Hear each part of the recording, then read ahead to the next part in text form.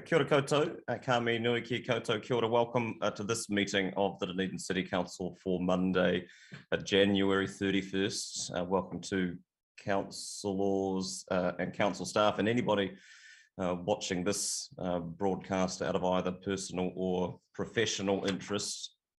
No apologies have been received for the meeting. Confirmation of the agenda, I'll move that council confirm the agenda with the following alteration. That item 27, governance and support services annual plan budget update, be taken after item 23, the annual plan budget update for economic development. Seconded, Councillor Gary, thank you. All those in favour? Show of hands is probably easier. Or any opposed? That is agreed. Declarations of interest to be amended. Councillor Wiley. Yeah, thank you, Your Worship. So I'm noted down as Chair of Volunteer Otago. We changed our name to Volunteer South actually quite a few months ago, or actually over a year ago. And also, I'm no longer the acting Chair of Dunedin Community House. I'm now officially the Chair of Dunedin Community House. Congratulations. That will be amended accordingly. Any further updates that people need to make? In that case, I'll move that council amend the elected members' interest register, amends the proposed management plan and notes the ELT members' interest. Seconded, Councillor Gary. All those in favour? Those against? That's agreed. Part A reports, the Chief Executive Officer's overview report for the annual plan 2022/23 on page 18 of the agenda. Ms. Graham. Thank you, Your Worship. And just before I start, support staff, Councillor Houlihan can't get in. Can someone please work with her to get her back into the meeting? Right, so thank you. Good morning, councillors. Happy New Year. It's nice to see you all for 2022, albeit remotely. You'll have seen in your papers the draft annual plan budgets that have been prepared by staff over the preceding months.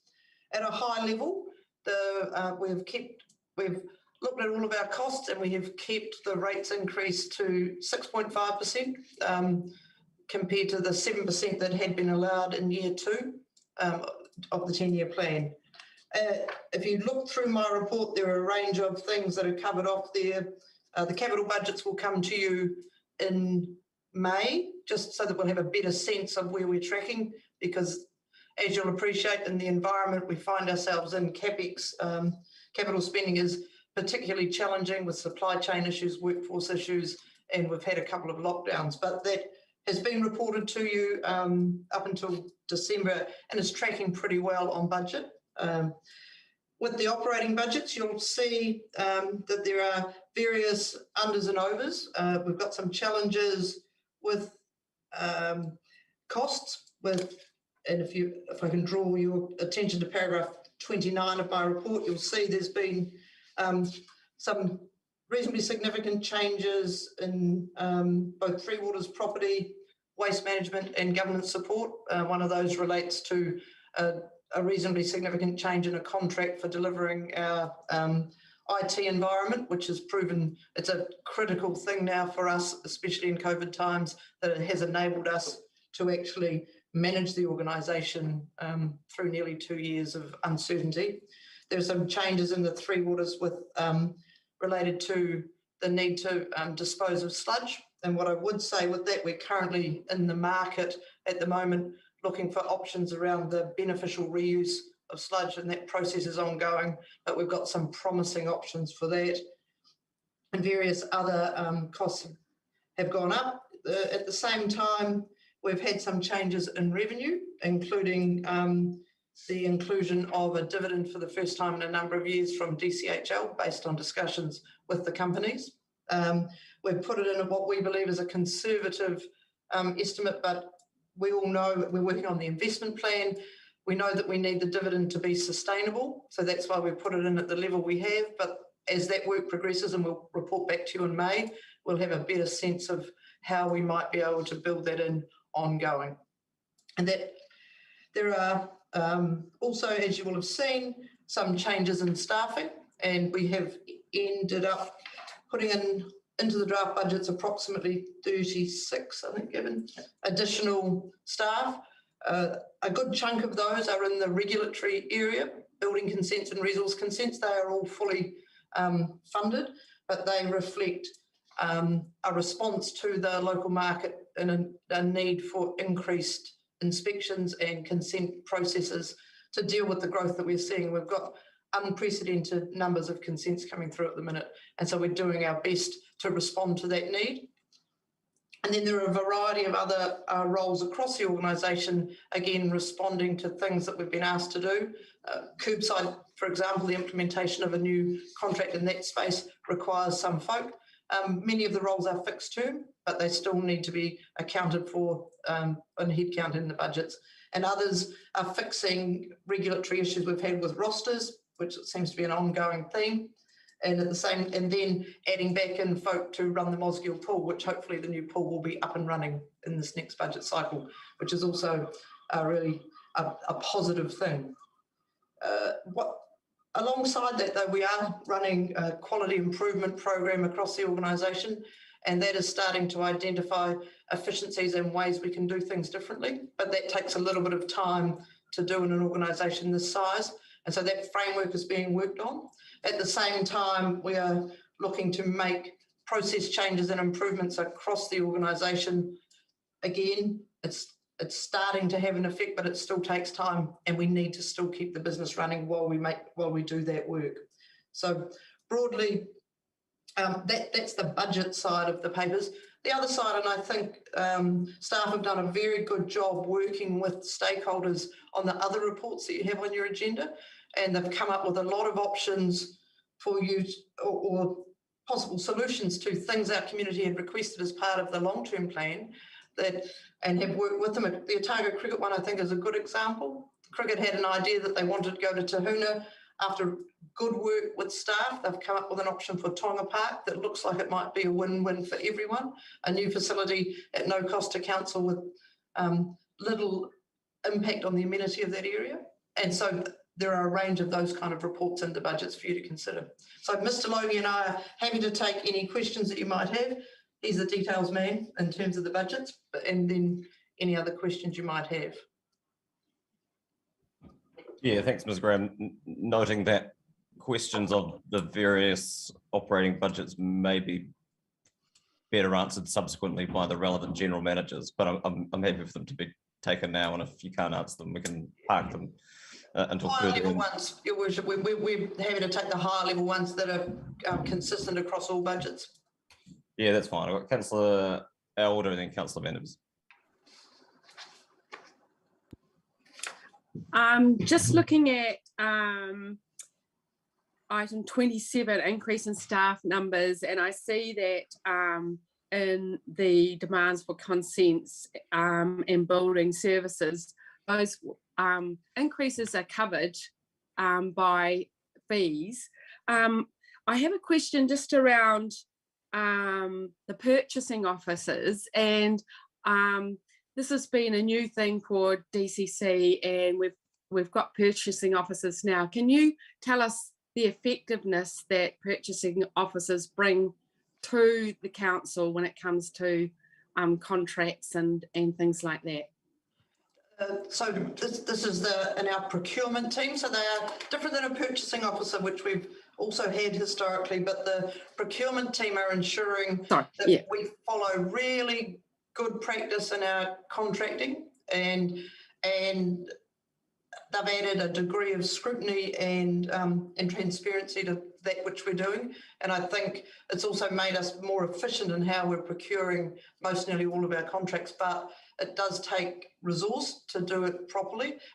And in making sure, if you get the procurement right at the front end, you begin to see savings in the back end because it's correctly scoped, the contract is fit for purpose, and then you see fewer variations from the contract because you've gotten it right at the front end.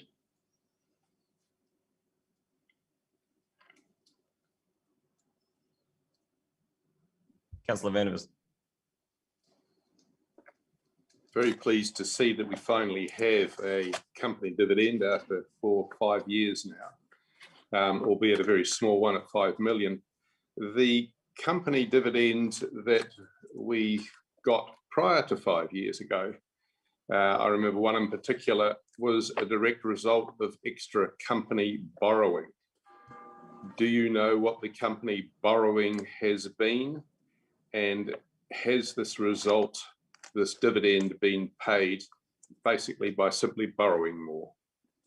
No, this dividend is not the result of borrowing, but I can't tell you exactly what the overall company debt is, but I do know that this dividend is not the result of borrowing.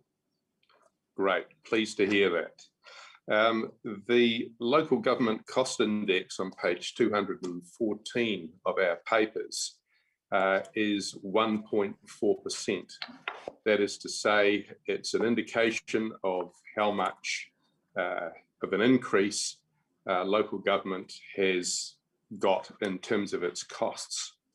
Why is it that with a local government cost index of only 1.4%, again, we have fees and charges in many cases going up by more than double that, 3%, and rates going up by 6.5%? When will this council learn to live within its means? The increase also in debt over the last 2 years is unprecedented. Why is it that with a relatively low government cost index of 1.4%, we have, again, these massive increases? So maybe if we address we can address the debt issue, or the debt matter first. I mean, obviously that's driven primarily by the CapEx program that was approved as part of the 10-year plan for 21-31. Obviously we went from a capital spend in the last 10-year plan of 870 million up to $1.5 billion, with the majority of that having to be funded from debt. In terms of the Lgi Index, the 1.4% is to the period end of June 21.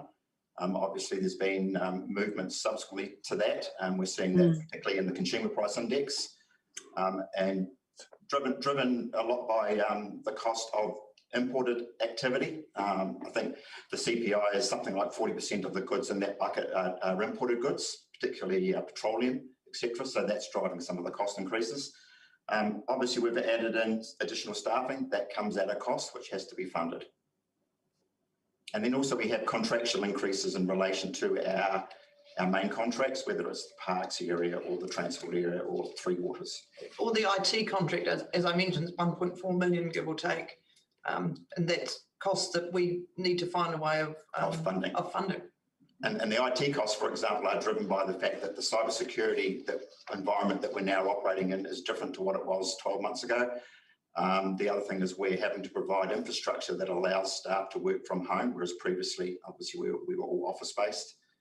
So the changing environment in terms of what COVID's done is driving some of those costs. And what I would say is we are very mindful of the costs, and so are still looking for savings, and that's reflected that we intend to find another $1.5 million worth of savings between now and May. And we are still working on how we change our reliance on consultants, because at the moment, while our consultant spend is significant, we need to be better at critically using consultants, in my mind. But that takes, again, it's hard to make all of those changes at once while we're still trying to deliver the capital program. Thank you. I've emailed a question in regarding consultant use, especially over the last 5 years. Do you have an answer yet on how that has been tracking? Consultant use has been going up significantly year on year for some years.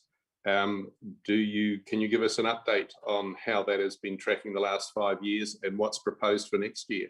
So I'll make an overarching comment before Mr. Logie answers the numbers. We will always need to use consultants because there will always be specialist skills that we won't want to have on staff because they are required for a short period of time or a particularly discrete type of project. And so there will always be a need for consulting. So I think that's important. However, we've got situations and we've in-housed additional resource you'll see in the staffing for the project management office. And so that's starting to make for savings, because that is something that we can do internally rather than hire consultants. And so it's a trade-off about the need of having more staff and spending less on consultants. Noting that we've also got a reasonably significant capital program that does mean more work is happening. And so it has to be done by someone. But Gavin, Mr. Logan will talk to the numbers. So, and I've just following on from Ms. Graham, obviously we require consultants to do engineering work to develop the packages of work that we need to put into the marketplace. We need architects to design things like the Mosgiel Pool, project managers. So as Ms. Graham has indicated, we are starting to insource our project management function, but there is still a time lag between our ability to deliver all the projects through an internal resource. In terms of how much we spend on consultants, what's interesting is when you try and go through the ledger where all the transactions go, we've got consulting costs everywhere. So one of the things that we've identified through this budget process is our need to maybe consolidate where those costs are going. That allows us to then correctly manage and identify where they are. You know, we've also got legal fees, so it's a matter of us going through who are we buying things off and where is the appropriate place that they should be coded to ensure that that makes it easy for us to pull this information out of the system. Whereas at the moment, we've found that there's consulting going sort of everywhere, and it's a matter of us trying to unpick that and get our ledger in the right place. So that's a work in progress in terms of us trying to do that. I'm glad to hear that that is now in progress, although it's something I've been calling for a long time. When we brought a number of legal people in-house a couple of years ago now, I believe that we still ended up with a bigger legal consultants bill as well as bringing them in-house. So I'm concerned that, like a lot of government taxes, it doesn't become an instead of, it becomes an as well of. But never mind, moving on. If we look at, on the discussion of item 5, if we look at paragraph 20, it says that the budget is balanced. However, if we look at paragraph 8, it says that the budget incorporates a range of savings with additional savings still required to achieve a balanced budget. What is it? Do we still require additional savings to achieve a balanced budget, or what we have is a balanced budget already? So, as I said, I'm just trying to find the other paragraph for you, Councillor, but I can't. There's a paragraph 20 is where it says it's balanced, No, and paragraph 8 is where it says we still require additional savings. I mentioned we need to find, so in paragraph 29, it also points to the 1.5 million required of savings, and so that is the figure that is required to balance the budget, but we are working through that at the minute, and we are confident that we will find that. We just haven't identified exactly where, but it will be in the consulting lines. So just so we're clear, that saving is already built into the budget? Yep. It's just a matter of identifying the specific line items that we will then alter. So the budget as presented is actually balanced. Mm-hmm. Yes. Yes. But what has been presented needs a bit more work to get there. Is that it? Correct, but we're totally confident in that work. Right. Okay, thank you. The $5 million return on our investment from the companies, what would be a expected, you said it was conservative and gave a reason for that. What would be the expected return on investment given the very significant investment that we have in the companies? I think it's too early to say that, but the work we presented toward the end of last year on the investment plan and our approach to that means that come May we will have an update for councillors about what that might look like, but everyone is very clear that it needs to be sustainable. And that was indicated in the letter of expectation that was issued to DCHL at the end of last year. Okay, thank you. On paragraph 26, it talks about, and in a number of other places, delivering a number of new initiatives as reasons for significant increase in draft budgets. Are these new initiatives considered to be an increase in levels of service? So curbside, for example, is one of the new initiatives, and yes, but we consulted on that as part of the long-term plan. So we have a number of increases in level of service, one of them being George Street supposedly, one of them being the curbside, and these have been largely responsible for the 5.2% increase in personnel costs. No, that's not. The 5.2%, as I've said, reflects the variety of positions that are outlined on, let me just find the page. Let me just find this. Which one, Count? Page 21. Page 21. And so a good, if you look at the first bullet point in paragraph 27, 12 of those FTEs are responding to growth in the consenting area and are fully funded, or almost fully funded. And so not all, and so this details the things that are new. So a new Mosgiel pool, for example, because the pool isn't operating at the moment, there are no staff required.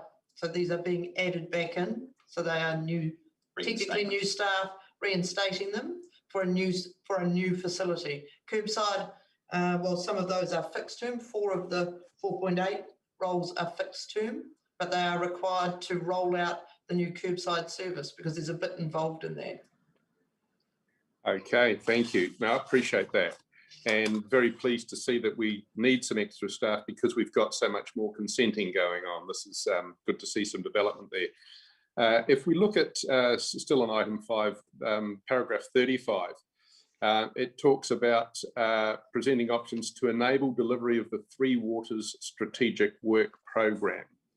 Now, the question has been asked before, but I would just like to get your current view. Is what we have in the budget assuming that there is not going to be the government takeover of the Three Waters?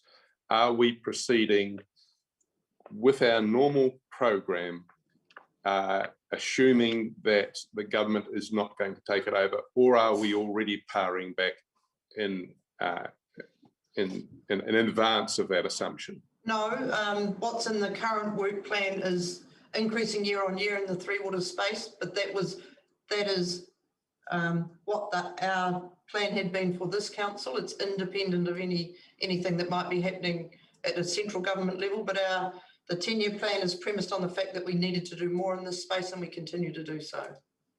Great. So if we get a change of government and there is no takeover of the Three Waters, everything will be on track as was planned. Yeah, and the strategic work program, regardless, may show that we need to do more on top of that. But at this stage, the LTP shows significantly more investment than the previous budget did. Great. Now, your report, and thank you very much for it being so comprehensive, Ms. Graham. There are a number of not so general points that are brought up in the report. I'm wondering, can I address them now, or should I give someone else a go first and then get into some slightly more specific points that you raised in your report? I'll be guided by the Mayor on how he wants to deal with it, but I'm happy to answer your questions now if now's the appropriate time. Yeah, I mean, the question is how many questions, I suppose. I'm planning to break it roughly 10:30. But if you want to pause now, Councillor, we can take your subsequent questions later on, or we can plough on. Well, I'm happy to plough on if that suits. There's not too many more questions, but the Chief Executive's report does raise a number of issues, and I'm very glad to be able to thresh them out here now. Under performing arts, for instance, the paragraph 41 talks about a separate report hasn't been prepared for this meeting, as the conversations with the performing arts community are ongoing. So does that basically mean that what came to us some time ago in the charcoal blue report, and I remember this was a particularly expensive $300,000 exercise. Does that mean that the charcoal blue report is now basically receding and conversations with our performing arts community are going to take precedence regarding where we go with performing arts? I think it would be fair to say that the work the team have done in talking with the performing arts community have indicated that we do need to pause and think about what it is that we might like to deliver for that community. And there are a range of other things that have happened subsequent to the charcoal blue report.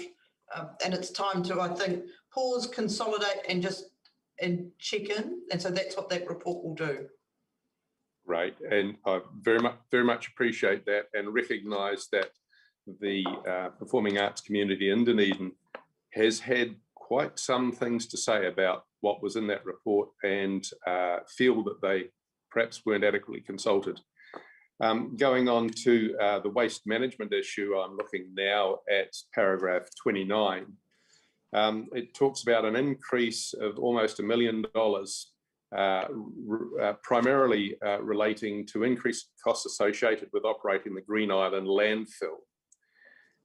Are those increased costs, do they include consideration or early work on remediation costs for the closure of the landfill? So the remediation costs for closure of the landfill are a part of our capital budget, so that's been included. These costs are primarily to do with the operation of the landfill. In particular, ETS costs are going up, and you'll see that when we discuss the waste management report that there has to be a corresponding increase in fees and charges in that area to allow us to recover those costs. So ETS, when I first started here, I think ETS was around $25 a tonne. It's now up over $50 a tonne. Right. Also on the remediation theme, if we look at paragraph 10, talking about the Sims building site, it says, and I know there's a separate report on this, but I would like to address what the Chief Executive has actually said regarding that. It talks about accommodating payment for the living wage at the Target Museum and the property budget reprioritised to allow for the remediation of the Sims building site. Is that for the site or for the building itself? What has been reprioritised and how much is that budget? So it's $750,000 from one of the operational property budget lines. And that is a very, and as the Sims report says, that's a very high level estimate, and it hasn't been done in any detail yet, but that would be to remediate the site of it. And so that's the asbestos and the geotechnical work. So it's not just the further removal of asbestos, no. It's to look at the stabilisation of the cliff behind. Yep. Great. All right. Thank you very much for that. If perhaps I could give someone else a go, I may have one or two more questions, but that covers most of it. And thank you very much for the comprehensive answers. Thank you, Councillor. Councillor O'Malley. Thank you, Worship. My question relates, I'm just going to keep it high level now because I'm going to go back in greater detail to the item because we're at higher level at the moment. It's the 958,000 at Green Island, of which 442 are ETSs. What I'm going to ask in the future, and I just want a quick answer now, is when we're doing our planning for diversion of green waste and therefore reduction in CO2 emissions, are we taking the reduction in ETS charges into account when we do the costings? And I'll look for a more detailed answer when we get to item 10. So the answer would be yes. Thanks.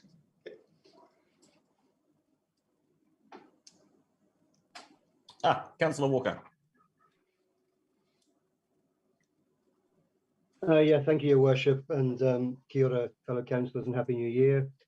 Thank you, Ms. Graham, for this overview report, and to all departments for the budget updates. And thank you, Councillor Vandervest, for probably stealing many of my questions and others, but getting some robust answers, which was great. Ms. Graham, I just want to go back to, you've mentioned a couple of times, and it's in this, it's paragraph 8 in the discussion item when we talk about additional savings still being required. And those words often make me quite nervous, and they make me nervous in terms that they may be made at the cost of delivery, and in essence creating a false economy. Can you give us some assurance that perhaps that that's not going to be the result of trying to eke out these cost savings? I can assure you of that. Great, that was a very clear and succinct answer. And Mr. Lgi, I'll bring up the spectre of something that is plaguing the world at the moment. That's obviously inflationary pressure, and I think the report alludes to that a couple of times, particularly paragraph 15, when we talk about the last quarter being 4.9, and as we know from the last bank's update, we're already at 5.9, so touching 6 and likely to go higher. So the question is, how severely does this impinge on our predictions? And I think particularly on things that are going to emanate, which of course is for all companies is going to be the pressure on wages. So just sort of an overall sense of how much impact inflationary and ongoing inflationary pressure is going to have on budgets. So we have tried to build in as best we can the estimated impact of what the future looks like. The challenge we'll have is not just actually the cost of things, but actually the supply chain. So Three Waters in particular, we've recognised that the freight costs of bringing chemicals into the city are greater than what they used to be. So we've tried to factor in as best we can all those sorts of increases. But the future is unknown. I mean, the effect of COVID could impact our ability to get stuff. But the sort of things we're doing is we've just done a contract with a supplier, and as part of that contract, we've allowed them to pre-buy some of the materials. So it's about being clever in how you procure the goods and services. So if you can pre-buy stuff at today's prices, yes, there's a small holding cost for that, but that versus the potential risk of either a cost increase in the future when we need that stuff, or B, we might not even be able to get it, certainly helps with that. Okay, thank you. So no allowance in the budget for a crystal ball. Thank you. Councillor Lord. Thank you, Worship. Yeah, Ms. Graham, I was just, it was a sort of a funny question, but it was in relation to the comments about where 9 full-time E's in building services, which is fully funded, and the 3 in planning, which are only partly funded. And I'm just wondering, what's the different reason why we only require some things to be partially funded out of charges and fees, and others are fully charged out of fees? And to Mr. Logan. So that's, if we go back to the 10-year plan and just recall that we developed a revenue and financing policy for each activity, and what that does is determine the public benefit portion of each activity versus the private benefit, and therefore we have the split between rates funding and fees and charges funding. So for building services, they're 100% rates funded, fees and charges funded, whereas resource consents do have a public benefit, so there is a slightly different split for that. So if it was a resource consent, for example, for me to build a house that was, I'm just trying to think, outside the normal parameters, so I need to apply for a consent, versus doing a subdivision that's going to bring 100 people into the district and build 100 new houses, would those 2 examples require, would the one where it's a personal one for just myself to build my own house, would that be fully funded through fees and charges, or would that still attract the same ratio as building a great big something that's beneficial to the whole city? So just remember that the funding split between rates and fees and charges is based on the entire activity of that activity of resource consents, not specific projects. So specific projects are billed based on the fees and charges that are sitting in the fees and charges schedule for resource consents, but it's the wider benefit that some of the staff will do work that has a public benefit, and that's hence why we have a rates funded portion of that activity. So it's based on the overall activity, not specific resource consents. Okay, thank you very much. Councillor Barker.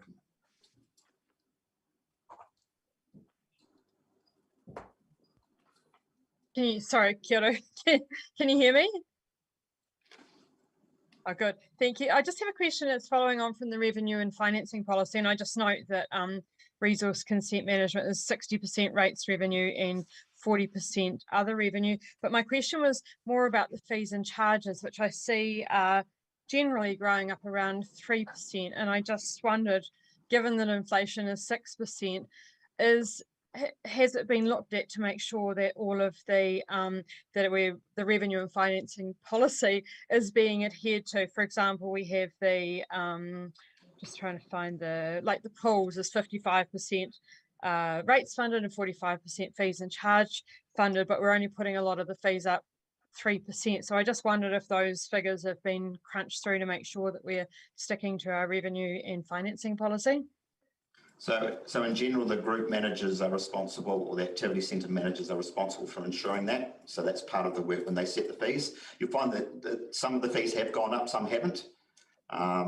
So yeah, but certainly we can, when we go to deliberations or present the final budget, we could certainly do that, a final check, just to give you, the councillors, a degree of comfort that we're sticking within the parameters of those revenue and financing metrics. Yeah, but that was the guidance provided to managers, and sometimes there's a little bit of pragmatism just to ensure that it's a sensible number, so that the fee isn't $3.23, for example. But yeah, we can report back in May.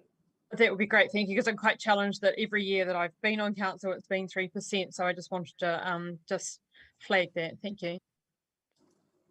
Councillor Gary. Thank you, Your Worship.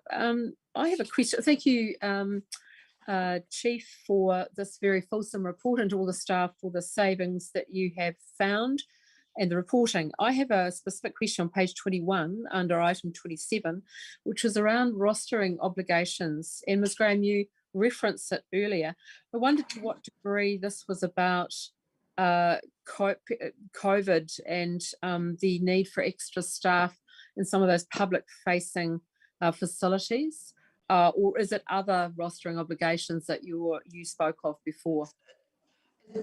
To the best of my knowledge, it's not related to COVID. It's related to needing to provide adequate breaks and adequate cover to meet our health and safety obligations. And if you recall, we had to do something similar at Moana Pool to make sure that we had the rosters in a fair way. And this is a further bit of work in the cultural institutions.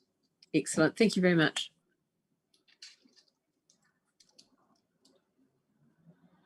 Just checking with you, Councillor Vandervis. We're at the end of our speaking order. If you had further questions. Yes. Yeah, you can hear me. So there was basically one question that I'd just like to, it's been touched on, but I'd like to just get a bit more of an answer on it. And that is, we've got inflation at 4.9% in the paper. We've obviously got more than that now already.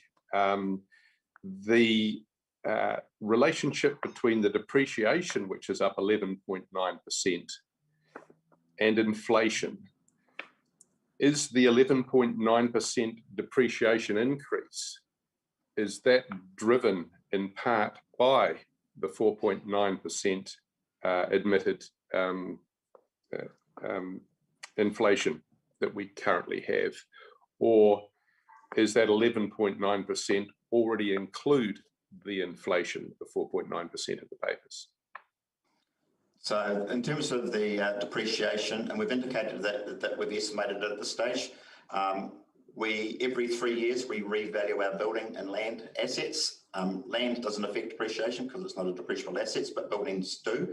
So over those 3 years, we've certainly seen an increase in the replacement cost of the buildings. And the other area where we've built in the increase in cost is Three Waters assets, because obviously they go up, they get valued every year. So that includes a contingency for that. In terms of the 4.9%, that's a CPI, which covers a whole bucket of goods. But bearing in mind that the valuations were done as at 30th of June last year. So there will be a little bit of a time lag. So what you're saying then, to answer my question, is that the depreciation figure of 11.9% does actually include inflation over the last 3 years? Yes. Right. And my last question really, just to give an overall view on how serious a 1% interest increase would be for us. What is your understanding of what a 1% interest increase would cost us on $1.2 billion worth of group debt? If we had an extra 1% interest on 1.2 billion, what would that cost the DCC and companies? So I can only refer to the DCC. So our debt is currently just over 300 million. So 1% on 300 million is $3 million. Right. So you believe that the companies are going to quite independently handle interest rates that increase, even if they increase significantly and we get hyperinflation? Again, we're dealing with the annual plan for the DCC. I can't provide commentary on the group debt. Okay, thank you. That's all for me. Thank you, Councillor. Further questions? There are none. Would someone like to move either the recommendations on page 18 or otherwise at this point? It's going to be a long meeting. Councillor Elder, seconded Councillor O'Malley. Would you like to speak to it, Councillor Elder?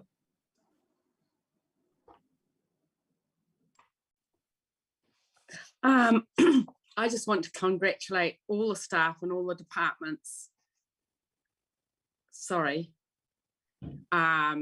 for the work they've done on this annual plan budget.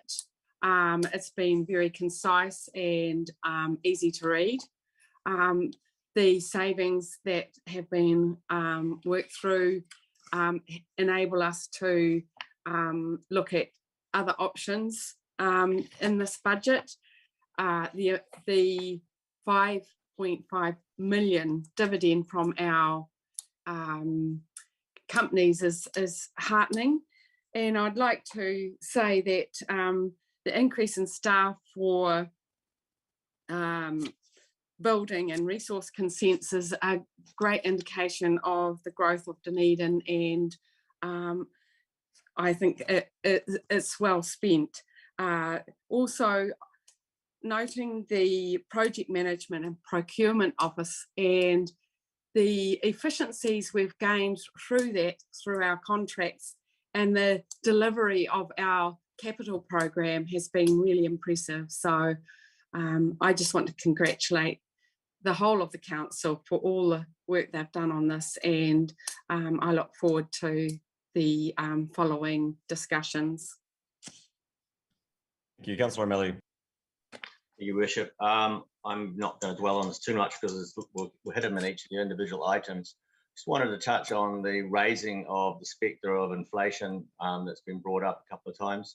I think you need to take into account that we've had a lot of briefings on how our debt is spread and how our interest rates are somewhat protected into the future. So I'm a bit surprised to hear worries about increase in of interest rate when we've had lots of briefings on how we spread our debt across into the future. And I think the other thing you got to remember about inflation is that inflation reduces the value of all fixed items. It'll take away your savings, but it'll also take away your debt. A value of dollar now against a high inflation rate means it's much lower in the future. So when you have a lot of capital debt, inflation is actually your friend, provided you have done what we have done in Treasury, which is to extend your debt renewals out over an extended period of time into the future. Thanks very much. Councillor Van der Vis.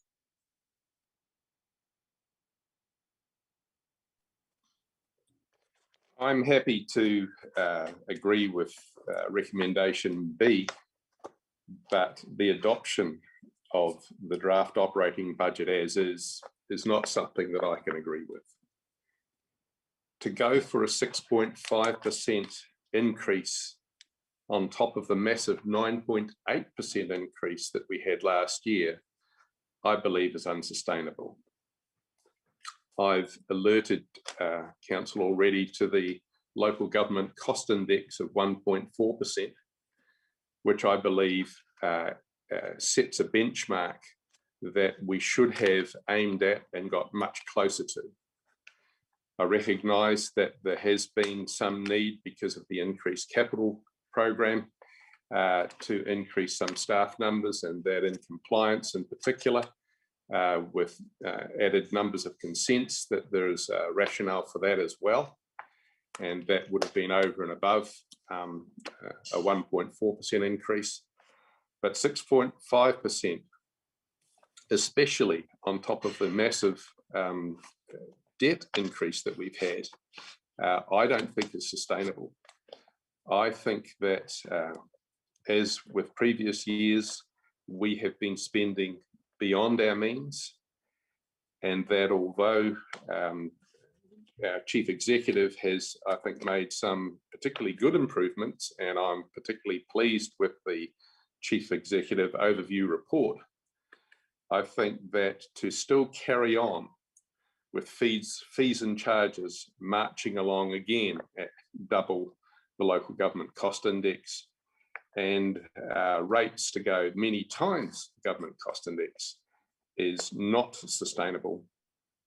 And I think that we should have cut our cloth much more closely. I appreciate that I've had good answers to my questions this morning, and very grateful for that. But they still, in my opinion, don't justify a continuous increasing of debt ceilings, a continuous increasing of rates, and a failure to really recognise the local government cost index as an appropriate target. Further speakers? Councillor Reddick.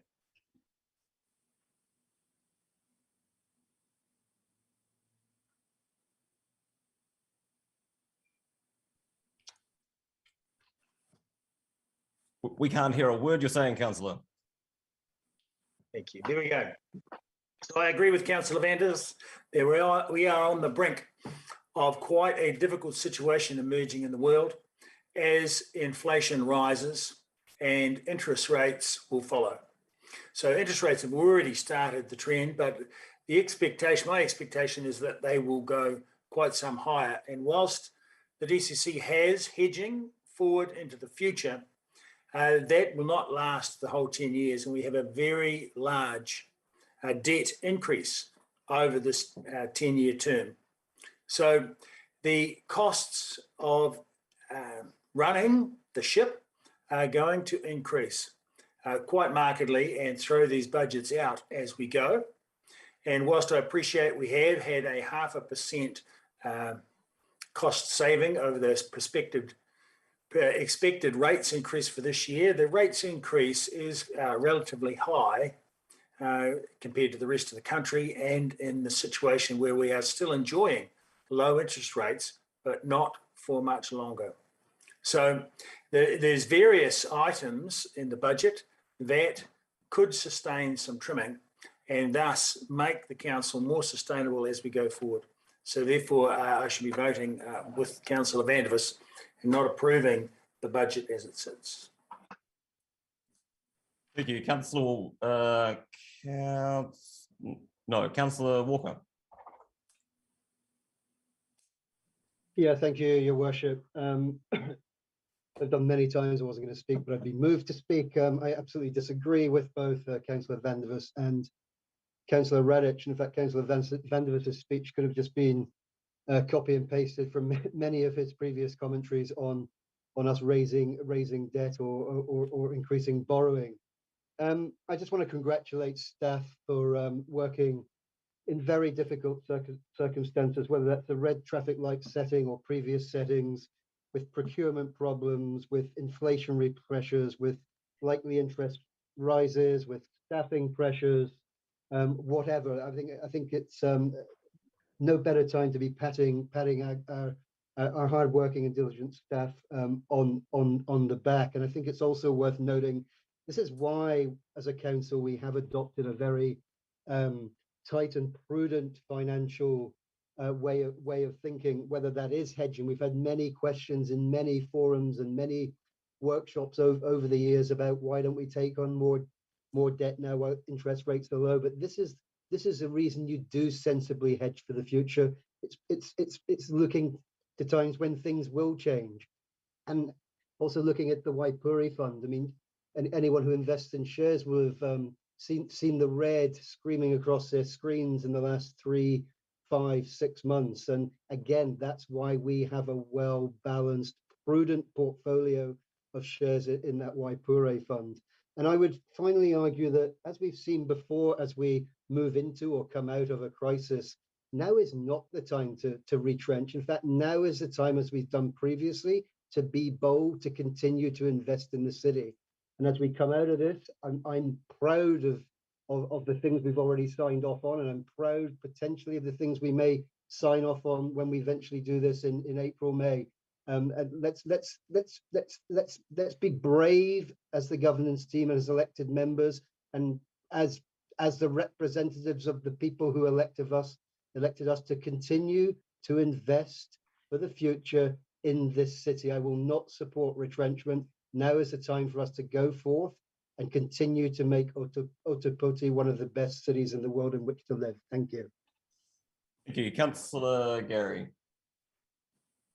Thank you, Your Worship. I want to remind people that we're going to be voting on adopting a draft operating budget. We're not going to be making those decisions until May. And by that time, we'll have a whole lot better idea, we hope, of where things are landing in terms of the global financial situation, the global pandemic, and the implications and impact of that.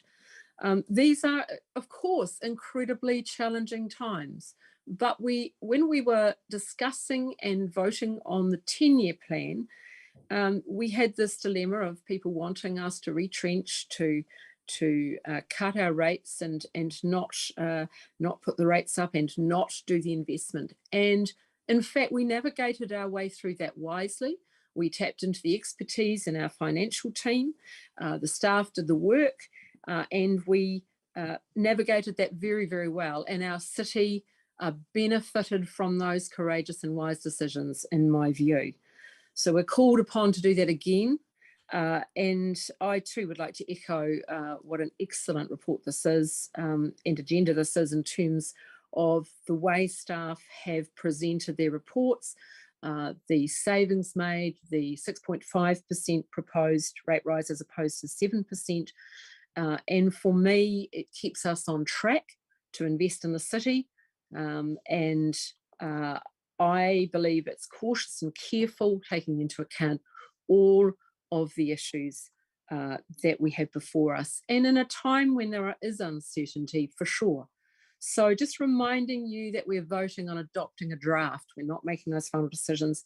And I would really urge you all to have courage to vote to support it so that we can work our way through this. And by the time we come to make the decision, then we have all of the information we need. Councillor Lofiso. Tēnā koe, Your Worship, tēnā koutou te my colleagues for the year. I'd just like to thank the mover and the seconder, and also acknowledge Councillor O'Malley's kōrero about inflation.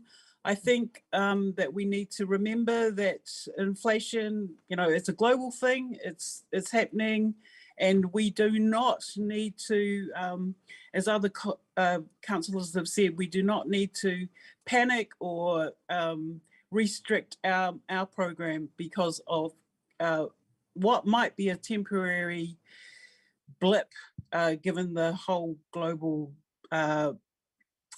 situation in response to COVID. So we just really need to hold the line and remember the people who can least afford any restrictions on on spending. We need to really just hold our program and keep our eye on the prize, which is service to everyone, particularly the most vulnerable economically in our community. Kia ora. Kia ora, Councillor Lord. Yeah, thank you, Worship. No, I think I definitely can support this, but I think one of the points that we need to understand is we keep hearing about how we're in trying times and difficult times, and I would like to say that I don't believe any times are ever easy. It's always a tough decision when you're setting plans for a city or a town, and it doesn't matter how much people ask for. I see it constantly on Facebook that the council have failed to cut the grass here and the fees at the pool are too dear and that they're not doing this and we should open this for more hours and we need better books at the library. We need our roads done better and we need better quality road markings and we need new lights and we need this and that. We need to upgrade this at the stadium.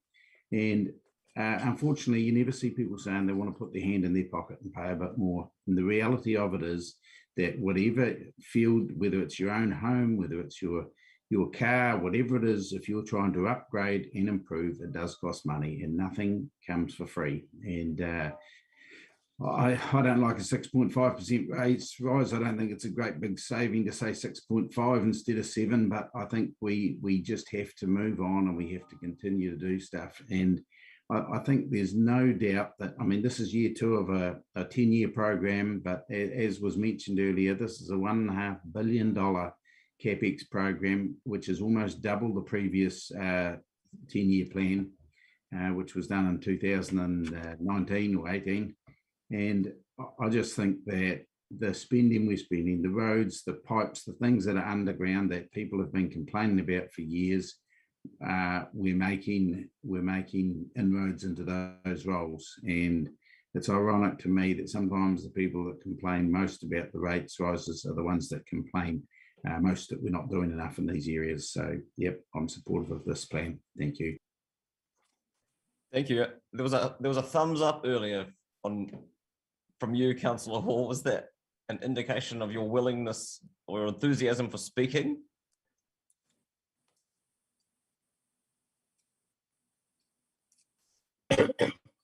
No. I'm quite happy listening. I'm quite happy. Yeah, we have to go with the times, and nothing is getting cheaper. So, yeah, rates have to increase to keep the city going forward. Thank you. Thanks, Councillor. Councillor Houlihan. Thank you. Yes, sorry, I've been having technical difficulties here, so hopefully everybody can hear me. I keep cutting out all the time. I agree with quite a few things most councillors have said. I mean, I think we've done some fantastic things for the city and things are going along in general, you know, pretty well. I am very aware that, and all of us are, it's no, you know, that people are having tough times at the moment. And I'd like to make a mention particularly of the arts sector, but also businesses, you know, that at the moment with the government not paying out any COVID payments, people are really struggling and they've got a lot of fear as well. And if we now add to the debt, it's going to cause concern for people. And I know 6.5%, people might say, oh, that's not a lot. And I've heard some people refer to that like a cup of coffee. But, you know, I struggle with supporting this as a draft. And there's some things in this budget I really want to see. So, you know, because it's a draft, I might support it. But I do have a concern and I'd love to see us trying to get it down to at least 5%. I just think it's too much for people, and particularly pensioners who are really struggling to cover costs. And as I've mentioned before, some pensioners are looking at selling their houses because their rates have got so high. And I certainly know when you look at some rates, like even I balked at ours when we got them, they've gone up quite a bit already. So we need to be very aware of that when we set this. And we do have to obviously have budgets we can operate in, but I think we can be better on our spending and on how much we pay for things. Councillor Vandervis raised it earlier, and he is right about that Oyster Blue, you know, report. And that's just one example. There are a lot of other reports too that I'd love to see the cost of all our reports put out in public so everybody can see what sort of dollar value they're costing us. Because Councillor Vandervis said 300,000. I believe, and I stand to be corrected, that it was more like 400,000. I mean, it's quite frankly, in my opinion, daylight robbery. The charges that some people charge for reports, and particularly that report, was terrible, and we don't seem to have done anything from it. So obviously that's not the norm. That doesn't happen all the time, but people are aware of those things and look at us and start laughing and calling us clowns. I mean, which I don't think any of us are, and everybody is here to do the best for the city, but things like that just make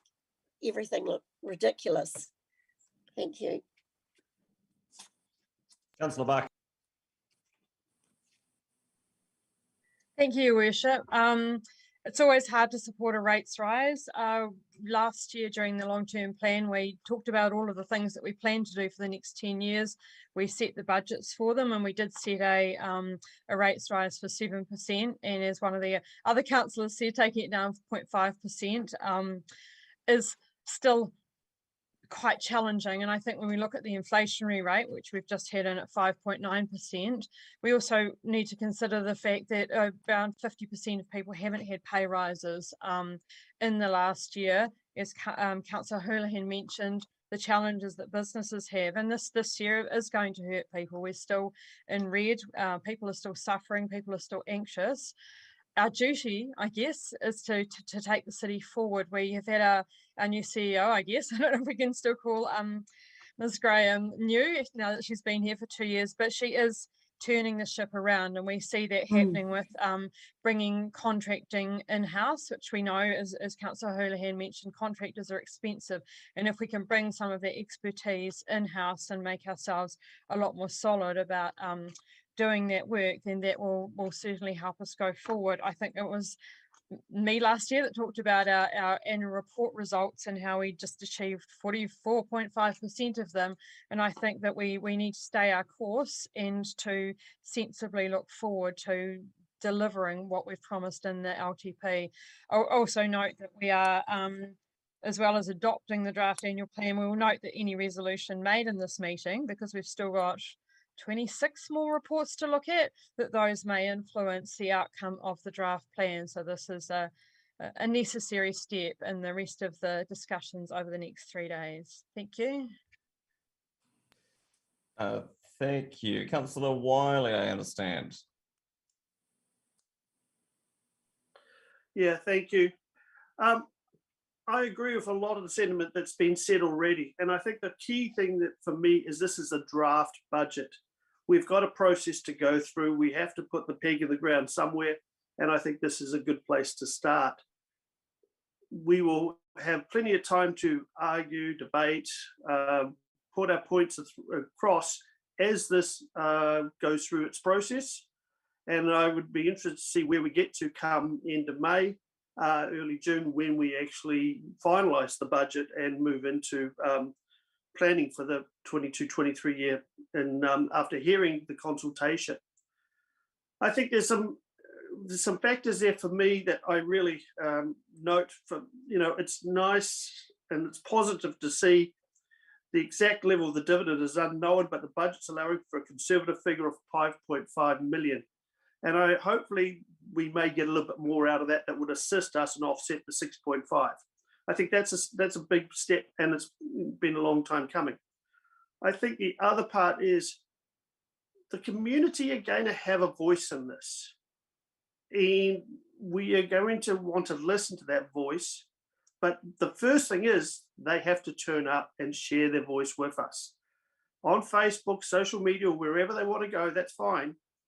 But I want them to come to our hearings. I want them to make a submission.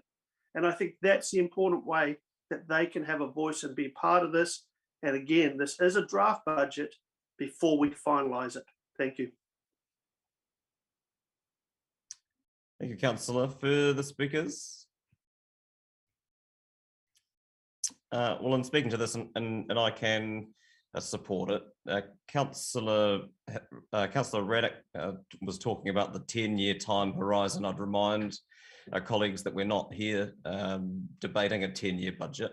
This is year 2 of the 10-year plan, and and macroeconomic pressures that might play out in the longer term will be addressed in subsequent annual plans and 10-year plan rounds. We're looking at how we give effect to the decisions that were taken last year during the 10-year plan debate. And I thank staff for bringing us back a draft budget and a covering report that does what we said we would do in the 10-year plan, both in terms of what we are doing and how we will fund it in line with the financial strategy that was signed off last year. And I appreciate that not all elected members supported the decisions that we took through the 10-year plan process, but they were the decisions of council, and staff have given effect to the decisions of council in preparing the draft budgets for us to consider as part of this process, as you would anticipate. And I thank them, for that. As has been pointed out, the dividend from the holdings company is welcome, particularly in the challenging environment we find ourselves in with the various cost pressures, and I look forward to that growing in the short term if possible as well. But what hasn't been mentioned, and I think what is worth noting in support of this resolution, is the work that has been alluded to by the Chief Executive with groups within the community, looking at how we might work with them to deliver on the strategic objectives that we have. And there are a number of projects that will be discussed subsequently in this meeting, whether it's the Sims building project in Port Chalmers, or the work with Otago Cricket, or the reserve management plan in Logan Park. None of these things are things that exist in a vacuum of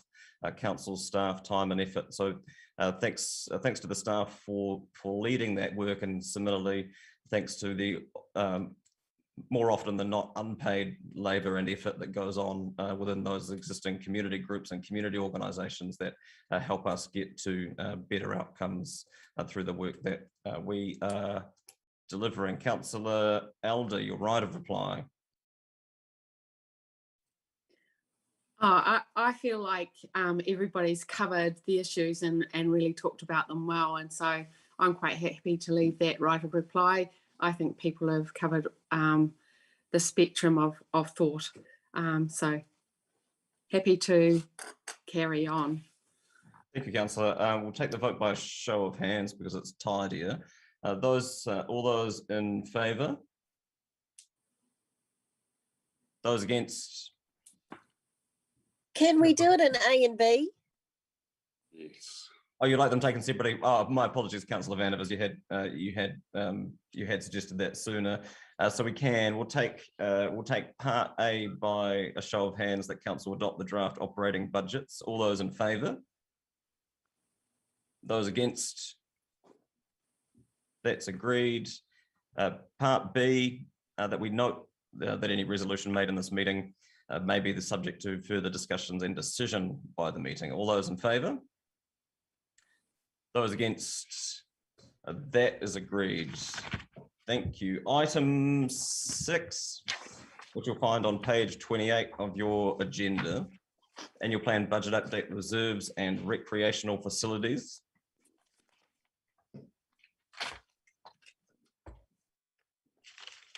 Sorry, can I just clarify? I'm voting against the draft budget, That's fine. It's but the resolution was carried. Mr. Pickford, we are waiting for. Oh, there he is. Mr. Pickford and Mr. McLean. Kia ora koroa, welcome. Anything you wish to offer by way of introduction to your operating budget papers? Kia ora, and thank you, Your Worship. No, we're happy to take questions. Very good. Questions, councillors? Councillor Gary. Thank you, Your Worship. I have a question around the item 16, the new fees for a variety of classes for the swim school. And I was very surprised to see that, given the drowning statistics we currently have. What implications for the budget would there be if we did not raise those charges?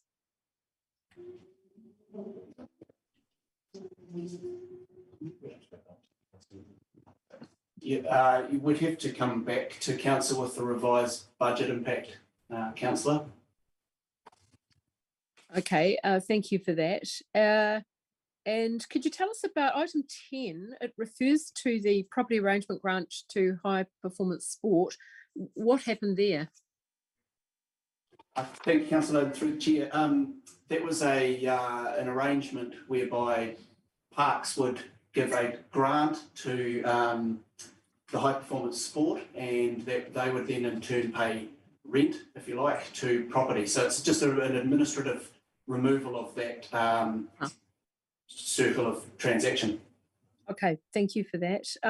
And just on item 12, my final question, that one-off grant, did we ever hear what the result of that was?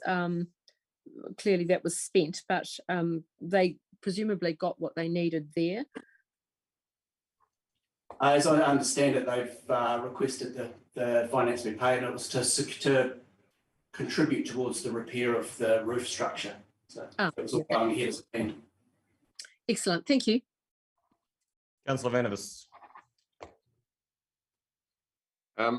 The increase in personnel costs up almost $500,000, 5.7 across the group.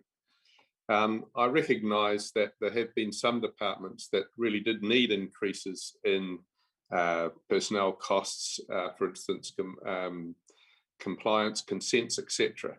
Why is it that Parks and Reserves have had this very significant increase across the group? Thank you, councillor. It's been largely driven by the Mosgiel pool development. So whilst the pool won't be commissioned and open to the public towards the end of the financial year, we will start incurring operational costs much earlier than that.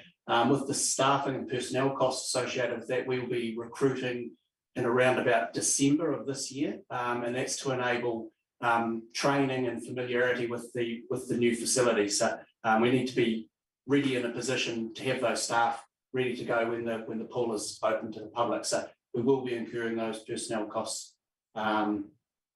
towards the end of this calendar year. Right, okay, and that largely accounts for 5.7. In terms of external revenue, if we look at paragraph 4, it says it reflects a general 3% increase in fees and charges across most activities. Given that we've already had 3% increases year on year at more than double the rate of inflation and double the local government cost index, why is it that we are again having 3% increase in fees and charges, double inflation, double cost index? Why is that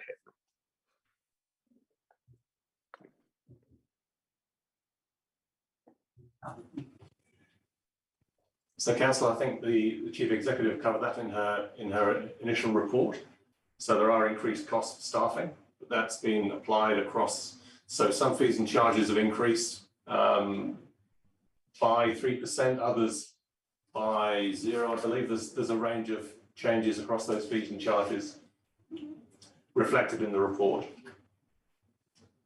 Yeah, but it says in general it's a 3% increase. These 3% increases have been marching on year for many years now. Have you actually looked at the value that these charges and fees are for, or are we going to continue with this just blanket 3% increase across most activities? Thanks, Councillor. What I can tell you is Parks will be looking at the range of fees and charges over time. So the first cab off the rank, if you like, is our aquatic services fees and charges. So we're looking to bring some consistency in across the services we offer in aquatics and across our facilities. So we'll be doing that in line with Mosgiel Pool being commissioned, and we'll bring that back to council for their consideration at a future annual plan. So but we are intending on doing a deeper dive into some of those fees and charges. Right. I note that there's some rounding that has been proposed as well. I'm very keen on rounding because it makes things a lot simpler for change and for people to understand what the charges are. Are you looking at trying to round a lot of these fees and charges as well? I'm thinking particularly of pools, etc. For the ones that we've presented to you today, many of them are rounded. I think the Chief Executive touched on this to make the resultant figure a workable figure. So some of them are rounded, some of them are higher than 3% and lower than 3%, but in dollar terms, it can be a matter of cents. So it goes to the nearest kind of 10-cent mark. Thank you. Councillor Barker. Thank you, Worship. My question, I guess, follows on from the fees and charges, and we see that in the rates, the funding policy, that it's 55% external, 45% internal for pools. And given that we don't have a lot of detail in these budgets, I don't understand how much is pool related in here. But I see that rates are going up rates funding is going up 7.2% and external revenue up 3.7%.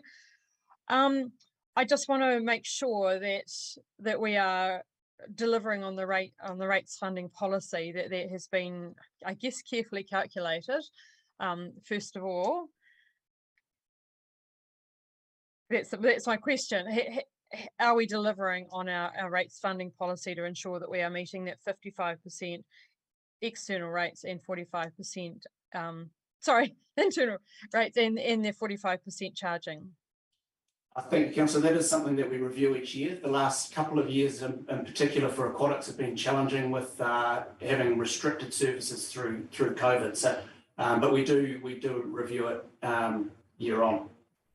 Okay, and my second question is just, you mentioned that you were looking at the charging for the pools, and I note that Dunedin pool charges $4.20, or Dunedin pools charge $4.20, whereas pools in Christchurch and Wellington charge $6.60 for an adult to go into a pool. And I wonder if there's been any benchmarking done on other pools and services for other councils, and will that be part of the work that you'll be doing? Thanks, Councillor. Yes, we've been in touch with, as part of that review, we have been in touch with other aquatic facilities around the country just to get a sense of how they charge and what they're charging. But every facility is different and offers different services and that sort of thing, so we need to take that into account. And also, just to add, each council will have its own rates funding policy, and sometimes those percentages will vary, and so the costs will obviously vary as well. So would you also be looking at the rates funding policy for the pools as part of that work? So that will be taken into consideration. So when the benchmarking is done, we need to understand what's driving that. So is that because we're completely out of kilter, or because the rates funding policy has determined that's how the cost is split? And you talked about that it's in the future, and I just wonder whether that's the short-term future, i.e. that we might expect it for the next annual plan, or is this a longer-term piece of work? Well, we're working on it now. We want to wait until Mosgiel Pool is open. So if it's ready for the next annual plan, then we'll bring it. But we want to make sure we also get it right for council's consideration. So we'll be able to update you on an ETA for that as the year progresses, as that work progresses. Okay, thank you. Councillor O'Malley. Your Worship. Thank you, Mr. McLean, Mr. Pickford. I've got a question, point 9, the $250,000 in coastal planning work, including geobags. 2 questions, actually. So is Mr. Simon Smith in Parks and Rec? I thought he was in 3 Waters, but no, it's in Parks and Recreation. Okay. The question is, how much of that is the sand sausages and the geobags? Do you know? Sorry, I don't have that level of detail in front of me, Councillor, but I will get that and get back to you. Great, thanks. And then just to the fees and charges discussion, the questions have been going today. When you come back with that report, will we be able to get a full breakdown? Because I know that in it will be a combination of hard numbers, such as the actual running costs of the pools, and then there'll be some input numbers like the average charge around the rest of the country, which will then help calculate out the final number. We'll be able to get the whole breakdown of it, because I feel that a lot of the tension that comes with these fees and charges is understanding every aspect of the calculation that comes in the background. Thank you. Yeah, certainly we'll be bringing back a fulsome report and describing how we arrived at some of those figures. Yeah. In the form of an equation in the end, so that it actually gets down to this is why we're at this number. Yes, that would be the intention. Thank you. Councillor Reddick. A couple of little things. Thank you for the report, gentlemen. Number 8, the reserves costs have increased 154,000. Due to an increase in trees and reserves maintenance contract, was that an increased cost for the same, or was there an increased level of service that required extra funding? Thanks, Councillor. That's something we built into the contract. It helps offset the annual increase in living wage, which is a condition of contract with that provider. Okay, so this is essentially an inflationary pressure because we're getting exactly the same level of service, but costing more. In line with any increase of the living wage. Yeah. Yes. And so in terms of the trees and reserves maintenance contract, I haven't looked to the budget, but what percentage of an increase is that 154,000? Do you have that figure handy? I'll be perfectly honest and tell you my maths is fairly rubbish, but it's roughly a $9 million per annum contract. Right. Mr. Logan can probably do those sums on the fly, but I don't have that skill set. That's okay. That's a relatively small percentage. Thank you. And down to item 10, service level costs have decreased by removing the property arrangement grant with high performance sport. Is there an expected effect of this? Are we going to decrease sporting performance in Otago, or what is the effect of that? Has that been canvassed and discussed? So look, I'll answer that if I might, because this was just an internal transfer.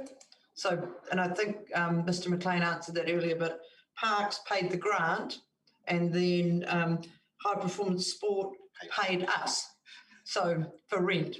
And so rather than, it's just administratively inefficient. So we removed the money go round and tweaked the budgets accordingly. So there's a corresponding offset in properties income. So there was a circular income transfer. Yeah. And it served no purpose. So we keep track of the fact that they are rent free, but it seemed silly to have all of that administration required for something that had no net value to anyone. Fair enough. So similar, speaking of circular money transfers, number 11, occupancy costs have increased by 214,000. Is that a rates increase for council paying itself for council properties? Just to clarify, that's not a circular transaction. We are a property owner, and as such, we are required to pay rates. The fact that the rates comes to us is just a matter of that. Yeah, but it also does include the operation costs part year for the Mosgiel pool coming back on stream. Right. So there's operational costs part of the occupancy costs. Yeah. So things like not energy. Just, yeah. Not energy. Just. Thank you. Councillor Walker. Yeah, thank you, Your Worship, and thank you, Mr. McLean and Mr. Pickford, for this report. And Mr. McLean, I don't know if I should be worried that your maths is rubbish. I bring up the year-on-year problem of I guess the request by the community board, and by definition, the community in Port Chalmers, the request they always make for a month-long extension, and the response, quite rightly as always, there's not money in the budget for that. Mr. McLean, you alluded to a work to look at services across all pools. Is that going to include looking at things like that extension and the possibility perhaps of just adding that into the entry cost and being transparent with the community out here that extra cost is for that service? Thanks, Councillor. We've done that a couple of times before for the seasonal pools, including St Clair and Port Chalmers. So they obviously, with any extension, comes at an additional operational costs, so that's personnel, energy, etc. So we do have those figures. I don't have them on me, but we have indicative figures if we were to extend any of those pools, and that was at council's request for that information a year or two ago. So I can furnish you with that at some point. So in answering my question, so that potentially will be some of the work that you will look at when you do look at the services across all pools. We'll certainly bring that back. Extension. Yeah, we bring that back for council's consideration if council were of a mind to look further into extending those seasons. Great, thank you. Councillor Wiley. Thank you. Mr. McLean, have you had any chats with the sporting codes around the sports field increases, sports ground increases, and how the sports are getting on with funding in their own right? I haven't spoken specifically to any of them about the 3% increase, but speaking informally with them, some of them are experiencing challenges brought on by COVID. So we continue that dialogue with them. It's just part of our routine stakeholder engagement. When you say challenges with COVID, are you the sense I'm getting? If I'm trying to understand, we've heard the same challenges. I'm hearing that there's a definite lack of funding available where they normally would access it, especially around Class 4 gambling and other areas. Is that what, are you on the same page, or you've got a different take? I've heard a range of reasons. I can't really comment on third-party funding, but some of the more operational costs that sports clubs and codes are facing are to do with compliance costs for COVID. The need to manage people at doors, into club rooms, even QR code poster production, putting out signage on sports fields with QR codes, and that all comes at a cost, and sometimes the volunteer aspect of a club is fairly stretched. So those are some of the conversations we're having with them, but I can't really comment on the availability of third-party funding. Okay, I guess where I'm heading is that when I see sports ground increases, and it's a bit like the pool and some of the other costs we're seeing here, a lot of those actually end up in the back pocket of the mum and dads and the residents of Dunedin, and rather than other funding sources. Would that be a fair assessment? Yeah, I'm not able to answer that, so Councillor. Okay, thank you. Councillor Houlihan. Thank you. Yes, I'm concerned about increased costs on the pools, particularly without, and I think Councillor Barker, I think, might have mentioned this earlier, but, you know, with the terrible rate of drownings we've had this year so far, not in Dunedin and Otakoiti, but in general around the whole of New Zealand, Aotearoa. We're largely concerned with questions of staff on the operating budget. So my question is, do we need this 3% rise in the increase, because it might put some people off going to the pool? I know it's a small amount to a lot of us, but for some people that could be a lot of money. What is that needed for, and can we reconsider? Obviously we can reconsider it, but what will happen if we don't increase that 3%? Well, that's entirely a decision for council to make, whether they go with the fees and charges that have been put in front of you. I realise that, but the question was, if we decided not to increase that fee, how would operationally that affect the pool? So I'll answer that. If it's not funded by fees, councillor, then we would either have to, it'll be rates funded, or we would have to look at a level of service at the pool. Okay, as I understand it, but I could be reading this incorrectly, if we're proposing a 6.5% rate increase and a 3% increase for the pools and other costs we've got, as Councillor Wiley highlighted, there's going to be increased costs on sports grounds, increased costs on, well, by the look of this, operational maintenance. There's a whole lot of increased costs, plus the rates, does that mean that our ratepayers are getting double the fees? So they're getting hit by the rate increase and hit by the increased cost to go to the poll and the increased cost to use sports grounds? So, councillor, ultimately somebody has to pay for it, whether it's through rates or through fees and charges. Ultimately, the costs that we incur need to be recovered from somebody. Unfortunately, in our community, it is always going to be the same people. It's going to be the ratepayer or the person using the facility. Again, it's driven by that revenue and financing policy. And I think the revenue and financing policy tries to find that balance. So homeowners pay rates and users of facilities pay generally fees and charges at a proportion that this council has determined provides that fairness between the user and public interest. And it's challenging.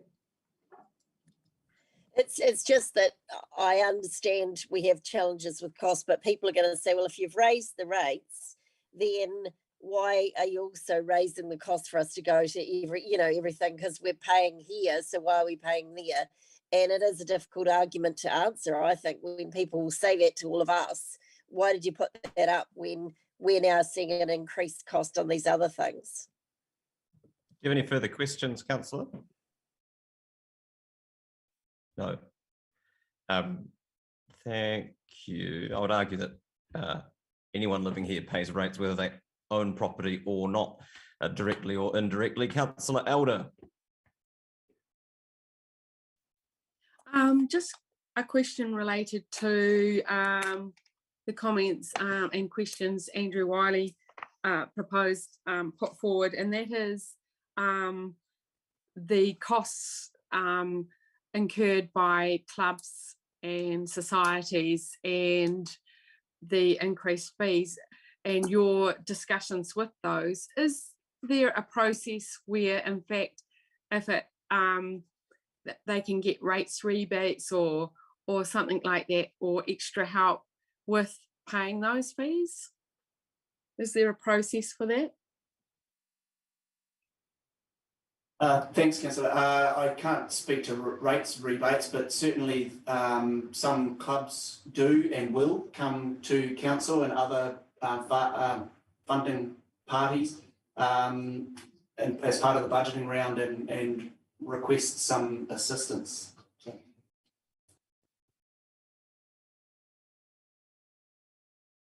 Councillor Barker. Thank you, Worship.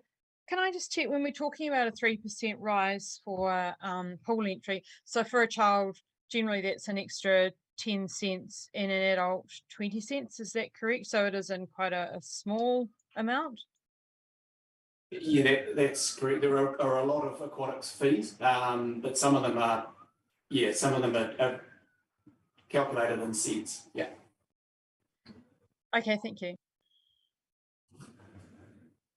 I think it's 20 cents for children and 20 cents for adults. But yes, further questions, there appear to be none. Would someone like to move the recommendations on the operating budgets for aquatics and parks, etc.? Councillor Raddick, thank you. Is there a seconder?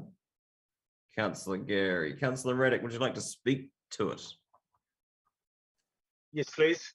I think in terms of the debate between aquatic fees and charges and the rates increase, it's been calculated and evolved over the years that there is a split, say 50-50. It varies from that a little bit depending on the facilities, but 50-50 between user pays and rates. And so it's only appropriate if rates are going up that fees and charges should go up to keep that balance as we go forward. And I think, under inflationary pressure, it has to be expected that all fees and charges will go up, just as rates will go up. And the question is getting that balance right. And certainly I think that the balance is right. One of the reasons for moving this is that aquatic services have really got the balance right at about 3%. And the rates, I think, is a little bit high, obviously. And having said that, it's 6.5. However, the balance must be maintained, otherwise things fall out of kilter. And that, but this is a tunable shift between user pays and the ratepayer. And I think the staff have done a great job of choosing appropriate levels of fees and charges. So I'm happy to move. Thank you, Councillor O'Malley. Your Worship, just 2 quick points. With the fees and charges, we're promised the full breakdown of what the costs are going to be with the quadrats coming up, and we already know the relative proportional payment of fees, direct fees and rate contribution from meetings we've done in the past. I wanted to comment on the $250,000 of coastal work and my question around the geobags. I'm kind of surprised that Councillor Radish didn't pick it up, but he's not hit and write a reply. We're already actively performing anthropogenic activity down there on that beach, and we are spending a lot of money on the sand sausages, and I'm wondering whether or not we're going to see a plan for a short-term response over the next 5 to 10 years as we develop the full St Kilda St Clair plan as it relates to the costs we're already spending at the time on the activities we're doing down there at the moment. Not really the subject of today's meeting, but I think a reasonable place to bring it up. Thank you. Thank you, Councillor Gary. Oh, thank you, Your Worship. And I will be supporting the approval of this draft operating budget for this group, and in support of the fees and charges generally. But I do need to signal in the matter of aquatic services and fees and charges. It's in particular the increased fees for swim schools that I do have real difficulty with in the context, as I said earlier, of the extraordinary unprecedented drowning rates in this country. And there is some thought out there at a national level that in fact swimming lessons should be free for children. To be putting them up at this time just doesn't sit well with me, and I'll be looking forward to seeing the detail of that and understanding if there's any other way around this that would allow us not to put those charges for swim school up, because I do think it's out of kilter with the situation. But apart from that, thank you to staff for an excellent report and the work done around this. Thank you. Thank you, Councillor Vandervis. Reading the report, I hadn't intended to vote for these recommendations, but I very much appreciate the responses from Mr. McLean and Mr. Pickford, and recognising, for instance, things I hadn't considered, like the pools being hit very hard by lockdowns, the costs associated with QR signage and all those extra things that they had to do. And also the significant increase in Mosgiel pool costs that need to be budgeted for. Also the balance between fees and charges and what would be paid by rates. I think that we're very well served by reserves and recreational facilities. We have excellent gardens, parks. The cemetery and crematorium hasn't come up, but I understand that that service has still been well used despite competition.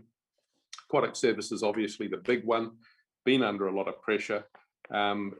Thanks to the good responses from staff, I'm now able to vote for both recommendations. Thank you. Thank you, Councillor. Councillor Wiley. Thank you. I'll just follow on a little bit from where I was asking my questions, but I will be supporting this motion. For me, you know what, there does have to be a cost increase, and 3% I think is I would hate to use the word manageable, but it is manageable.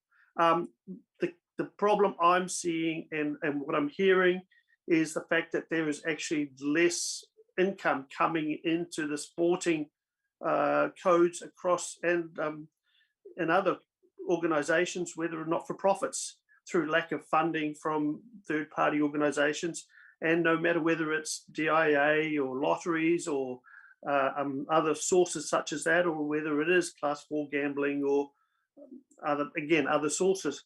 The problem being is that I just see these costs continually hitting the back pocket of the users, but on the plus side, I do have to look at the value of the facilities that are being provided. I think this is about the first summer where I haven't regularly heard complaints about the quality of our sports fields. Everybody seems to be enjoying them. The cricket people definitely are seeing a lot more consistency in the bounce of the ball and things like that. There has to be an offset somewhere around third-party funding and where that comes from. But again, at least we're producing a better quality of product. And I would just put my urge out to the sporting codes and other codes to come and present to us, and so we can hear their stories. I totally agree with Councillor Gary. The water stats this year have been absolutely shocking. And I would basically call on the government to actually step up. You know, they spend all the money on Wakakatahi and talking about the accident death rate. Well, you know, I actually think on the vehicles and cars, you know, if they spend a portion of the money into our drowning statistics, I think we'd get a far better bang for the buck, unfortunately, to put it that bluntly. So I think there can be a lot more done with aquatic services. The botanical gardens, absolutely looking awesome, and the teams are doing a great job there. Cemeteries, I have only see Anderson's Bay Cemetery walking through it, but again, looking outstanding, and I think overall we're getting a very good return on the investment, and from the teams that work in our parks and reserves do a tremendous job, and thank you to them. Councillor Walker. Yeah, thank you, Your Worship, and yeah, I'll probably end up repeating a few of what things that have just been said, and I echo a lot of what Councillor Wiley's just said, actually, in terms of that the wider work done by the group. So thanks to the staff, and I forgot to mention earlier, thank you also for the and again the personal interest out here. Not that I swim, but for the great upgrade at the Port Chalmers pool that was carried out last year. I know it's been very much appreciated. And Councillor Gary, thank you very much for raising those points around safety. And I'm actually very close friends with a professor at the university doing some phenomenal work that is often on the TV channels internationally as well as here in New Zealand around trying to reduce those sad stats around drowning. So I look forward to that further discussion around some of your suggestions. I'm certainly happy to support the mover, and the mover is correct. This is about balance. Our revenue and finance policy is clear, and as the CEO alluded to, it ain't easy actually, but ultimately it is about us trying our very best to find that awkward balance, which is obviously between a fairness between user and public interest. So thank you, and as I said, I'll be supporting this.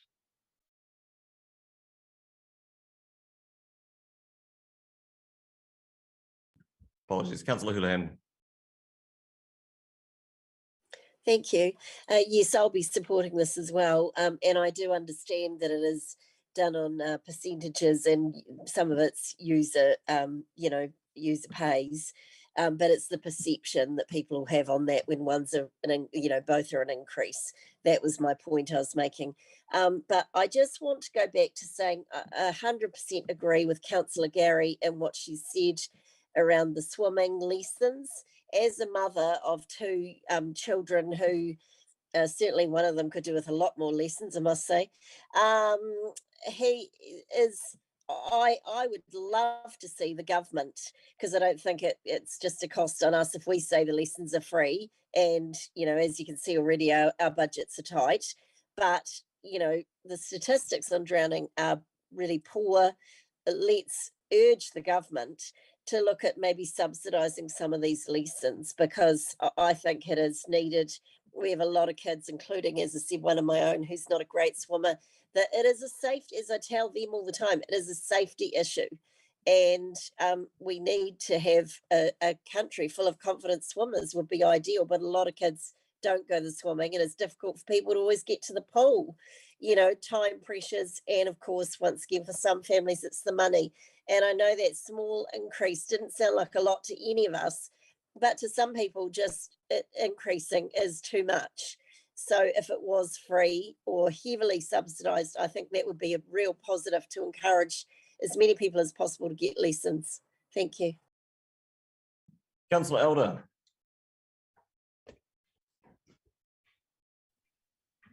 I thank Parks and Recreation for their report, and I want to note that over lockdown, Parks and Recreation's investment into sports grounds, walking tracks, etc., was much appreciated by the community for their physical and mental well-being. And I think when we look at investment into the Parks and Recreation budget, we're looking at the health and well-being of the whole community. And to me, that investment is really worthwhile.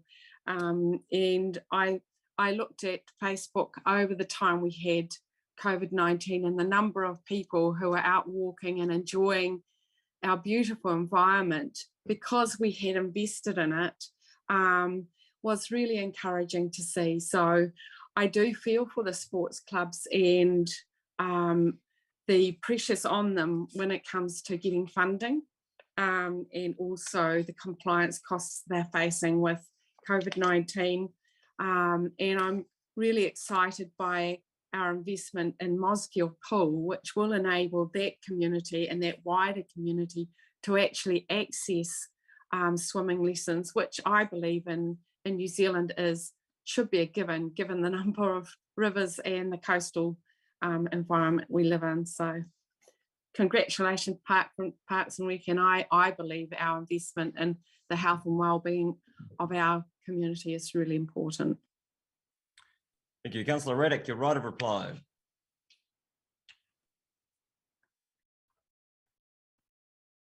Which we cannot hear. Here we go. Probably got clicked twice. So it's an interesting balance between user pays and the rates funding.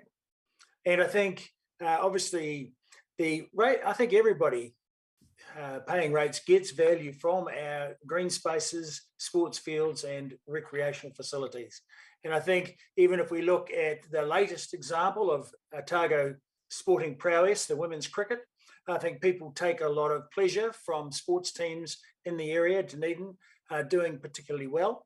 And they do revel in that when their friends and family members and associates and people they know or know of do perform well. But similarly, those people who are using the facilities a lot, it's appropriate that they pay a little bit more as users. So I think we've struck a good balance. I think the team have struck a good balance here.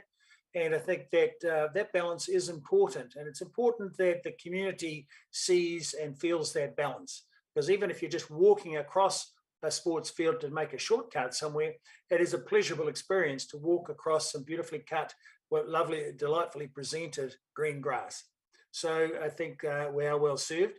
One of the areas we're not so well served is the beach, as Councillor O'Malley pointed out. But there is a little budget in there, which is significant enough and able to be used, hopefully in the best way possible to increase the presentation of that beach. Thank you. I'll put the motion. All those in favour? Those against? That is agreed. I'll move that we adjourn the meeting at this point for 15 minutes. Seconded, Councillor Walker. All those in favour? Those against? That's agreed. Thank you.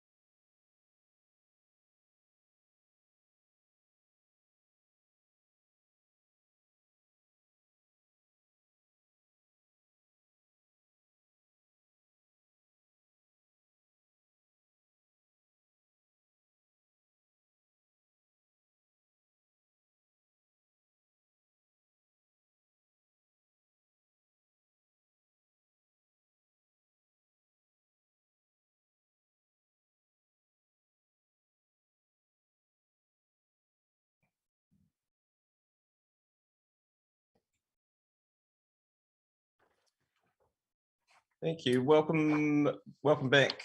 We are on item 7, which you'll find on page 40 of the agenda, options for a sports hub at Logan Park. Welcome back, Mr. McLean.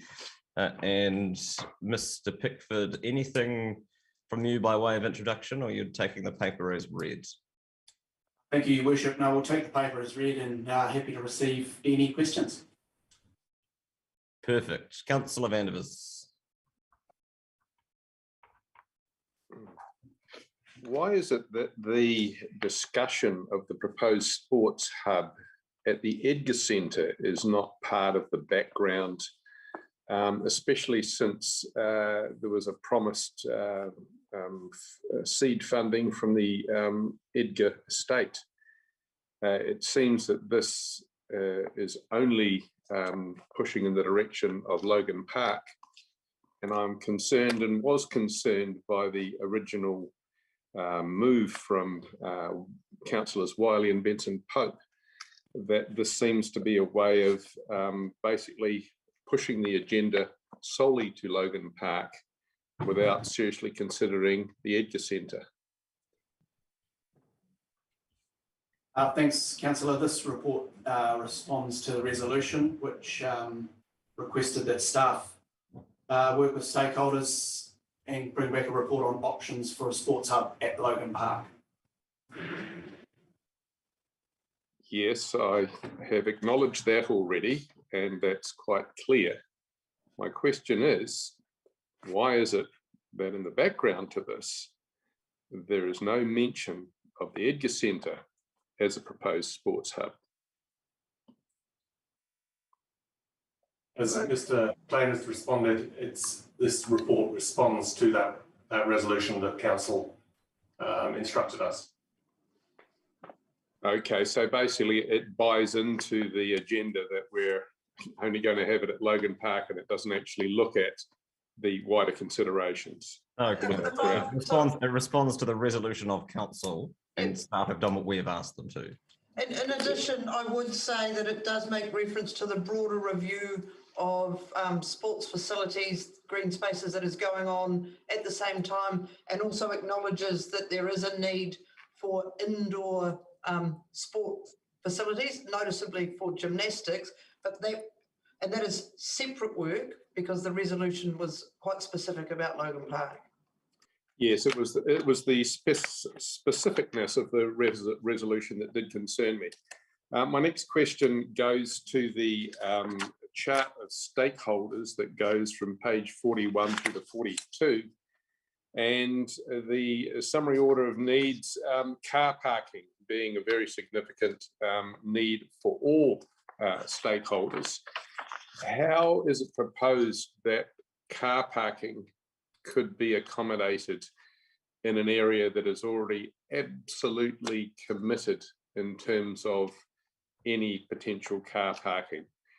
Is it proposed that a car parking building be built? Because all the land area is pretty much accounted for. And my understanding is that even to build a hub there would have to intrude on some of the already used sports areas. Thanks, Councillor. This is the table there is simply a reflection of that feedback from the stakeholders.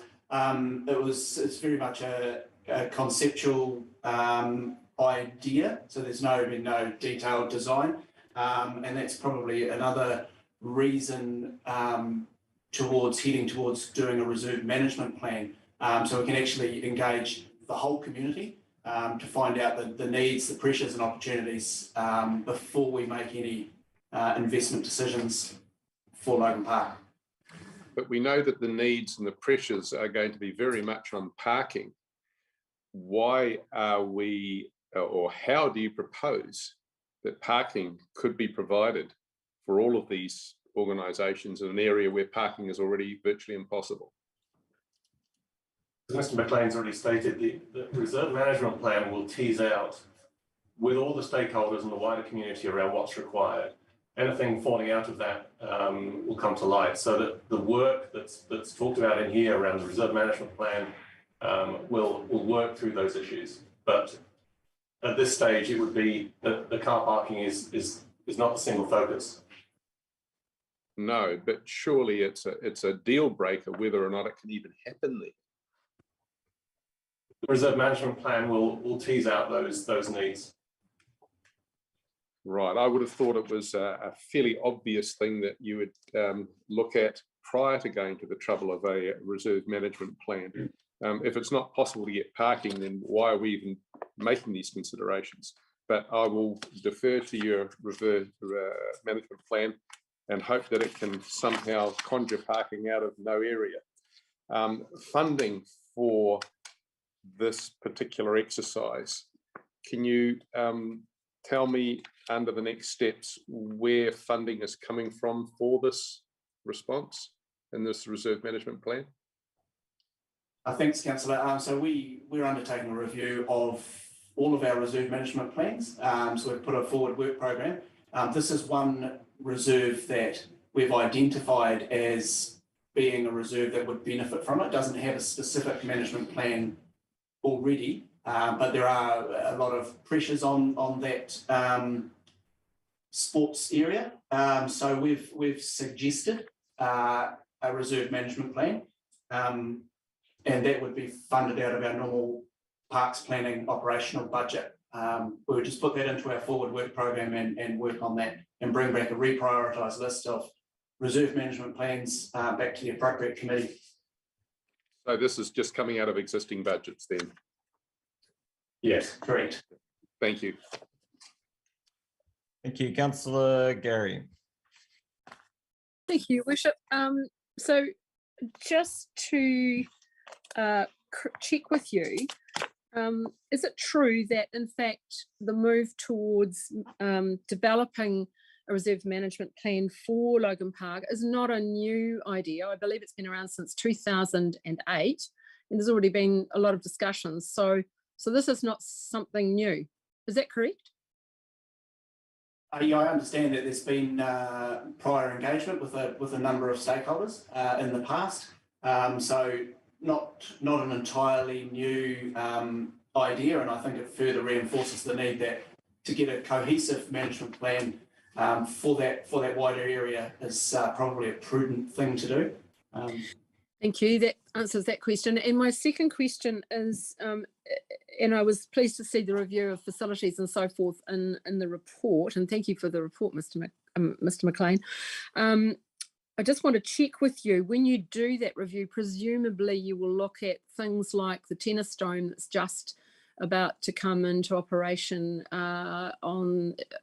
built in conjunction with the Otago Boys. So you'll look at those kind of facilities which are away from Logan Park and see what we've got overall in the city, and that will also influence any kind of management plan. Would that be correct?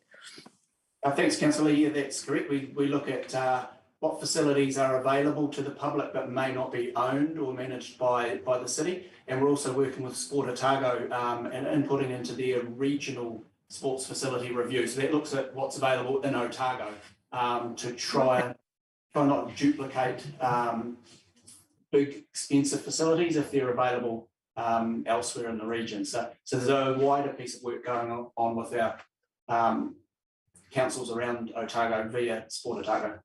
Excellent, thank you. Councillor Reddick. So I imagine the purpose of the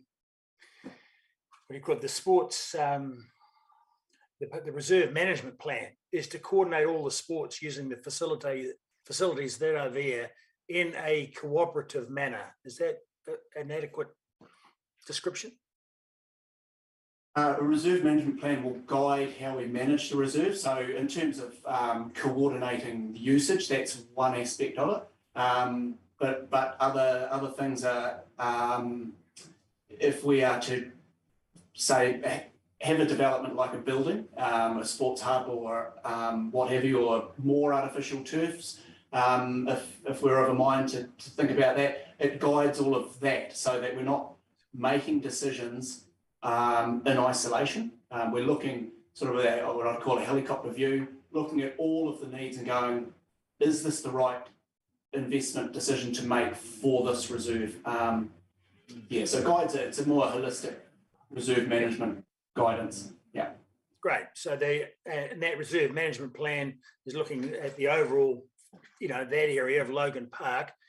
But that doesn't, so if you have a sports hub there, there's no, or is there a standard definition of what a sports hub is? Or can it be whatever is decided to be best for the circumstances? Thanks, Councillor. There's no universal definition. I have referred to it in my report. It's a variety of things. It can be administrative only, or it can be a facility where a number of sports are played indoor and outdoor, or it can be a mix of both. So it's really, it's about anything. So for this, this work was primarily looking at an administrative hub, which could feasibly be housed anywhere. Other cities have got them housed in CBDs and other buildings. So, but yeah, so the sports hub, the Sport New Zealand refer to them as sportsvilles, and I've referenced a number of those. So it's a whole range of makeup and what people would call a sports hub. Okay, so using the term hub, if you've got a wagon, it might have 4 wheels. You could have a hub at Logan Park. You could have another hub at the Edgar Centre. You could have another hub, for instance, at Sunnyvale, all part of the same wagon and perhaps centrally controlled by a driving institute, perhaps the Logan located at Sport Otago or somewhere else, or at one of the hubs. Would that be right?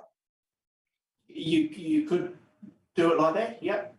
And just have however you set it up. You just don't want to be duplicating resources and duplicating services and activities. So for the administrative hub concept, it was about some of those major sporting codes working better together to share services.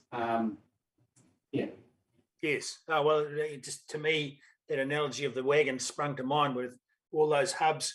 You could have 4 different hubs all working together, but all part of the same wagon.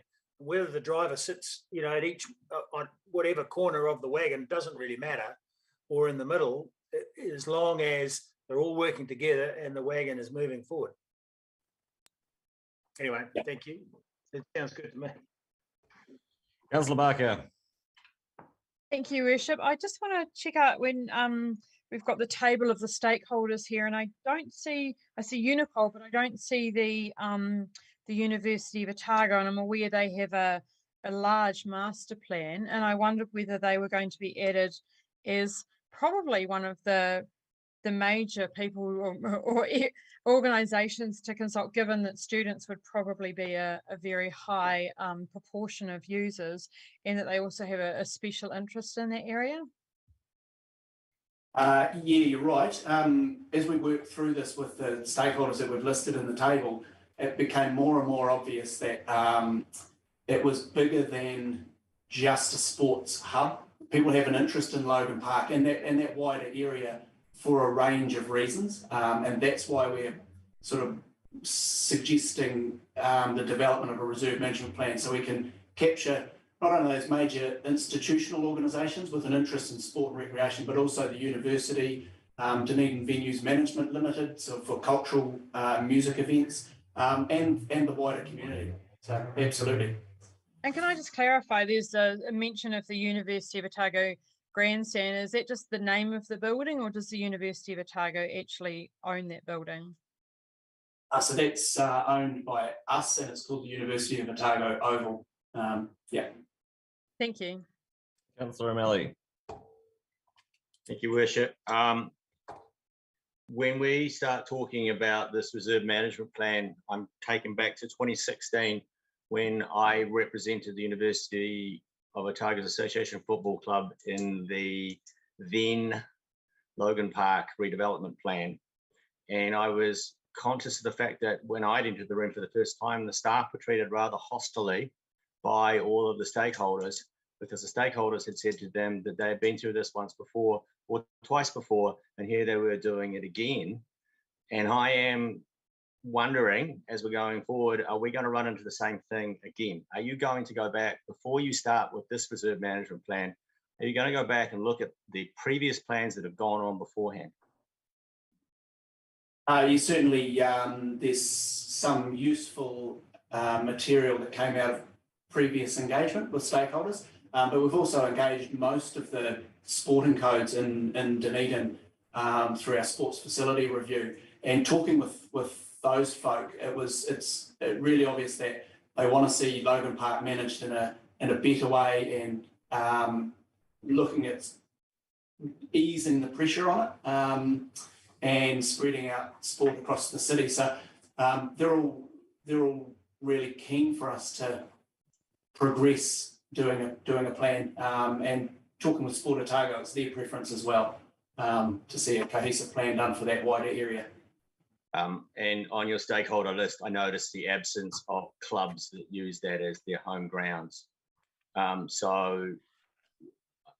Sure, they do report to a regional sporting authority, but there are people who actually use that as their home grounds. And I know that, again, it's not on my conflicts register because I'm no longer a member of the university club, but they have lost grounds every time there's been a review. And I am conscious of the fact that the clubs are big users of that area, obviously, and I would want to see them more explicit.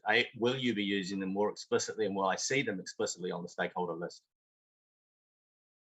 Yes, yeah. There's a really large piece of a stakeholder engagement would need to be done through the development of a reserve management plan. So that's through the drafting of it, and then putting the draft out again for public comments. So there's plenty of opportunity to be involved in that.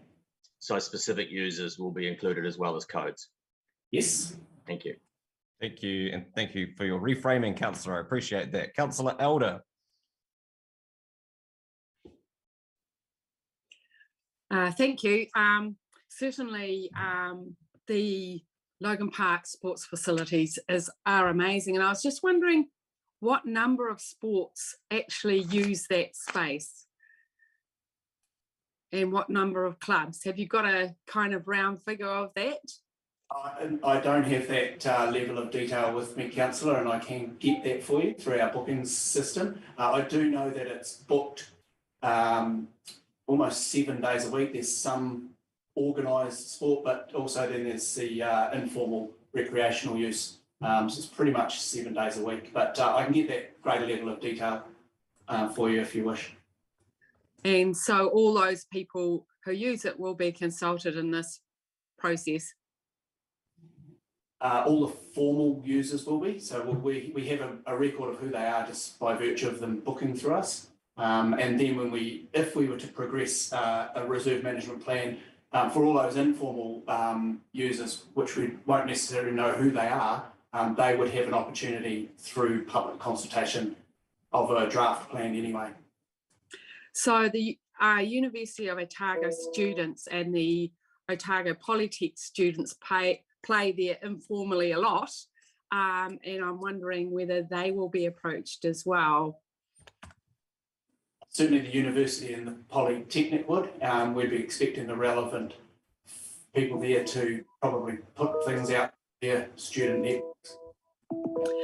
A question I have, both the Otago University and the Otago Polytech have sport and recreation curriculum, and I'm looking at the Otago Polytech and their needs, and looking into the future, is there any consideration or conversation about co-funding and partnership in this model?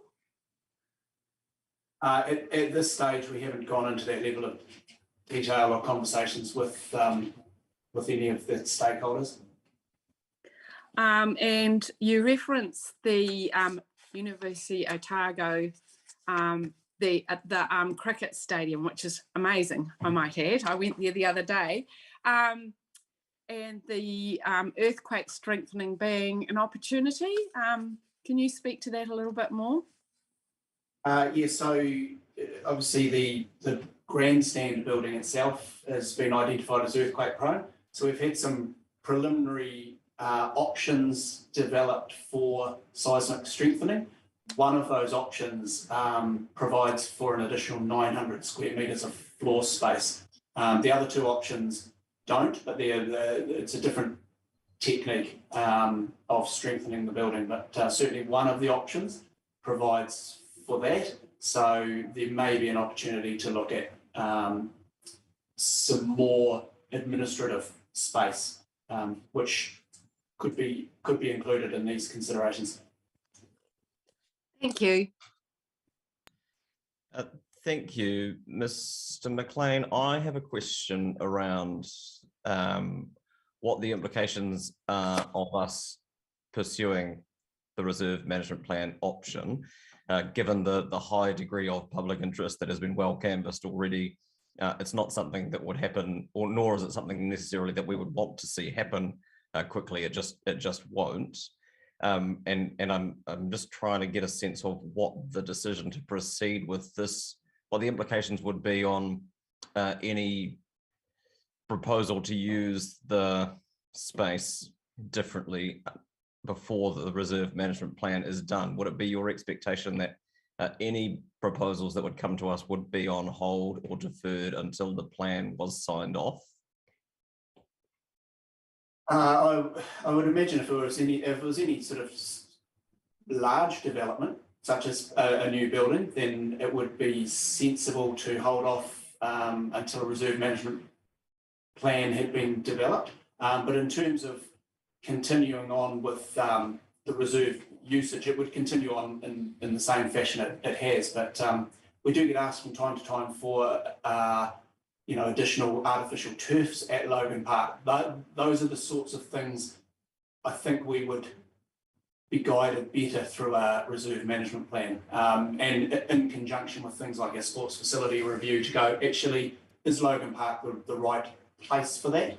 What are our options around the city? So so some of those big decisions will be better informed, I guess is what I'm saying, with the reserve management plan. But it wouldn't get in the way of proposals to use the space that are temporary or interim in nature, whether that's recreational use or for events in that precinct or whatever. No, I wouldn't think the development of a reserve management plan while it's being developed won't interfere with that. Thank you. Councillor Van der Vis. Happy to move option 1 if you've exhausted questions. I'm not sure if we have. Councillor Wiley has indicated that he's willing to move the recommendations, and Councillor Gary will second them, and we will go to that now if there aren't further questions. There are. Councillor Raddick. A very minor question, and that is on the table of stakeholders. Football South are not mentioned. They're quite a major user, but they are mentioned in the subsequent paragraph, paragraph 12. Was there any reason? How did that come about? So certainly the stakeholder list is not an exhaustive list, and there's a lot of engagement needs to take place. So and turning this around in a relatively short space of time, we just weren't able to engage. So we do regularly speak with Football South and some of the other major users, so we have a pretty good sense of what they would like down there, and I've referenced that. But yeah, there's a whole lot of work to do, and we would pick that up through the development of a reserve management plan. Councillor Houlihan. Thank you. I'm aware that I think a few of us are aware that cricket, Otago Cricket want to expand a little bit of land in that area around the Logan Park area. I think on the, just talking now, I can't pinpoint the exact spot, but I've seen where they want to do it, and it's near the tennis pavilion. Is that, so when this Reserve Management Act, the plan goes ahead, will that include that, and that they'll be able to negotiate that through that process? Is that what you see, or? I believe you're referring to the covered winter training facility, which Otago Cricket did initially suggest. Well, that's a few years ago to be adjacent to the tennis courts at Logan Park. So they've, through subsequent work with them, they've moved on now, and that's a matter for a report coming up very shortly. So Tonga Park. That's on a different that's at Kettle Park, right? So Tonga you're Park. saying that's what they'd proposed previously is now for Kettle Park? Tonga Yes. Park. Tonga Park, yep. Okay, all right, thank you. There appear to be no further questions. Councillor Wiley. Thank you, Your Worship. Yeah, no, I'm happy to move this. To me, it's key that we start prioritising the development of a reserve management plan. And it's clear that Mr. McLean and his team are involving all stakeholders and go for more detailed engagement. This is a great asset for the area and for our city. And I think the other comment that I was really heartened to hear was from Mr. McLean was that they're involving Sport Otago and also incorporating the regional sports review. And they're not making decision in isolation. They're looking helicopter view of the area and capture all views. And I think that's really important. The one aspect is, and some people may look at this and go, well, actually the next 10-year plan is not for 2 years away. But when you look at the bulk of work that has to be done and the engagement that needs to be done, I think we have to get onto this and prioritise this, because that 2 years is going to pass pretty quickly for Logan Park. And I can imagine how much work there is in front of Mr. McLean and his team to actually go through this process and see how we actually future-proof Logan Park for the next 50 to 100 years. So thank you. Thank you, Councillor. Councillor O'Malley. Thank you, Worship. I'm happy to go with this motion, and I'm glad that Councillor Wiley brought up the original request. My only caveat is that this will be the third time Logan Park has been looked at by the city for a management plan, and the last two times, or the second time it went in, the city came in completely ignoring what had been agreed upon in the first plan. And we got to the point, and I'm surprised that people don't remember, we got to the point of almost accepting a management plan not that long ago. And we walked away from it because of the cost of implementation, but not because of the actual plan. And yet those designs are already missing in terms of the fact that tennis is already putting courts in at an angle that really was incompatible with the design that came forward. So I'm really concerned about another management plan and not recognizing that we've done them in the past. Now, I am now showing my age by saying that I remember what Logan Park looked like in the 1980s. And back then, it was an open, windswept grass area. It has become heavily built out. The University Oval, the Caledonian was not there in the 80s. The turf now down by Union Street, they've all been put in. And we have a tendency to go to Logan Park and say, let's put another thing in there. It will soon be completely paved over. And there are stakeholders in that area who are always consulted late in the environment. University Football Club lost 2 grass fields in the last development.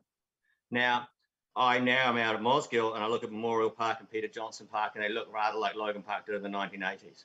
And I think that if we are looking at this reserve management plan, and I do want to commend staff for where they are. I do actually think we are in a different place as I bring these concerns up.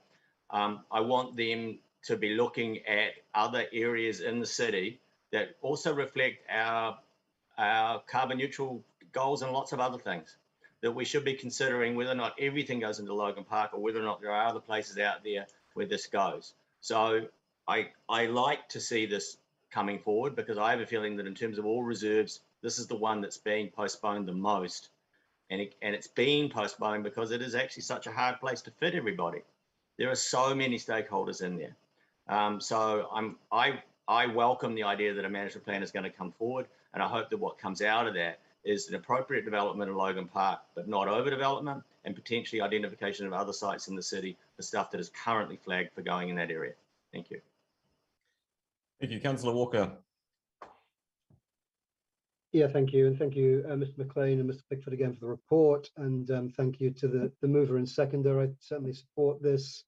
Obviously been quite passionate about sport, like many of us, and as we know, sport hubs or sports villas, to give it the trendy name, are growing in popularity, and there's no indication at all that that's going to go any other way, but in the direction of increased popularity. As somebody like myself who has the joy and pleasure of passing Logan Park most days, the place is generally always awash and packed with people going about their sporting activities. I mean, the feedback is really clear from those codes that were surveyed, whether that's admin blocks, toilets, parking, coaching facilities, massage facilities, whatever. But I think it's really important. I think Mr. McLean pointed that out. The part of the point of this is to make sure we don't duplicate those services. So in some way, try to make sure that as many codes as possible can share those services. And Councillor Vanderwerf's questions, while not unhelpful, actually for me highlight the very need for the reserve management plan. The whole point of the recommendation to me is to avoid putting the cart before the horse, so to say. So I do support staff in requesting the reserve management plan, so that we don't, I guess, in many ways fall into some of the traps we have done in the past in terms of not planning correctly moving forward. And I, for one, I mean, I'd certainly applaud that diligence, and I think it gives probably surety that council is making the very best in investment decisions on behalf of the ratepayers in a time when that rate increase is going to be questioned. So I thank you. Councillor Gary. Thank you, Your Worship. I believe this plan's time has come, and I say that because I just want to go back a little bit to 2008 and acknowledge the work of Mr. Des Smith, who was involved in leading, I believe it was 35 meetings in getting a signed off agreement amongst a very wide range of stakeholders. But it did lose momentum for a variety of reasons in terms of follow through from council. And I don't say that as a criticism, it's just something that happened. And I'm delighted to see this come onto the agenda. And certainly the sense I get from feedback to it being on the agenda is the word prioritise, how important that is. There's examples of sports facilities sharing their facilities, and I give up one example of the Pirates Rugby Club where they have a number of different sports sharing, and it's a really good outcome. I'm pleased to see the accompanying review of facilities, because we do have some satellite, very, very decent facilities being built by both private enterprise, schools and codes. I'm aware that the University of Otago grandstand is not fully utilised at the moment, and the possibility of that needing seismic strengthening is offering an opportunity for some work to be done. I believe the hub concept will be well supported. It gives a variety of sports the chance to come together and do the administration under the same roof as well, and the idea of getting as many sports as possible.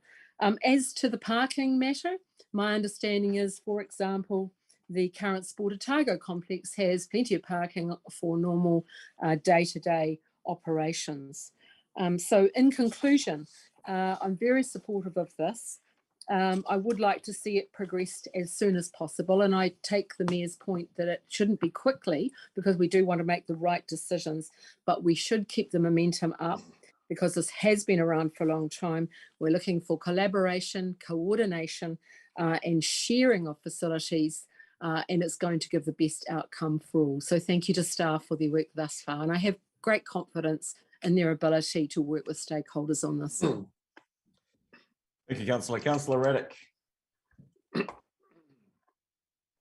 Yes, to echo the comments of Councillor O'Malley, and that having some plain open green space for people to play casual and social sport of their own volition is a very helpful thing. And certainly I played many games of rugby on Logan Park when I was at university there, and it was a windswept grassy area that we could walk across at the diagonal if it suited during the week. But also during the week, many people went there to muck around with ball, and whether it be a rugby or a soccer ball.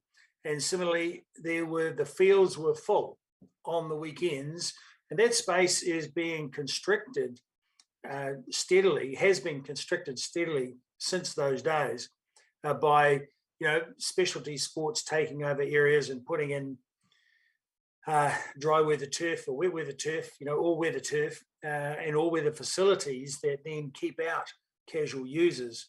So that is a significant situation that does need to be addressed. So obviously OUSA and Clubs and Socks Society, Clubs and Socks need to be consulted and brought in on that, because there would be a significant detriment to university life if there weren't nice open green spaces that they could be used on a casual basis by the people there. And so, but I think a reserve management plan, clearly previous reserve management plans either went too far in terms of expenditure or didn't go far enough in terms of inclusiveness. So clearly the time is right, because people are clamoring for it. Time is right to build a fresh one. So I think people will be keen to participate. Thank you, Councillor Manavis. I can vote for option 1, but I'm concerned that the wording, in order to inform the potential development of a sports hub, is rather exclusive and seems to want to steer the development of the reserve management plan towards the development of the sports hub there alone. So if we can assume that in order to inform is not just in order to inform about the development of a sports hub, obviously there's potential for it there, but that the focus will be on the development of a reserve management plan, which I think can help better utilisation of that very pressured area. There are already, I believe, turf wars between different users in Logan Park, and a management plan could help reduce some of those pressures, especially if it looks at particularly the timing of use of a lot of those areas. If the high pressure points in terms of timing were able to be spread by a reserve management plan, I think a lot more people could get better use out of Logan Park.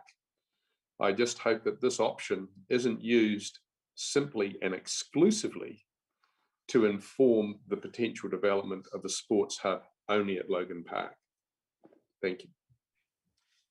Yeah, thank you, Councillor, and certainly I share your concerns that the outcome is potentially being presupposed before the substantive work is done. But I think the language in the resolution is non-committal enough to not do that, because I think what we need to figure out is what is the best use of that space, and from there we can ask whether that fits in with any future sports administration or sports management model that might use the space.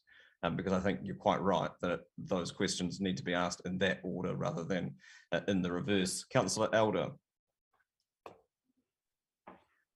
I can support option 1 because for the same reasons as everybody else. This space is amazing, but it's also oversubscribed. It's used 7 days a week and quite intensively. And so we need to look at how we manage that, and also maybe how we actually use other spaces better so that the pressure is taken off that ground as well. I think sharing spaces for working is a really good option. I think a petri dish and the invigoration sports would give each other, and Sport Otago too, if they're all in the same space. I think there's some really good gains there, could potentially be really good gains there. And also looking at the University Oval with regards to their space and the grandstand and the earthquake strengthening is an opportunity. I also see an opportunity, given that Otago Polytech and the university both have sports and recreation and health and wellbeing as part of their curriculum for looking at partnerships when it comes to financial input into any future opportunity that might arise, and I would love to explore that, because in fact both those institutions have great curriculum related to that, and it's really good if we can sort of go in with them on something in the future. But I think of the University Association and the Polytech Students Association and the kind of free play they have there, and how that space is slowly being absorbed into organised sport, and those conversations too need to be had. But thanks for all the work, and looking forward to seeing what comes out of this discussion with the community. Thank you. Further speakers? There are none. Councillor Wiley, your right of reply. Thank you, and thank you to all those that spoke. First off, I would acknowledge the words that Councillor Gary used: collaboration, coordination, and sharing, and I think that's going to be a big important part of it, important part of all of this.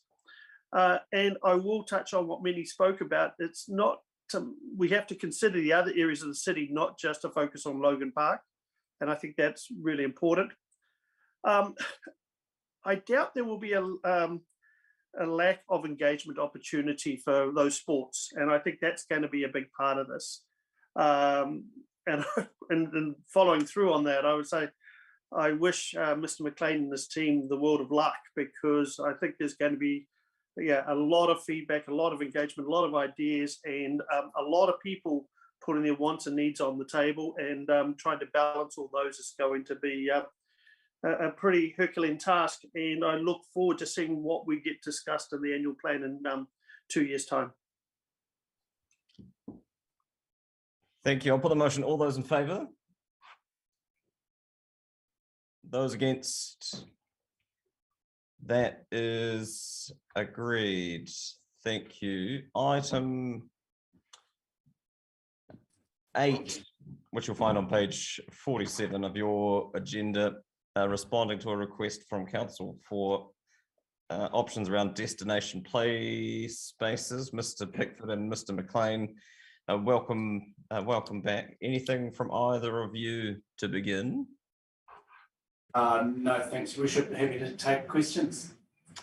Yeah, thanks. I have a couple, and one is around what next for this work, and whether or not there is budget or resourcing in the 22/23 year at an operational level to do any further development work of these sorts of concept plans.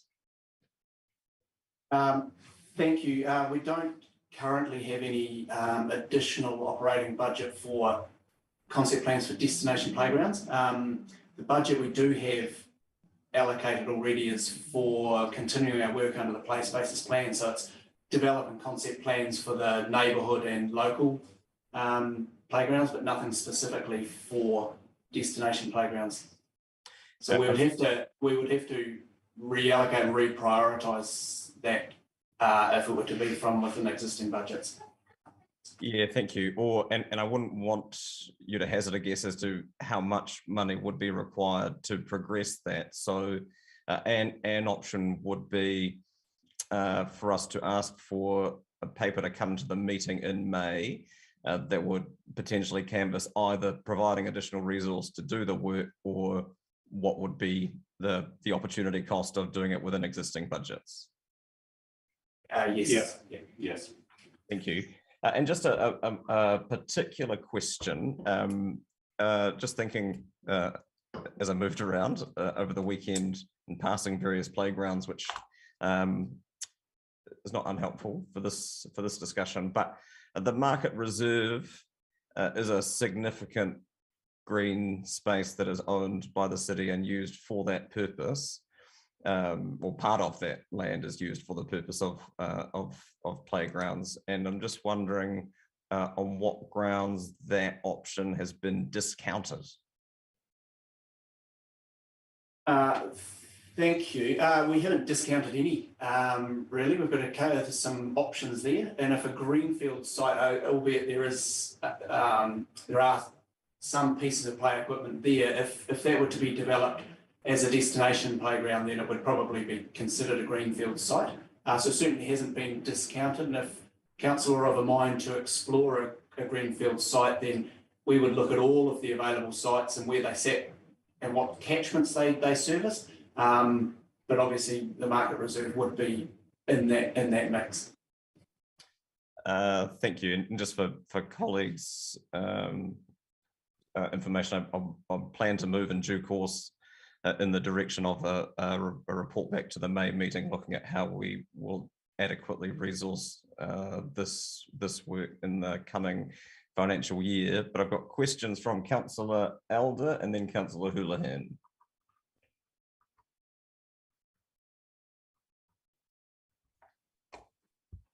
I have a couple of questions, and one is in terms of social equity and access to playgrounds. The question I have is having playgrounds more locally, does that improve that social equity aspect of access to good play spaces?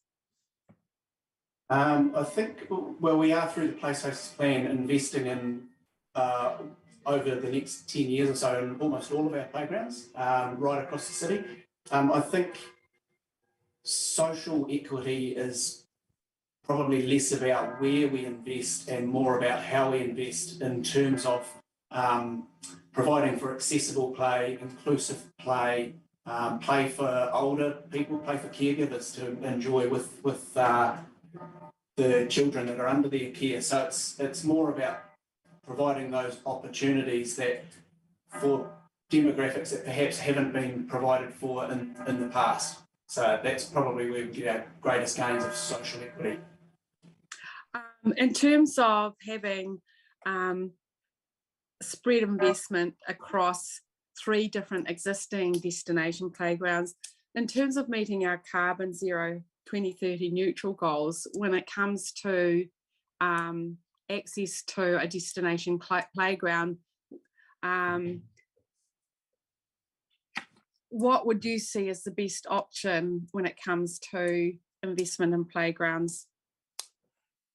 If you're referring to carbon related to travel, I guess if people were of a mind to go and visit a destination playground and there was one close to them that they could walk to or cycle to, then they may choose to go to that, and having more destination playgrounds would probably open that opportunity up to other people. What I would say is the existing destination playgrounds are all on public transport routes, and by very definition they are a destination, so people will travel by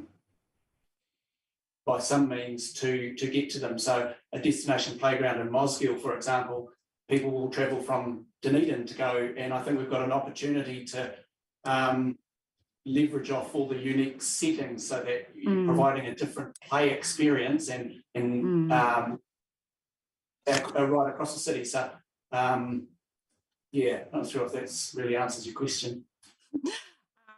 My other question is, you've looked at other cities and looked at what they're doing in other cities, and I note, and I suppose Christchurch is in a privileged or unprivileged position, depending on how you see it, because of the earthquake and being able to renew their playgrounds. In terms of other cities, do you feel that the investment in our playgrounds is behind compared to looking at what other cities are providing for their communities?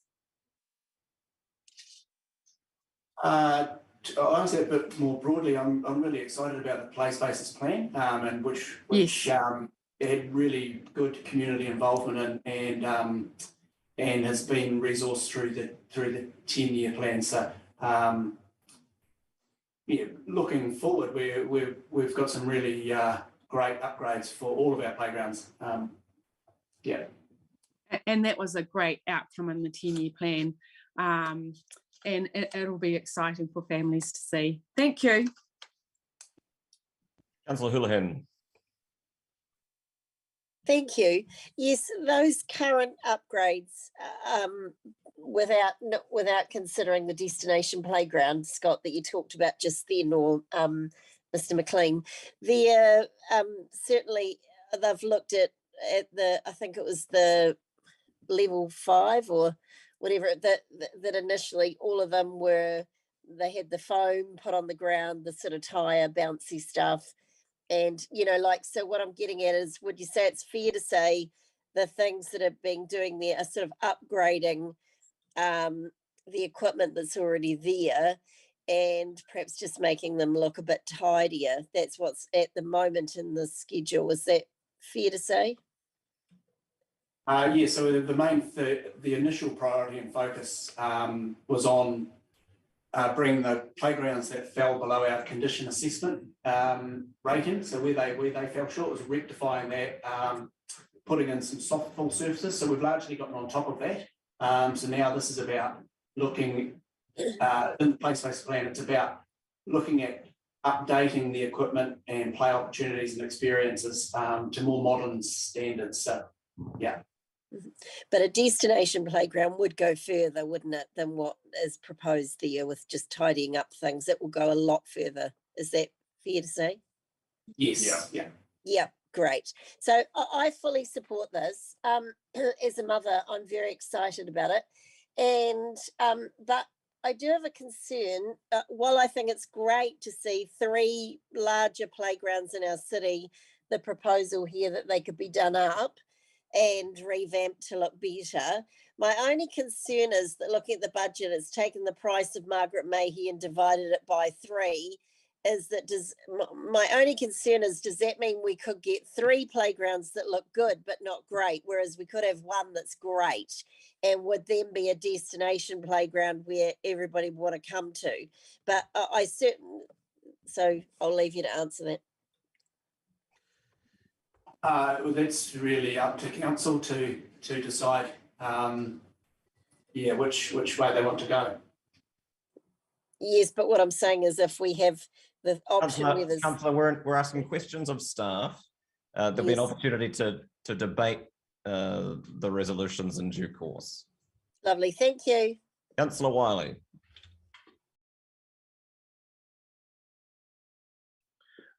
Thank you. Thank you, Mr. McLean. I just saw in this report that there seemed to be a lack of acknowledgement of how the community have got these playgrounds to where they've got to in the past. And I noted there seemed to be very little acknowledgement. For example, the community did a Mosgiel in producing the Mosgiel playground to the standard it is now. And for me personally, I look back, 60 years ago, or just over 60 years ago, Rotary built the dinosaur park as it's known, and a lot of hands were put in to do that. And but yet there was no real acknowledgement of how community was involved, or how community could potentially be involved going forward. Noted. Thank you. But yes, certainly the opportunity for community involvement through all of our place-based plan development, it's really key to it. And as is community-based fundraising. So we've had a lot of neighbourhoods and communities put their hand up and say, we want to add to this. So we're seeing that in South Dunedin. So the opportunity is there for partners to come on board and communities to do some fundraising to be involved. And essentially hands in the ground to a point under proper guidance, but so there was a lot more community buy-in and development and love as such for the playgrounds. We want the community to be really involved in helping develop some of the concept plans, recognising the unique settings and what the community's needs and wants were. Yeah. Okay. And again, I look at where we got to at a Rotary Club, and when we brought plans to council staff around the development of Marlow Park, the likes of the Polytech were brilliant in some of their concept designs of what play equipment could look like for that area, challenging and including all abilities and ages and accessibility. Yeah, so we'd certainly be talking to those stakeholders. I've seen some of the concept drawings, so we'd have to work really closely with the whole community and understand what people wanted to see out there. But again, it's been mentioned in the report, and I've mentioned it, is I think if you were referencing Marlow Park, it's a coastal setting, so there might be an opportunity to do something really neat there and with a coastal theme. But acknowledge also the colloquial dinosaur park name, and there could be an opportunity to do something there to retain and refurbish a piece of equipment so that there's still linkages to the previous design. Perfect, thank you. Councillor Elder. I just have another question, and that was just related to a comment in the report and something that I've been a little bit concerned about, and that is we've got Brockwell, we've got Waikari, and we've got our hill suburbs, and you'll mention that in fact there could be a gap in that area, and in your future, in your play spaces plan and in your consultation, what are the thoughts around the less accessible communities to these 3 destination playgrounds? Well, the consultant's report identifies the catchments yes, and the overlap. They've got some overlap with a couple of them. So they're all fairly accessible with a relatively short commute. I think it's referenced about a 10-minute drive for most communities. And the play spaces plan in general addresses the community-based and localised playgrounds, which are all within the plan, going to get some upgrading over the next 10 years or so. which is really exciting. Thank you for that response. Are there any further questions of staff?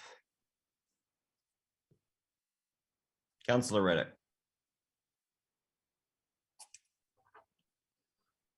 There we go. Has the difference between spreading investment across all 3 existing playgrounds versus investing in one, possibly as a trial or possibly to demonstrate the kinds of things that would be produced, has that difference been canvassed amongst various stakeholder groups to see, gauge their opinion on that choice? Yes, certainly. If we were to go down the line of investing in 3, we would be bringing a staged development plan back to council. And it's been noted in a number of discussions already this morning, supply chain issues. So there's with playground equipment, we know through having talked to Christchurch City Council, there's a really long lead-in time for a lot of the equipment, sort of a minimum of 12 months. So there's going through concept planning, community involvement, through to construction's reasonably long sort of a time frame. So we wouldn't be suggesting doing them all at once. So there would be a really good opportunity to see how it all comes together for the community. Thank you. Councillor Elder.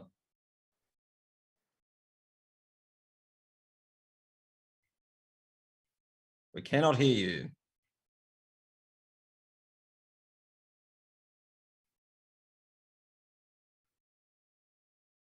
Councillor Barker.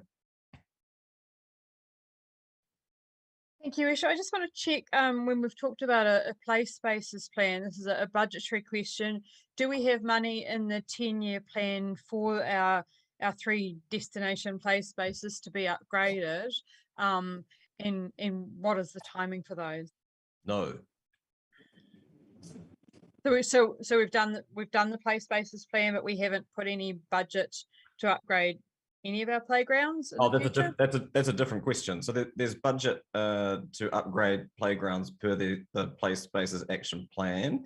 Any investment in destination play spaces would be on top of that, which is already budgeted for. There's nothing allocated to this particular work. Oh, okay. I just meant that we'd possibly already have money for Marlow Park as part of the play spaces upgrade. So those budgetary questions, is there anything more, if they are destination ones, would they have more money applied to them? So maybe there's like $100,000 budgeted to upgrade them in year 3 or something, and we were going to add on to that. But I just wanted to check again, Mayor Hawkins, what your proposed motion was, just so I could get it clear in my head. Yeah, that's fine. And for the benefit of everyone, I would anticipate the discussion will be substantial around this. So my plan is to exhaust questions of staff and then to adjourn for lunch and then come back for the debate. And I'll circulate the resolution, but effectively it's looking at, and it speaks to your question, Councillor, looking at how we would resource this work because there isn't budget for it. It would either have to be additional resourcing for that department or come at the expense of other work that they were planning.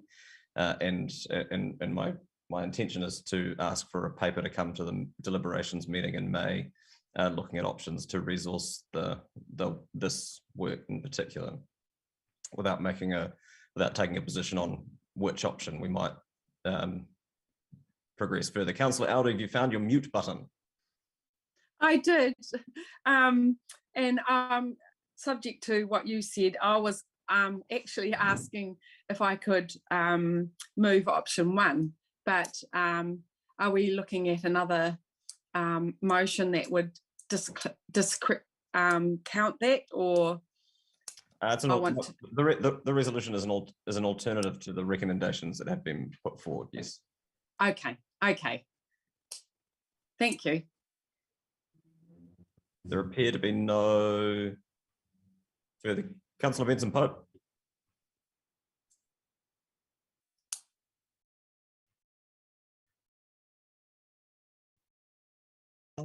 We're okay now. Thank you. Just in respect of your foreshadowed motion, would that give us, or would you entertain a discussion that would give us the opportunity to have a decision with a preference, but options available as part of the consultation document, so that people could respond to either a council preference or their own preference, as we have done in the past? Potentially, and I'll cover this off when we get to speaking to it. My general feeling is that it's too soon, but we'll see where the discussion takes us. But that is an option, obviously, for us at this point. If I could just offer something in that, at the moment there are no options likely to form part of any consultation specifically, and given where we are likely to find ourselves in COVID times, the ability to engage meaningfully face-to-face with our community about playgrounds will be really compromised. And so it might be that we would want to look at timing it slightly differently in time for the next cycle, rather than consulting specifically on playgrounds as part of this cycle. Yeah, thanks, Councillor Vandervis. I'm unhappy that your worship wishes to sidestep what I believe to be a very good report and 3 options, and not allow councillors to go basically for the options, any of the options that are presented. I've emailed you earlier to say that I wished to move option 1 as Councillor Elder has, and I'm not happy that you are using your position to essentially somehow stack the deck against the three options that appear in our paper without giving us forewarning of precisely what that alternative motion is. You've had two of your councillors wanting to go with options on the paper. You're using your position, I believe inappropriately, to try and achieve something else. Well, that interpretation is open to you, councillor. I don't know, I'm not sure who you sent the resolution to, but it wasn't to me. It was an email to you. If you look at your emails, I sent it to you some time ago. Well, it never arrived, councillor. Nevertheless, I did signal at the start of this agenda item that it was my intention to move an amended. Sorry, are we in debate time? No, we're not. No, we're not. We're about to adjourn for lunch, and I will send the resolution around. The option obviously is always available to you, councillor, or to the elected membership to vote it down and pursue alternative options. But that's something that we will deal with on the other side of lunch. Councillor Elder.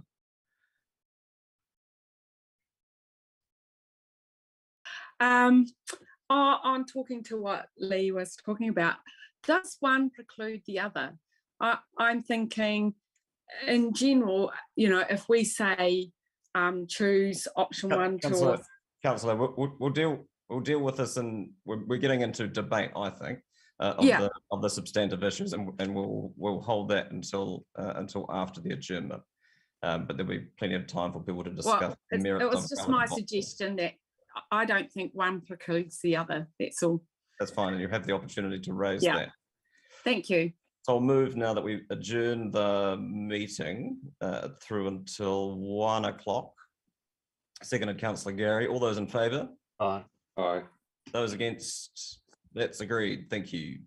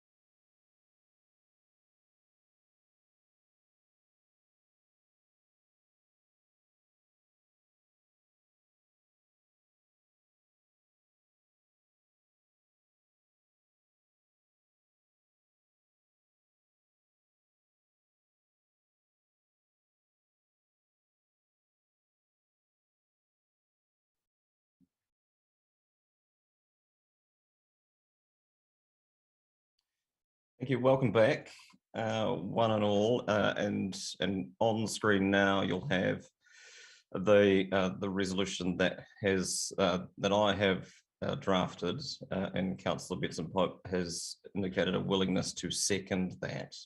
And so here we are. In speaking to it, I think the argument can be made both ways in terms of the options that have been presented, and certainly there will be a divergence of community views around whether or not we're better off investing significantly in a single destination play space option, or whether we're better off to splitting that investment over a series of sites. And I think it's premature for us as elected members to take a position on this, given that we know that playgrounds and play spaces are community assets of significant public interest, and there absolutely needs to be the opportunity for the community to be involved in this in a way that they haven't been up until this point. And further to that, I don't think we're at the stage yet where what we have would adequately or meaningfully inform a robust public participation process. And so we need more detail really around what the two options might look like, one or three, and how we might go about having that discussion with our community. And as we've heard in response to questions, there's no budget in the forthcoming year for this work in particular. And so rather than picking a number to include to resource this, I'm asking for a paper to come in May that will look at options for resourcing this work, which will either involve additional resourcing being provided for or the reprioritization of existing budgets, and what the implications of that would be for the parks team.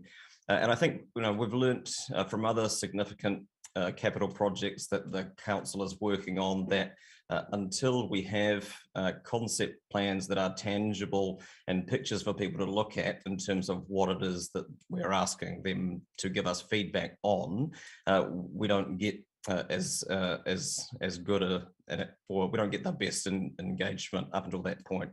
I don't know how many people could conceptualize off their own bat what a $6 million investment in a single playground might look like, or what $2 million might look like at Woodhall Gardens, for example. It's probably less than people might think.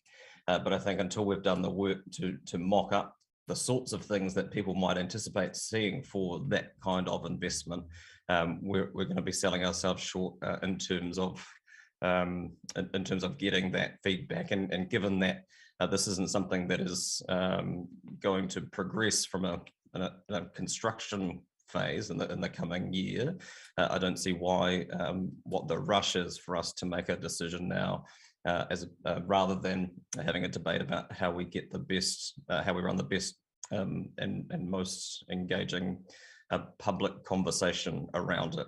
It's certainly clear. I mean, it's certainly clear that there are different ambitions and support from the community for different things. One is around upgrading our playgrounds, and there's budget for that in the 10-year plan, and that work is progressing. But similarly, there's been an increasing desire, particularly as we look to developments in nearby territorial authorities, for a substantial single destination place-based development in Dunedin and for Dunedin.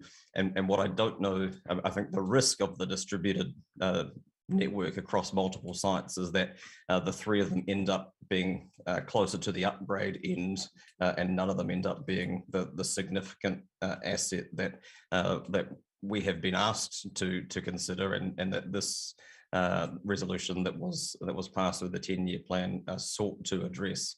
But in the meantime, there's work to be done to better inform community input and ultimately our decisions as elected members. And this report would give us the option to look at how we can progress that in the coming financial year. Councillor Benson Pope.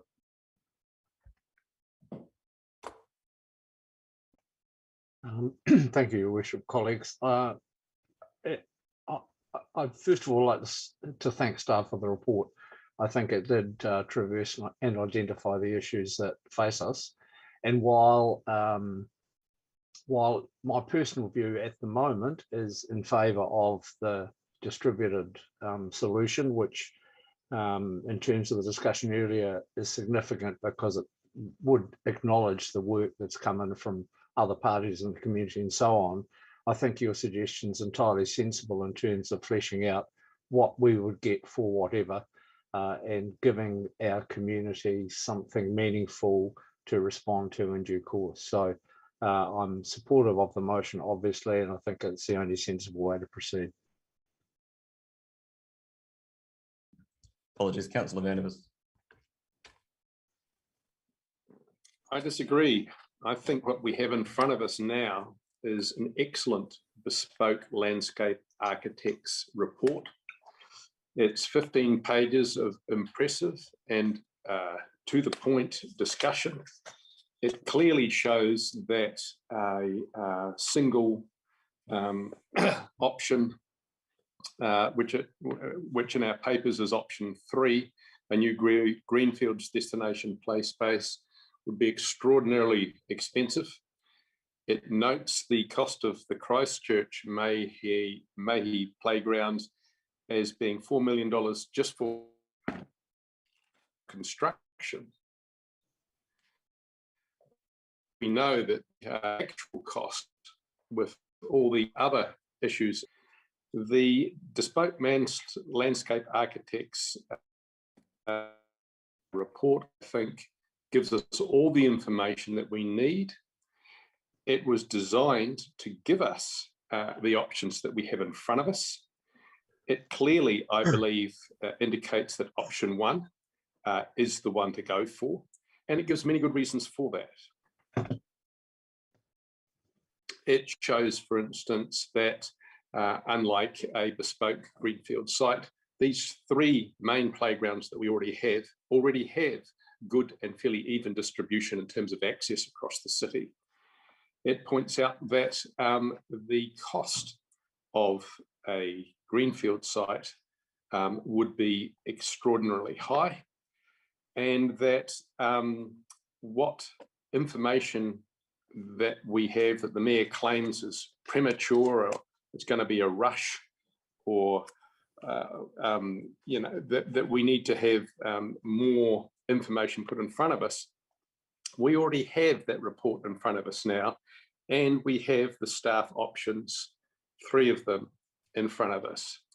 I believe that we should be looking at these 3 options.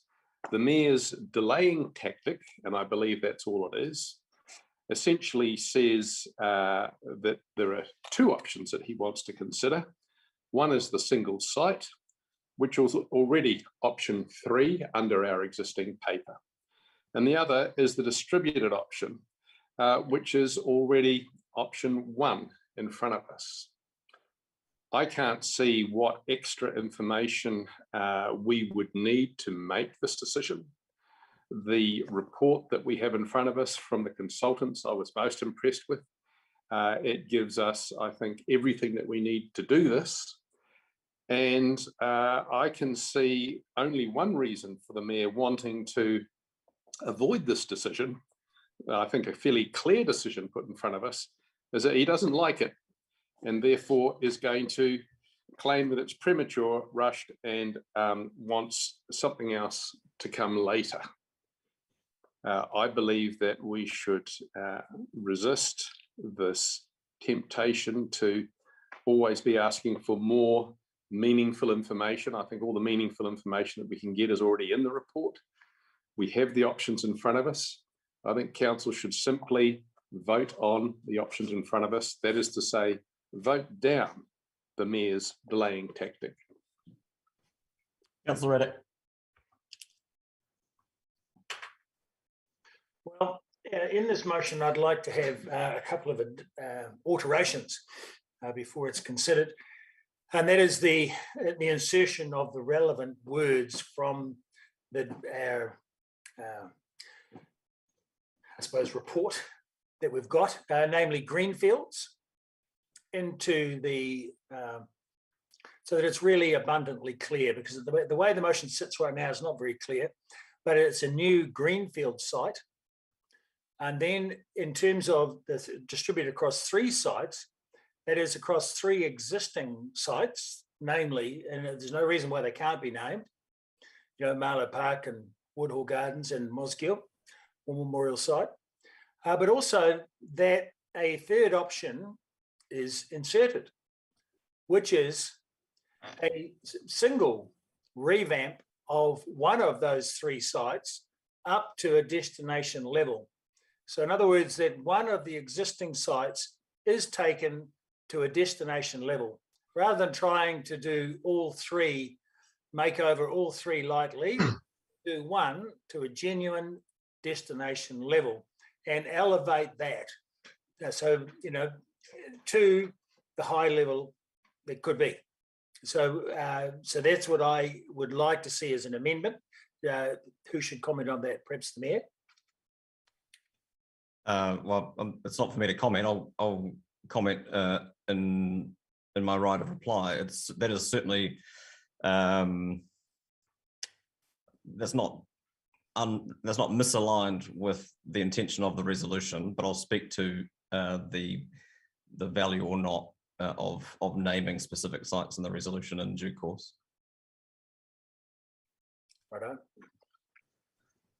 Councillor Barker. Thank you, Worship. I remember last year when we all had the discussion about a destination playground, and it was all very exciting. And I was really pleased to get this report and see that it was identified that we actually already had 3 destination playgrounds: a coastal playground, an inland playground, and a bush town kind of playground. And I really liked that there was quite a wide spread of accessibility to those playgrounds as well. So my tendency would be to support 3 destination playgrounds, the upgrades. However, we don't have any figures here. We don't have any budget. We don't have anything in our 10-year plan. We don't know what the budget has been put forward to. I asked that question, what's in the budget now for upgrading playgrounds, and where are those destination playgrounds? So there is currently not enough information to make a decision. So I do support this resolution, because I feel that it should be coming back to our council meeting when we have more information. While there was a good attached report, there just wasn't enough information for us to be able to go, let's put in $5 million to upgrade all the playgrounds and go out to consultation on that. There just isn't enough information. We're also waiting on reports from Enterprise Dunedin around the destination plan, around product development. When we were talking about having a destination playground, and I think someone touched on it earlier, we were saying, oh, well, maybe if we have a destination playground, we'll get more visitors. So I think that product development research will be really helpful in identifying if indeed this is a big gap, or if it isn't. So I am going to support this motion because I do believe that we do not have enough information currently to make a decision. Thank you, Councillor Walker. Yeah, thank you, Your Worship, and thank you for the motion, and actually for the comments of the previous speaker. Actually, fairly aligned with mine. I mean, of all the things I read in these voluminous documents, this was the one I really struggled with, to be honest. And I don't think it's to do with the fact I don't go to playgrounds and I don't have children. I just, I guess, like Councillor Barker, I agree with Councillor Vandevers. Actually, the bespoke landscape architect's report is robust and it's good, and the report is good. But I just struggled personally with tangible concept plans. I wanted to get some cognition of what that potential 6 million means. What does that make one space look like? I mean, does that make it look like something as phenomenal as the Margaret Mahay playground? And I guess the corollary of that, does 3 times 2 million give us something well below average, or in fact, does it give us 3 phenomenally good play spaces? Councillor Barker, I will remind you, it's play spaces and not playgrounds. I've been I've been told off for that recently. And also, I think, and you may answer this in your right of reply, Your Worship, I'm getting the feeling the goal here is to gauge public feedback from the community about community assets. And I recall Councillor Wiley, quite rightly in item 5, making the comment, and I wrote it down, the community is going to have a voice. And I just say to all of us, let's facilitate that voice. Because I think we potentially are opening a very large can of worms here and making a decision and getting a voluminous backlash from the community for not asking them what they want their community asset to look like. Yep, tangible concept plans I think are good not only for somebody like me who likes visual representations, but I think they're, as the mayor said, I think in his opening comments, I think they're extremely important for if you're going out to the community to ask for feedback. So I'll be supporting this, and thank you for solving my confusing problem I had over the weekend. Thank you, Councillor Elder.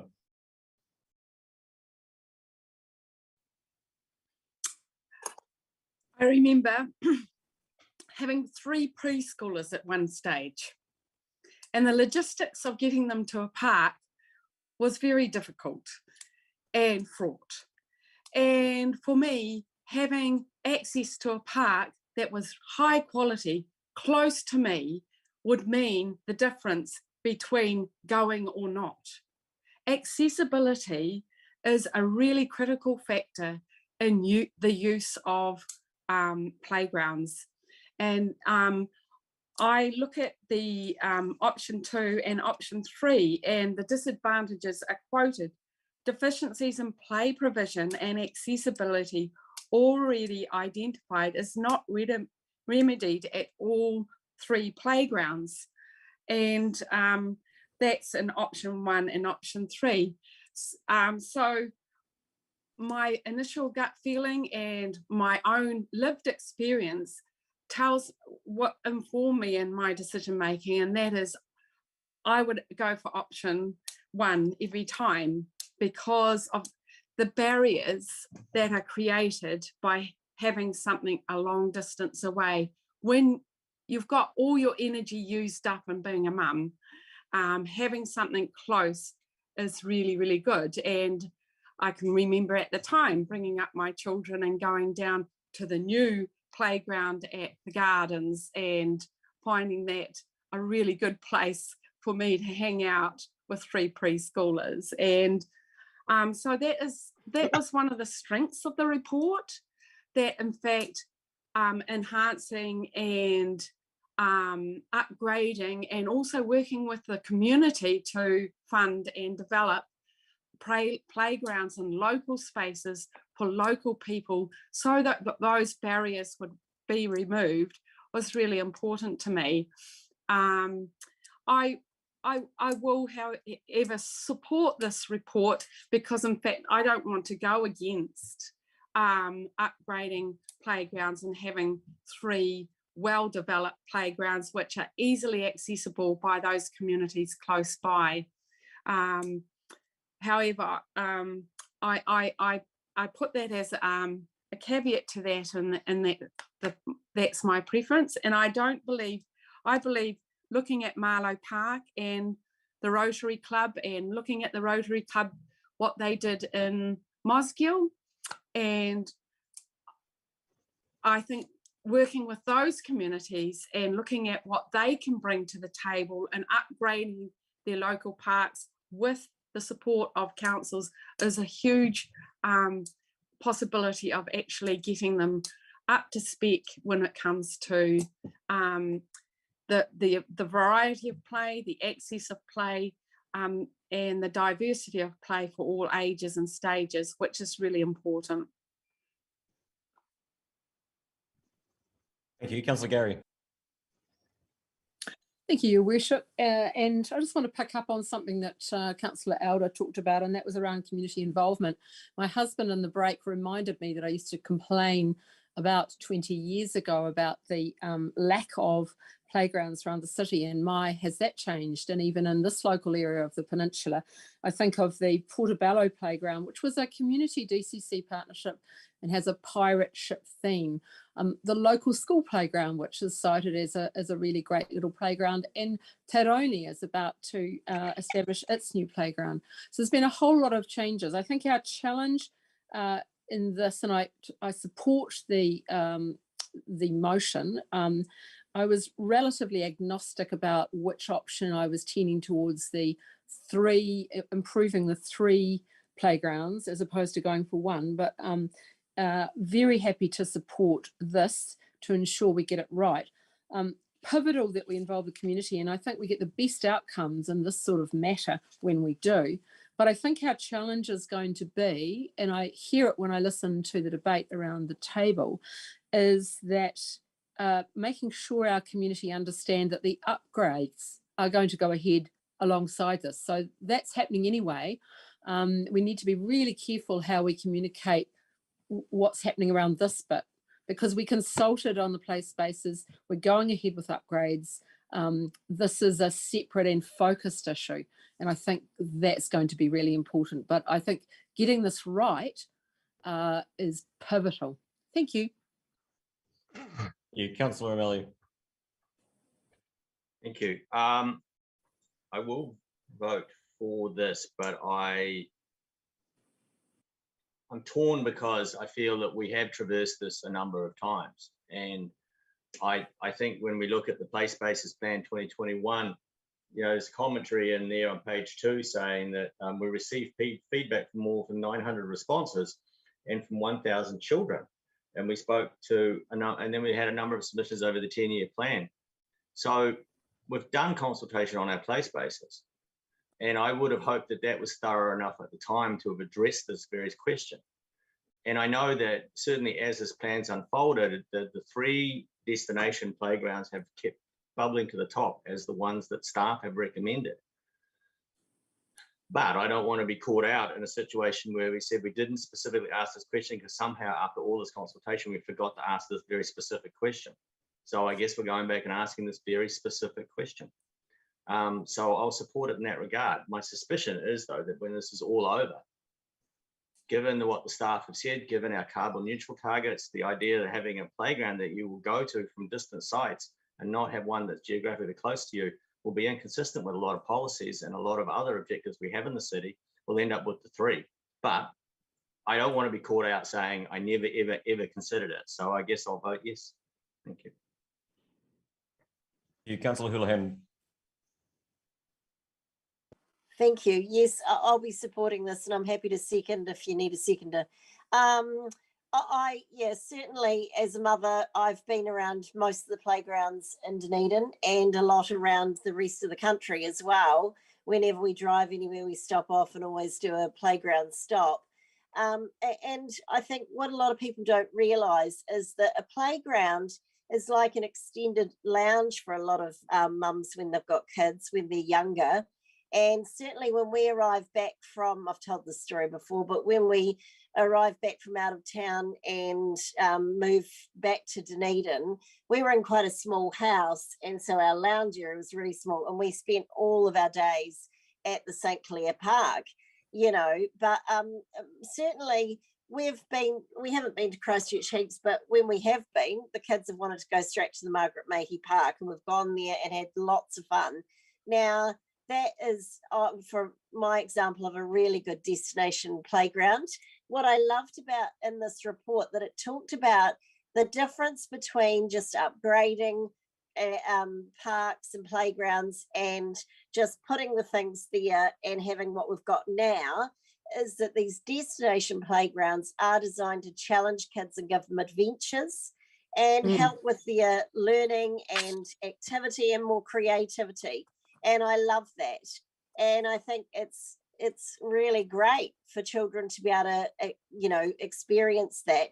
My preference would be, obviously for 3, ideally, in an ideal world, if money wasn't an object, would be for the 3 playgrounds to all be a destination playground. But we haven't got huge budgets. So that being the case, I would be keen for one playground, that all the money was spent on that one. And my reasoning for that is that people from out of town would actually come to our city for that playground if we do it well and we spend the money. Otherwise, what we might find is we have 3 playgrounds that are all tidied up, look quite good, but don't look great, and they're not that different to what they were before. So that's my concern with spreading it between 3, although I do think it's great to obviously enhance and improve any of the playgrounds. So I'm in support of that, but I realise we haven't got a huge, endless supply of money. So that would be my preference. Thank you. Thank you, Councillor Wiley.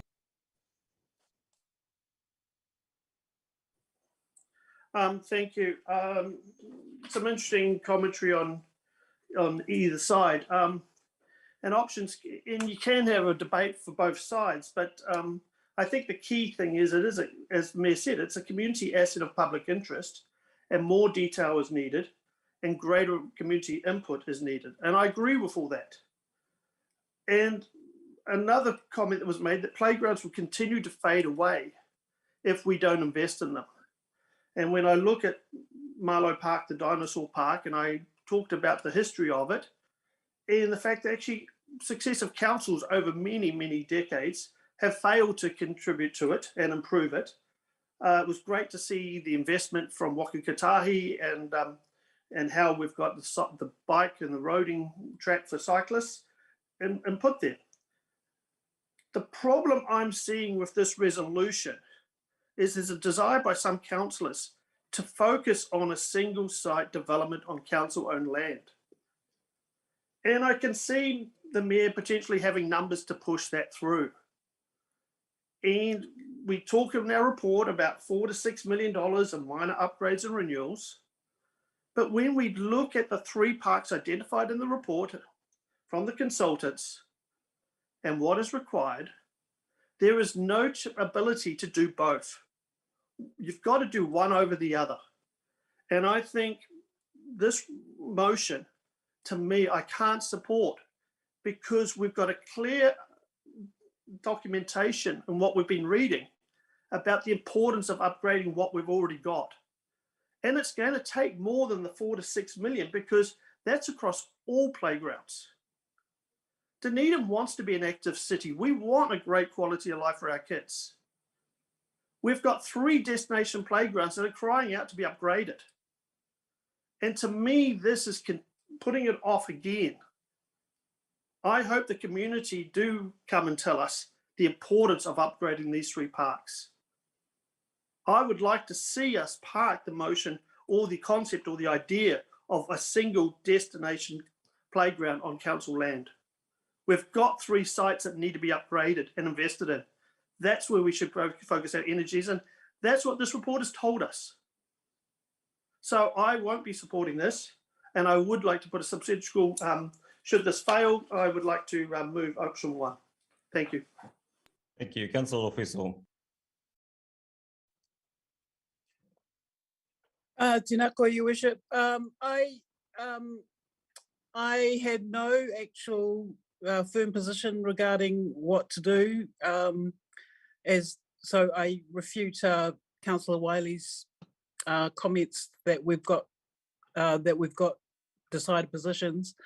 I just like to thank the Mayor for this resolution, because, as Councillor Barker said, there's still too many unknowns, and the numbers need to be crunched. And I just go with the whole thing of relating with our communities. And in particular, I acknowledge Mayor Cull for holding the first Pasifika consultation in relation to long-term annual plans, because people were really excited, firstly, to meet the Mayor and to have a relationship, and that is ongoing. And so I was at the Pasifika long-term plan consultation, and people will be excited that the council is again listening, and there's more work to do in that space. And I think we still have to go, and I acknowledge Councillor O'Malley's point about how we've traversed it, which we have, and we have had a lot of feedback. But when it comes to building assets that we can all be proud of, and we know that it ticks all the boxes in terms of accessibility and all that stuff, all that good stuff, we still need to keep talking with the community. So that's why I'm excited by this particular resolution. Thank you.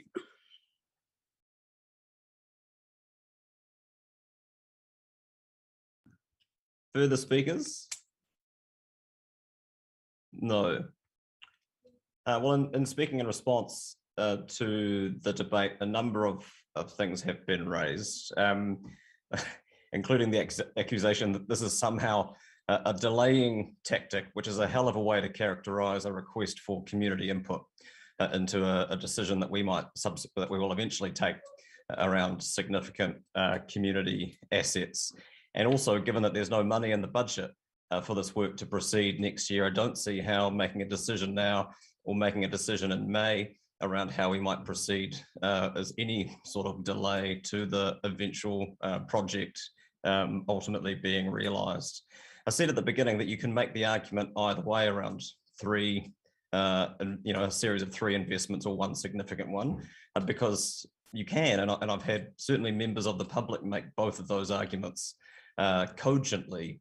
And so I think when I say it's premature, as we are often reminded around this table, our decisions should be informed by the views of our community. And while, yes, we have had significant input into the higher level strategies and plans that this would deliver against, we haven't asked a specific question around this.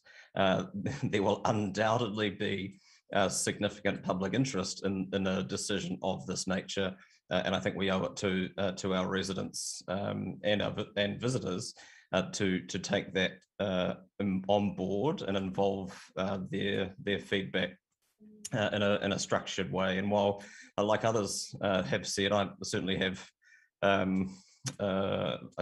views around the 2 options. I'm literally ambivalent about them because I think they would both deliver good outcomes for the city and for the community, but they would deliver different outcomes, and those are what we need to weigh up, and that's what we need people to be involved in. I mean, the idea of naming the specific sites is problematic to me, and I alluded to this in asking questions of staff, and that I find it odd that the site that we own on the Market Reserve hasn't been included isn't really included in much of the discussion. Greenfield sites are written off as being too expensive, and I agree they would be if we had to acquire the land on which to develop a site.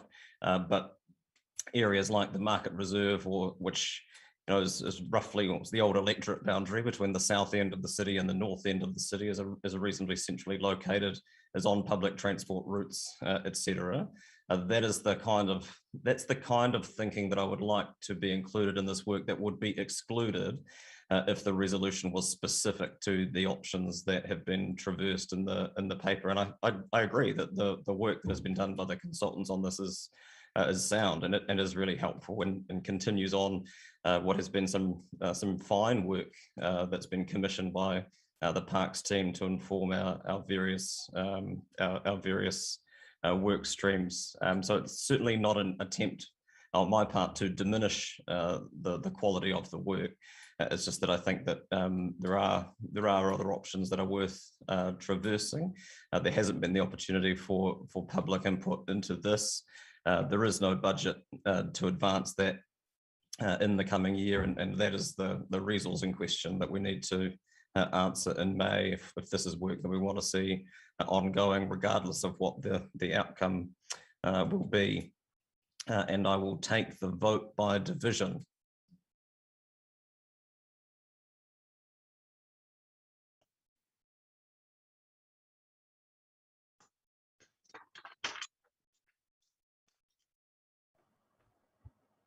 Councillor Benson Pope. Aye. Councillor Barker. Aye. Councillor Elder. Aye. Councillor Gary.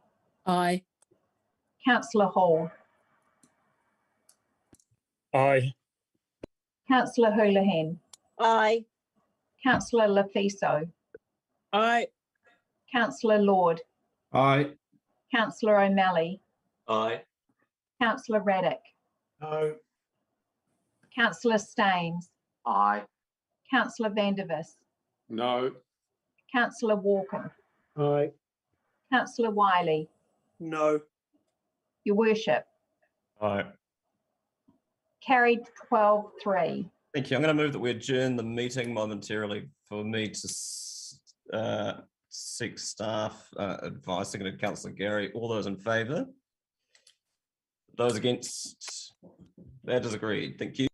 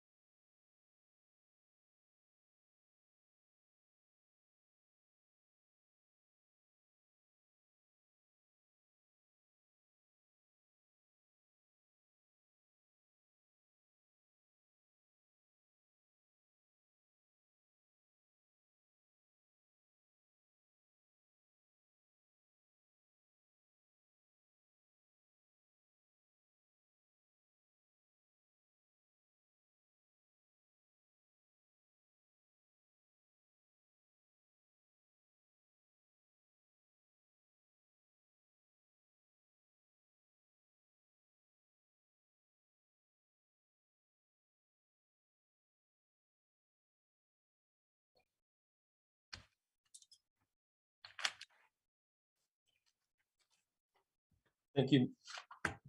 Ms. Graham, I understand, has procedural advice. Councillors, I think it would be helpful just to remind you of what's required if you are trying to move an amendment. So, and we've had discussions with the Mayor, this is slightly more challenging in an online environment. But if you want to move an amendment, you need to say, I would like to move an amendment. You need to make it very clear. And then if you need help, ask for an adjournment, the mayor will then adjourn the meeting to allow staff to work with you to work on the amendment, which can then be tabled.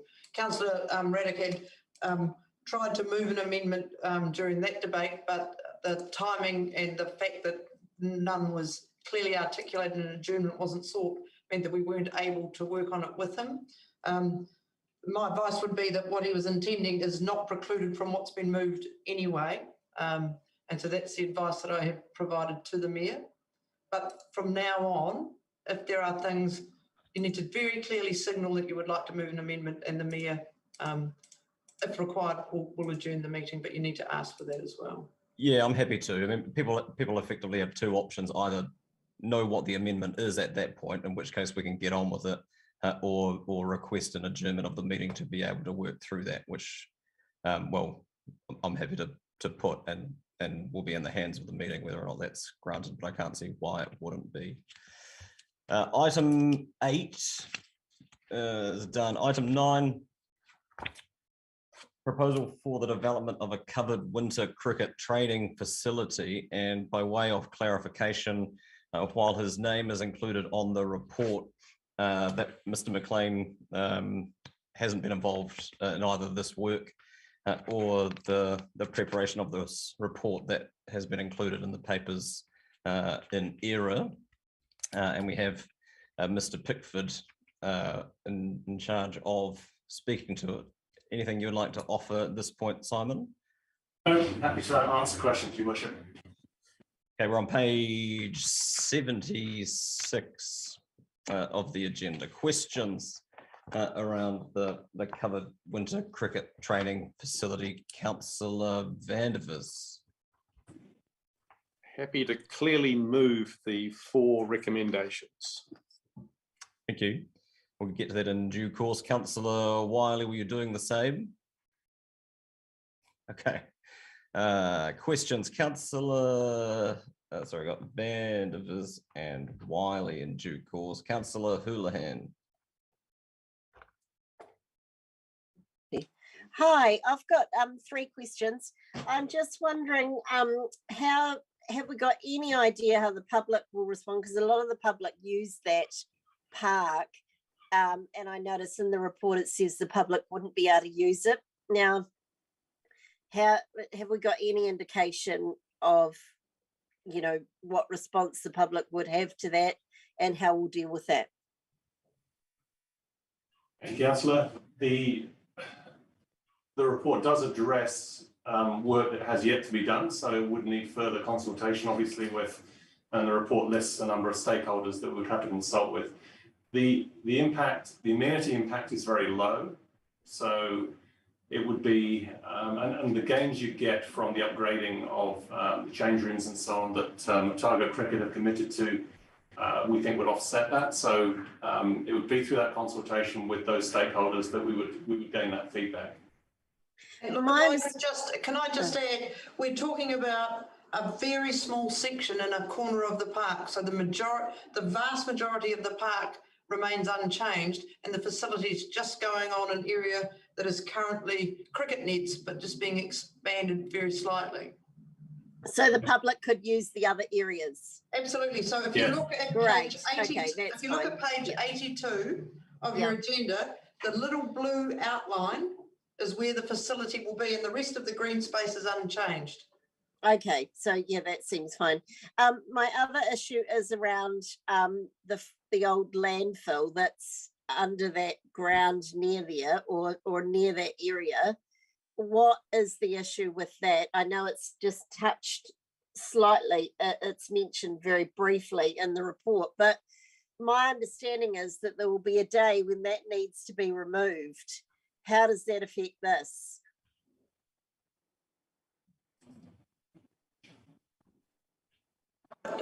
Can you point me to the part in the report that where Tonga Park is an old landfill? I know Hancock Park is. Well, maybe I'm getting confused with the parks, but my understanding was that there has been issues with water coming up in that area, and there was quite a bit of area that it needed work in that underneath because of, I thought it was an old landfill or a toxic area that was around that area. Is that not correct? Kettle Park. Kettle This Park is at Kettle, only Kettle. Okay, yeah, not there. And the flooding elements are referenced in here, and so that is something that everyone is aware of. And so that's paragraph 19 of your report, details the flooding issues. Okay, thank you. Councillor Benson-Pope. Thank you, Your Worship. Just on that matter, the reference in 19 to the flood-prone nature of the area, one assumes that will be coped with by the levels that will be approved at building consent time. Is that the Cricket Association's intention? Yes, correct. Thank you. It's been moved and seconded. Councillor Vandevers, would you like to speak to us? Yes, this report gives us all the detail I believe that we need to make this decision, to make it clearly. The upgrade of facilities is something that Cricket are very keen on, and so keen on, in fact, that no capital or operational cost to council is envisaged. That makes it something of a winner to me straight away. Paragraph 14. Some of the potential issues regarding flooding, I think, have been dealt with. In terms of the actual area in Tonga Park that is to be used by Cricket and to be used exclusively by them, it's an extremely small corner right away from the road in Tonga Park. I don't think it will affect any other users at all. And I am very grateful that Cricket are going to be spending this money to upgrade the facilities, upgrade some of the changing rooms as well. It's a win-win for everybody that I can see.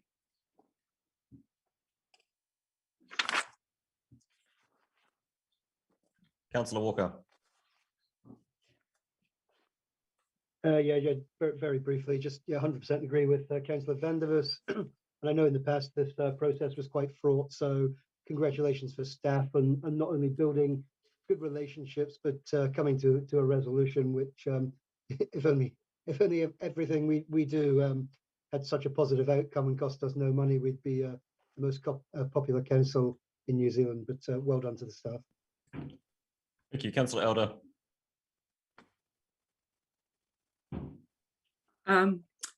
Yeah, I want to congratulate Parks and Recreation for a really good exercise in looking at options, enabling and facilitating so that we've come up with a really good win-win here and a partnership that is even strengthened through the process. So just want to congratulate Parks and Rec on their process and how they work this through. Councillor Wiley.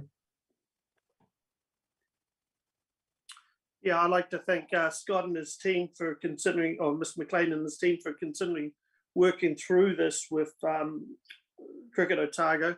It does tick a lot of the boxes that were required for Cricket Otago, and especially around the power and other services nearby. I think it will enhance Tonga Park as a recreational area, but I also like the fact how closely it's connected with the schools, in that it will not just have Cricket Otago and the elite players, but the ability for a lot of development players and with the local schools as well. And I think this is another area of where we talk about, in some cases, sharing some of the sport facilities around the area. Councillor Vandevers, your right of reply. No need, thank you. I'll put the motion. All those in favour? Those against? That is agreed. Thank you. Item 10 on page 83, annual plan budget update, waste management. We have Mr. Drew and Mr. Henderson on the crash Zoom. Welcome. Thank you. Anything from either of you by introduction? Happy to take it as read. Fantastic. Questions, councillors? Councillor Vandervis. In paragraph 3, rates contribution to the group is increased by 1.7 million, it's 36.8%. The increased funding reflects declining volumes through the Green Island landfill. I've already highlighted in previous years the problem with the Green Island landfill essentially pricing itself off the commercial market, making things just simply too expensive to dump there and encouraging other markets, and therefore decreasing our income, decreasing our control over what happens to our refuse. Is this intended to continue? Are we going to continue to be priced off the market for a lot of commercial landfill in particular? Are we going to continue to essentially be bypassed by private enterprise and no longer be a major player in how Dunedin rubbish is disposed of? Hard to answer that question specifically, Councillor. The fact of the matter is that as a municipal landfill, we are hit by higher waste disposal levy costs, and obviously we have the emission trading scheme costs, which at the moment are still not a level playing field. So there will, at the moment, and for the next few years at least, there is definitely not a level playing field when it comes to the costs for operating Green Island landfill. So are you saying that the private providers of waste disposal do not get hit by the trading scheme costs that we do? No, the waste disposal levy expansion is beginning to apply to other types of landfill, but at the moment that's at a lower rate, and if they're not accepting organic wastes into landfill, then the emission trading scheme doesn't tend to apply either. Right, okay. Why then do we have this massively increased price, for instance, for clay disposal at the landfill? As mentioned in the report, there was an audit carried out by Ministry for the Environment. We had previously not applied waste disposal levy to things like clay material. We had not applied that levy in the past. Their opinion was that we should be applying that levy, which as of 1st of July adds $30 to the price of disposal. Is that clay needed to actually cover, or have we got far too much of it and would like to send it to other private disposal areas? At the moment, that material is used for cover material at the Green Island landfill, yes. But do we have more than we need?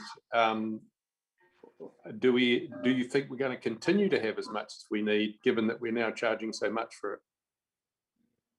The impact of that price rise, it will have an operational impact on the landfill. We may need to move ahead with applying artificial cover or getting the mechanism to apply artificial cover in the short term.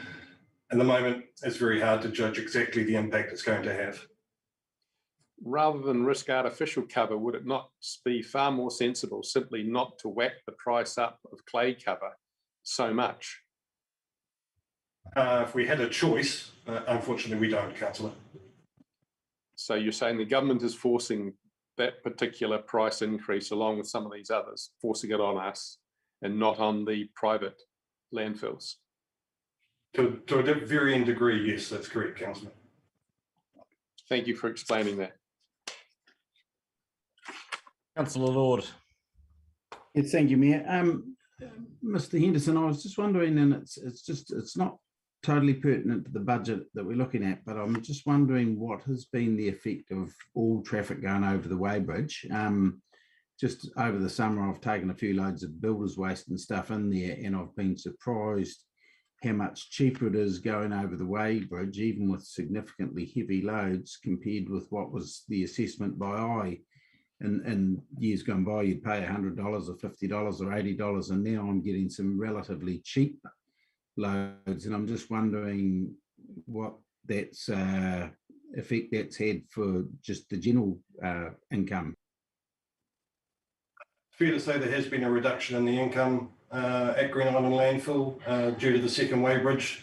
That was anticipated to some degree simply by the fact that the whole reason for putting in the second weighbridge, or part of the reasoning for it, was to obviously apply the charges more equitably and evenly, especially for domestic users. Thank you. And the other question, I too, like Councillor Vandervis, was astounded by the 700% increase in the clay coming in.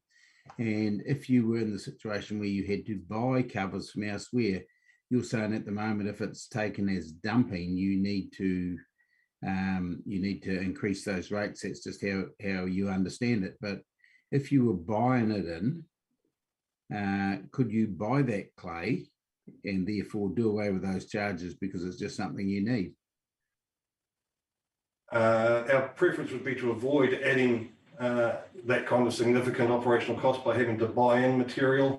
Preference would be to try and move ahead with some with artificial cover or a mechanism along those lines, rather than have to start buying material. Okay, thank you. Councillor O'Malley. Thank you, Bishop. When was the directive from MFE that we would have to basically pay for the dumping now, effectively, of the clay top? When did that come in? That audit report was completed in November. We received the corrective actions from that audit report at the end of November last year. So there hasn't been sufficient time then to bring that up as part of the activity reports of the infrastructure meetings. No, obviously we received that report at the end of November. Yeah. Right. And are we going to, based on the questions you've already received so far, challenge it? In as much as it seems it's used for operational purposes and not for landfilling. I don't want to get into the details too much there, Councillor, but yeah, we have asked for some further explanation of the rules and the justification for that corrective action. Obviously, we have been issued a corrective action which we are responding to, but we are trying to seek some further clarity on that. Do you think you'll have it in time for May? That is my hope, yes, Councillor. Thanks. And then I just wanted to touch on the internal revenue change of $800,000 from Tahuna Wastewater Treatment Plant. Where's that sludge being diverted to now? Councillor, we're in an open market tender process at the moment, so we're just exploring those options. I can't say too much, but we know that disposing of the sludge to landfill is not the best solution long term. So it's not a capacity issue at Green Island. Is that the Green Island landfill is not an appropriate receiving landfill?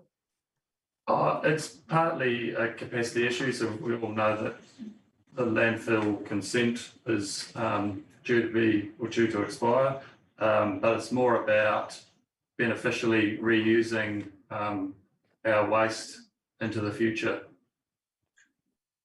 Okay, because I noticed in the Three Waters section figure I find this number twice.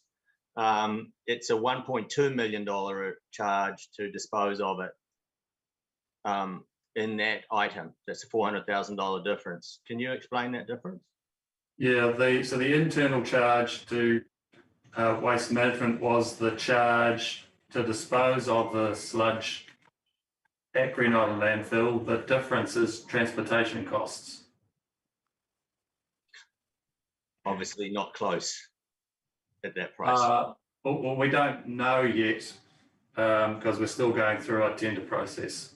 So then, oh no, that's fine. I'm good with that answer. Now, back to the waste levy and ETS charges. Mr. Henderson, you said that the private providers are now starting to finally get some of that waste levy charge. Are they? And you then said that if they're not accepting green waste, they won't be hit with an ETS charge, right? Yes, to varying levels. It depends on exactly which landfill you're talking about. But if there's no organics or basically the carbon producing material, so in argument's sake, a clean fill doesn't have to pay emission trading scheme charges. Okay, because I was at the landfill the other day. I had nothing better to do. And it was when the weighbridge was, one of the weighbridges were down, and there was a massive backup. And then one of the reasons there was a massive backup was that there was a fire at the Nash and Ross landfill, and all the green waste was coming to Green Island. So my question is then, I assume Nash and Ross is classified then as taking carbon emitting material, is it? So they believe that fire was actually at the cheapest, I just need to try and clarify the proper name. There's the cheapest greenfill, which is actually up in the hill behind Nash and Ross. Okay, sorry about that. But then they are obviously accepting green waste. And are they being subject to the ETS charges? To the best of my knowledge, because it's only a green waste, which is a consented activity, I do not believe they have any emission trading scheme charges. So this is yet another anomaly in the system that explains our gate charge compared to others. Yes, that'd be correct, Councillor. Great, thank you.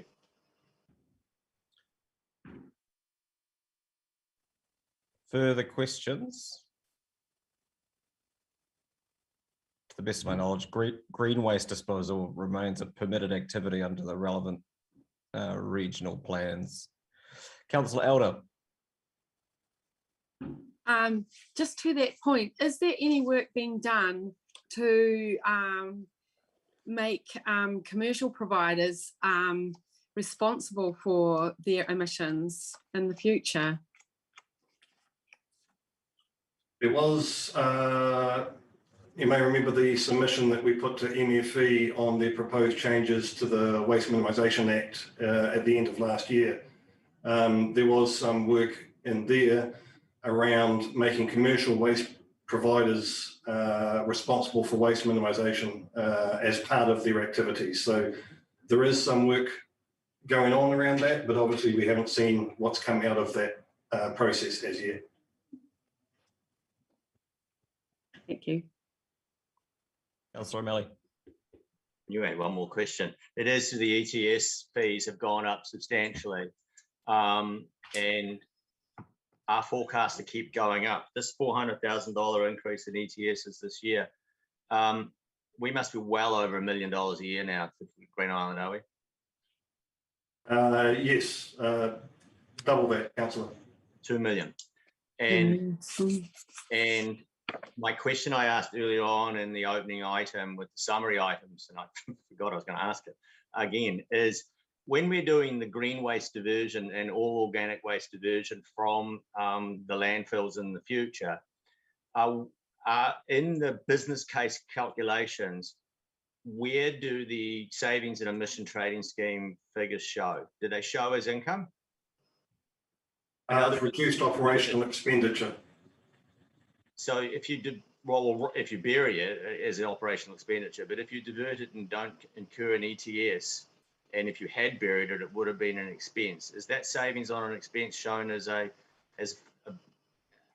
least on the books in some way or another, as either a piece of income or a reduction in the operating costs?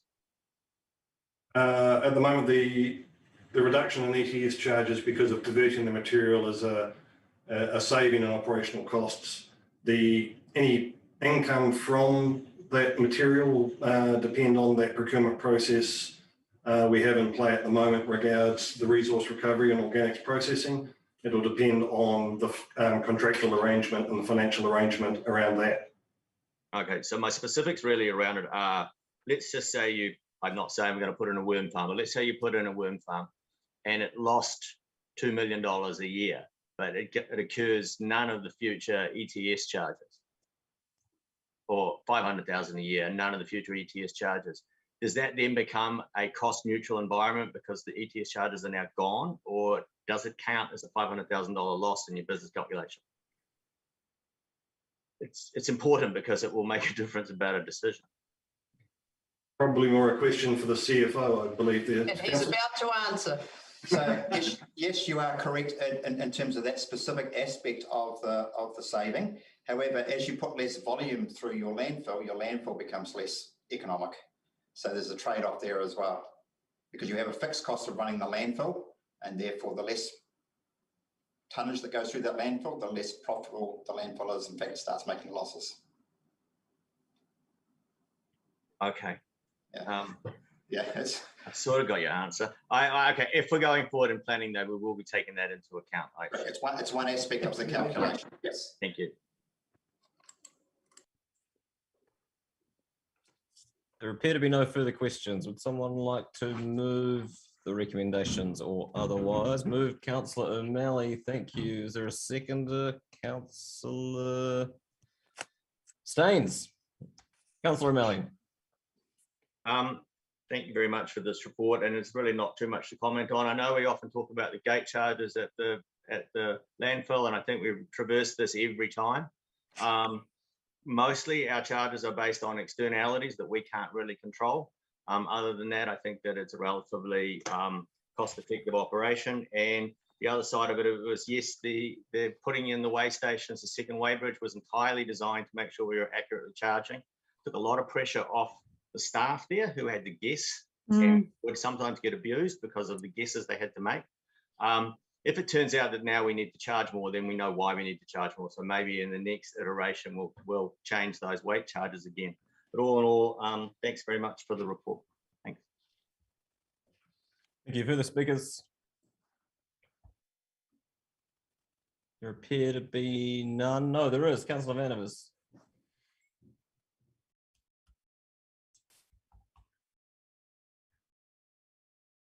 Oh, we can't hear you, Councillor.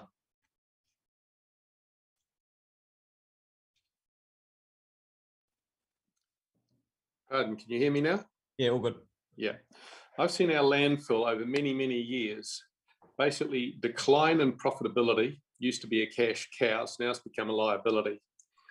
And one of the main reasons it's become less and less economic as a landfill is because we as a council have kept making decisions which make it less attractive to use, less flexible, and we've settled it with all kinds of supposedly carbon-friendly policies that have had the opposite effect of what was intended. Councillor O'Malley's claim that it's mostly externalities that we can't control that have resulted in this landfill situation where most of our waste is going to private landfills now, I don't believe it's correct. You don't have to go too far back in the history of our landfill to realise that it was appallingly managed, that there was a great deal of fraud and corruption involved in the running of the landfill. A previous senior manager there actually did jail time for what was going on at the landfill. And this has been compounded by the fact that the council has continued to try and appear to be green and appear to have control over our waste. And in bringing in all sorts of legislation, including the latest change to the bin arrangement and getting rid of the bags, has increased the cost of running the landfill at every turn and had the effect opposite of what was intended, of meaning that we no longer control most of the waste streams of our city. We've priced ourselves off the market for most of the waste. We haven't learned from the privateers like Nash and Ross that have come in and are now running extensive and increasing operations. We haven't learned from them how to do these things efficiently. The externalities that we can't control certainly don't help, and government need to be called to account for their ridiculous requirements under the emissions trading scheme costs, especially regarding clay cover. That's just insane. But we have to, as a council, I believe, admit that it's our policies and the way that we've run the landfill and the expenses that we've added to the landfill, all of which, by the way, I voted against over many years, including the second weighbridge, have all ended up creating many of the problems that we now find ourselves with. This, combined with the problem that we have with the ORC and still not knowing whether or not we're going to get an extended consent past 2023 for the landfill. Again, this comes back to the more fundamental issue that Dunedin suffers, and that is not having a unitary council, not knowing in advance how we are going to be able to operate, manacling ourselves with all kinds of considerations that have had the opposite effect of what we really want, is the reason we find ourselves in this cleft stick now. I can't vote for either of these recommendations. The draft operating budget is unaffordable. It creates increases which are just going to worsen the situation. And the fees and charges schedule, again, is simply going to worsen what is already a less and less economic landfill, as our head economics manager has highlighted. We need a complete rethink about how we approach the landfill. We need to do things vastly differently. And I think we probably need to consider that landfill is something that we do so badly that we need to approach companies like Nash and Ross to see if they could in fact run the whole shebang, because they're already running most of it much better than we do.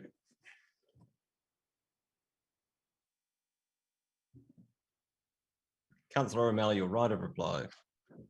Thank you, Your Worship. I'd first like to start out to say that our most fundamental problem with Green Island was probably not funding Smooth Hill redevelopment in the previous LTP. And that put us 3 years further back down the track rather than whether we're a unitary council or not. I also would argue that we shouldn't necessarily in this modern era be looking at a landfill as an opportunity to generate money. Putting stuff in the ground for the purpose of making money was what the mafia do in New England. Externalities, I just want to run through them a little bit. $1.5 million of increased emission trading schemes per annum since within 10 years. Our waste levy has gone up. Well, we got $188,000 extra income. That means that our waste levy had gone up $400,000 this year because you get half of it back. So just between those two, we're at $1.9 million external costs that we have to bear, and the person going through our gates has to bear that the other side does not have to. As I said the other day when I was out there, that cheap, well, it's not Nash and Ross, I'm sorry to say it was them, that cheap greenfield landfill in Green Island was managed so well it caught fire. Now we're not going to, we shouldn't be operating an agency that runs that badly. So yes, it will cost more to do the right thing. The other aspect of it is we actually have a zero waste target. We are supposed to be targeting less and less volume through the gates to our landfill. That is the whole purpose of the changing of the residential pickup. And that's why my question around the green waste diversion and the reduction of carbon gases from the landfill and whether they're taken as an income or a loss is because we have to make sure we're balancing this stuff correctly. But most importantly, we've got to stop looking at this as a revenue generator.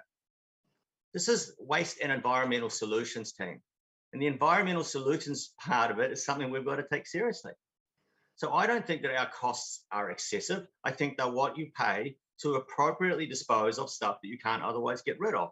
And we should have in it charges, and the government's basically imposed them on us, so that they're not our charges, but the government's given to us, that say, please don't bury your green waste in the landfill, take it over here and do something else with it. All of that stuff encourages change of behavior.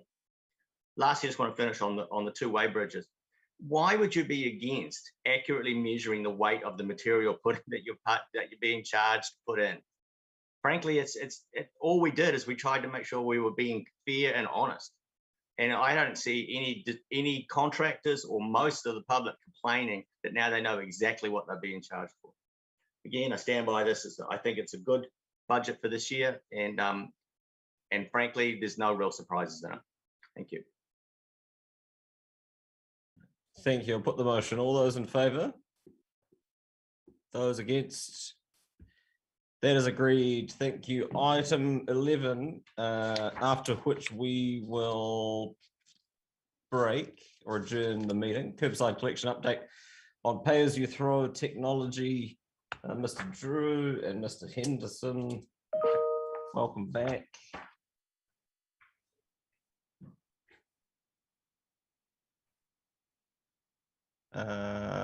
Anything by way of opening from you? Happy to take the report as read. Thank you. Almost on cue, an email on waste charges from Dame Elizabeth Hannon. So great to have you tuning into the meeting. Questions, councillors. Councillor Houlihan. Thank you. Yes, it seems to me to be very clear in this report, mind you, of course, I thought Kettle Park and I got Tonga mixed up, but that there is an issue, an obvious answer is to charge people for what they use. But it says in this report that didn't work so well for Auckland City Council in the end. And I'm just wondering, what sort of investigation have we done further afield, around that? Because to me, I'll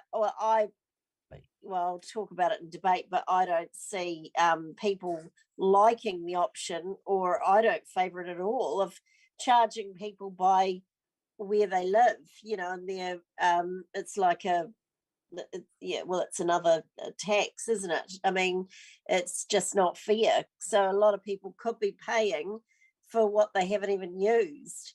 So and the whole idea, once again, going back to that last paper we've just had and just come off, is the idea is to reduce rubbish, not make more of it. And if there's no incentive there to charge people for what they've used, that's going against our carbon goals, and it's not what. So have we done any more investigation around this, please? After all that, councillor, it's unclear to me whether you are speaking to item 11, the update on pay-as-you-throw technology, or item 12, funding options for the curbside collection system. Item 12. Because in item 12, we're not up to that year, councillor. We're on item 11, the update on pay-as-you-throw technology. Like, do you have we can come back to you, Councillor Lord. Right. Yes, Mr. Henderson again. Look, I'd note on point 11, it says at the bottom that the rates-funded refuse collection or the use of bylaws to limit the provision of 240-litre wheeling bins by the private sector is shown to reduce residual rubbish. And I understand what that means. My question is, do you think if we go down, well, we've already made the decision, we're going to go down the 5 bin system, so that in itself surely will limit most of the competitors out of the market, would you think?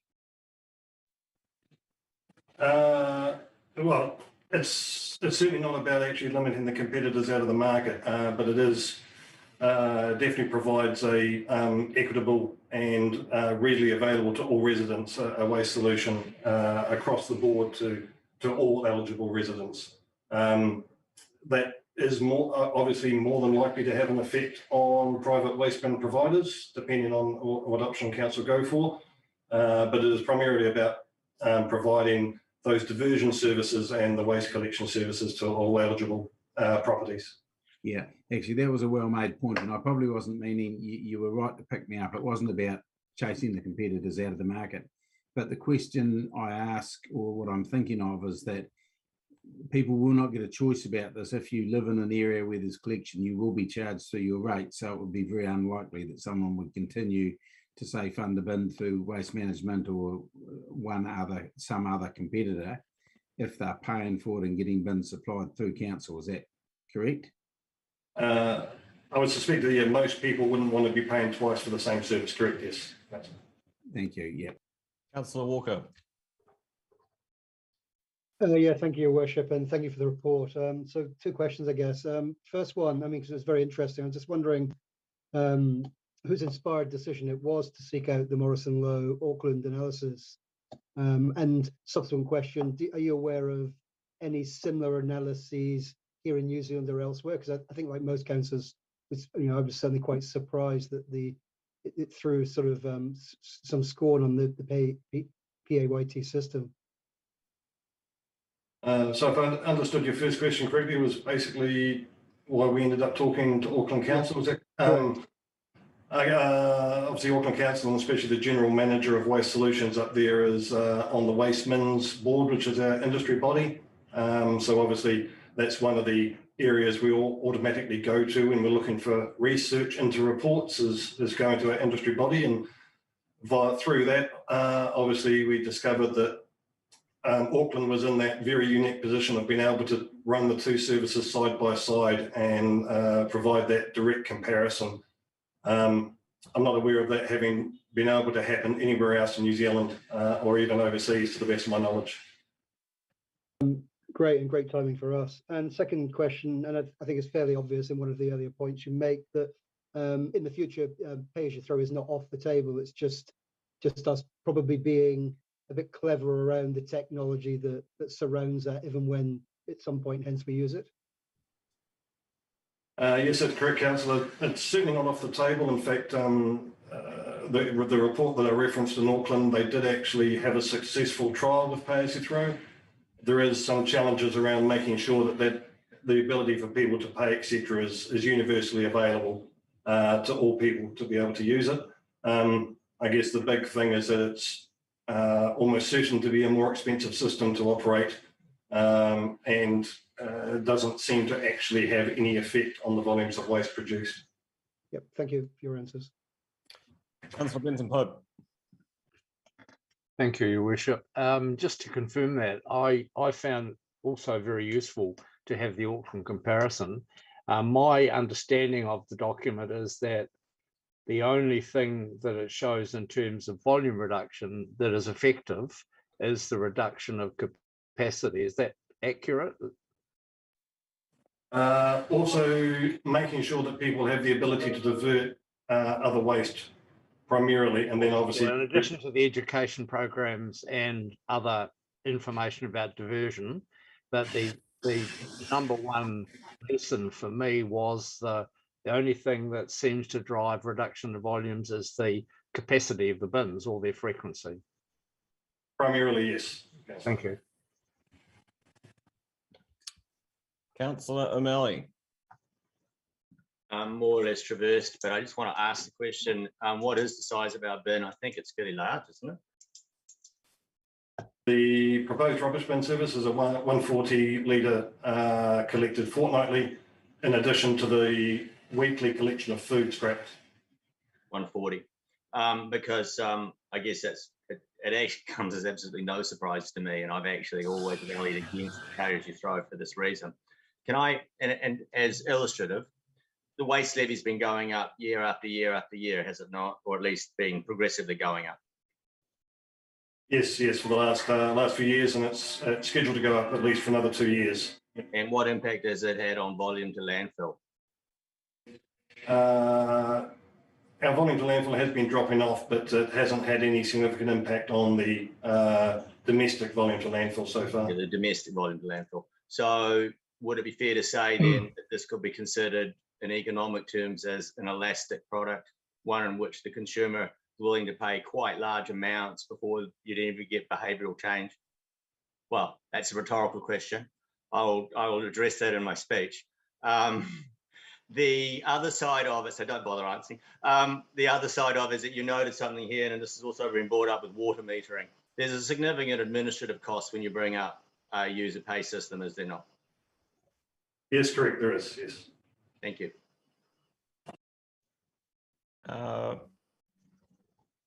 Thank you. We've exhausted questions of staff. Was that Councillor Lord? Yeah, I'd like to move option 1 if I could. Status quo. Again, Councillor, we're on item 11, not item 12. But if the Councillor O'Malley, were you prepared to move the recommendations for item 11 in order to allow you to speak to them? Moved by Councillor O'Malley. Is there a second? Seconded, Councillor Walker. All yours. Thank you. I would have spoken anyway, but the issue really I've always had with pay as you throw or any user pay technology is it usually has actually very limited effect on that you're trying to achieve, and nowhere near as effective as, for example, limiting the size of the bin. That's actually the most effective way you'll ever get this, and we want to maybe consider as we go forward the size of the rubbish bin that we'll offer. There is, I agree completely with Councillor Lord, there's every expectation that EnviroWaste's business will pretty much drop to zero. And I think they anticipated that, and they anticipated a curbside collection.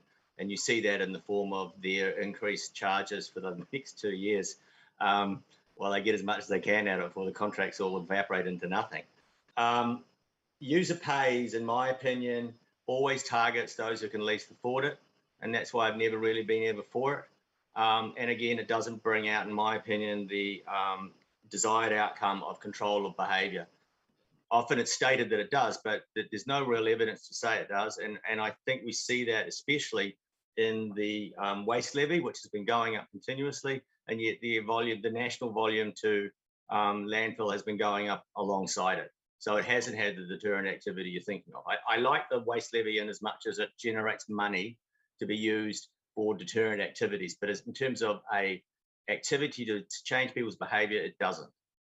So I'm kind of glad that this report has come in and landed the way it has, because I would actually like to put this completely to bed and not have to come back and readdress it in 4 or 5 years' time. Thank you. Thank you, Councillor Walker. Yeah, thank you. And yeah, probably just reiterating what Councillor Malley said. I mean, I've always, certainly in the water debates, have raised that ominous spectre of once you get into water metering, you're starting to hit those people in your community who are far less likely to be able to afford the service. That said, thanks obviously for the staff of this report. It's also always helpful to have your decision guided and directed by and backed by evidence and analysis.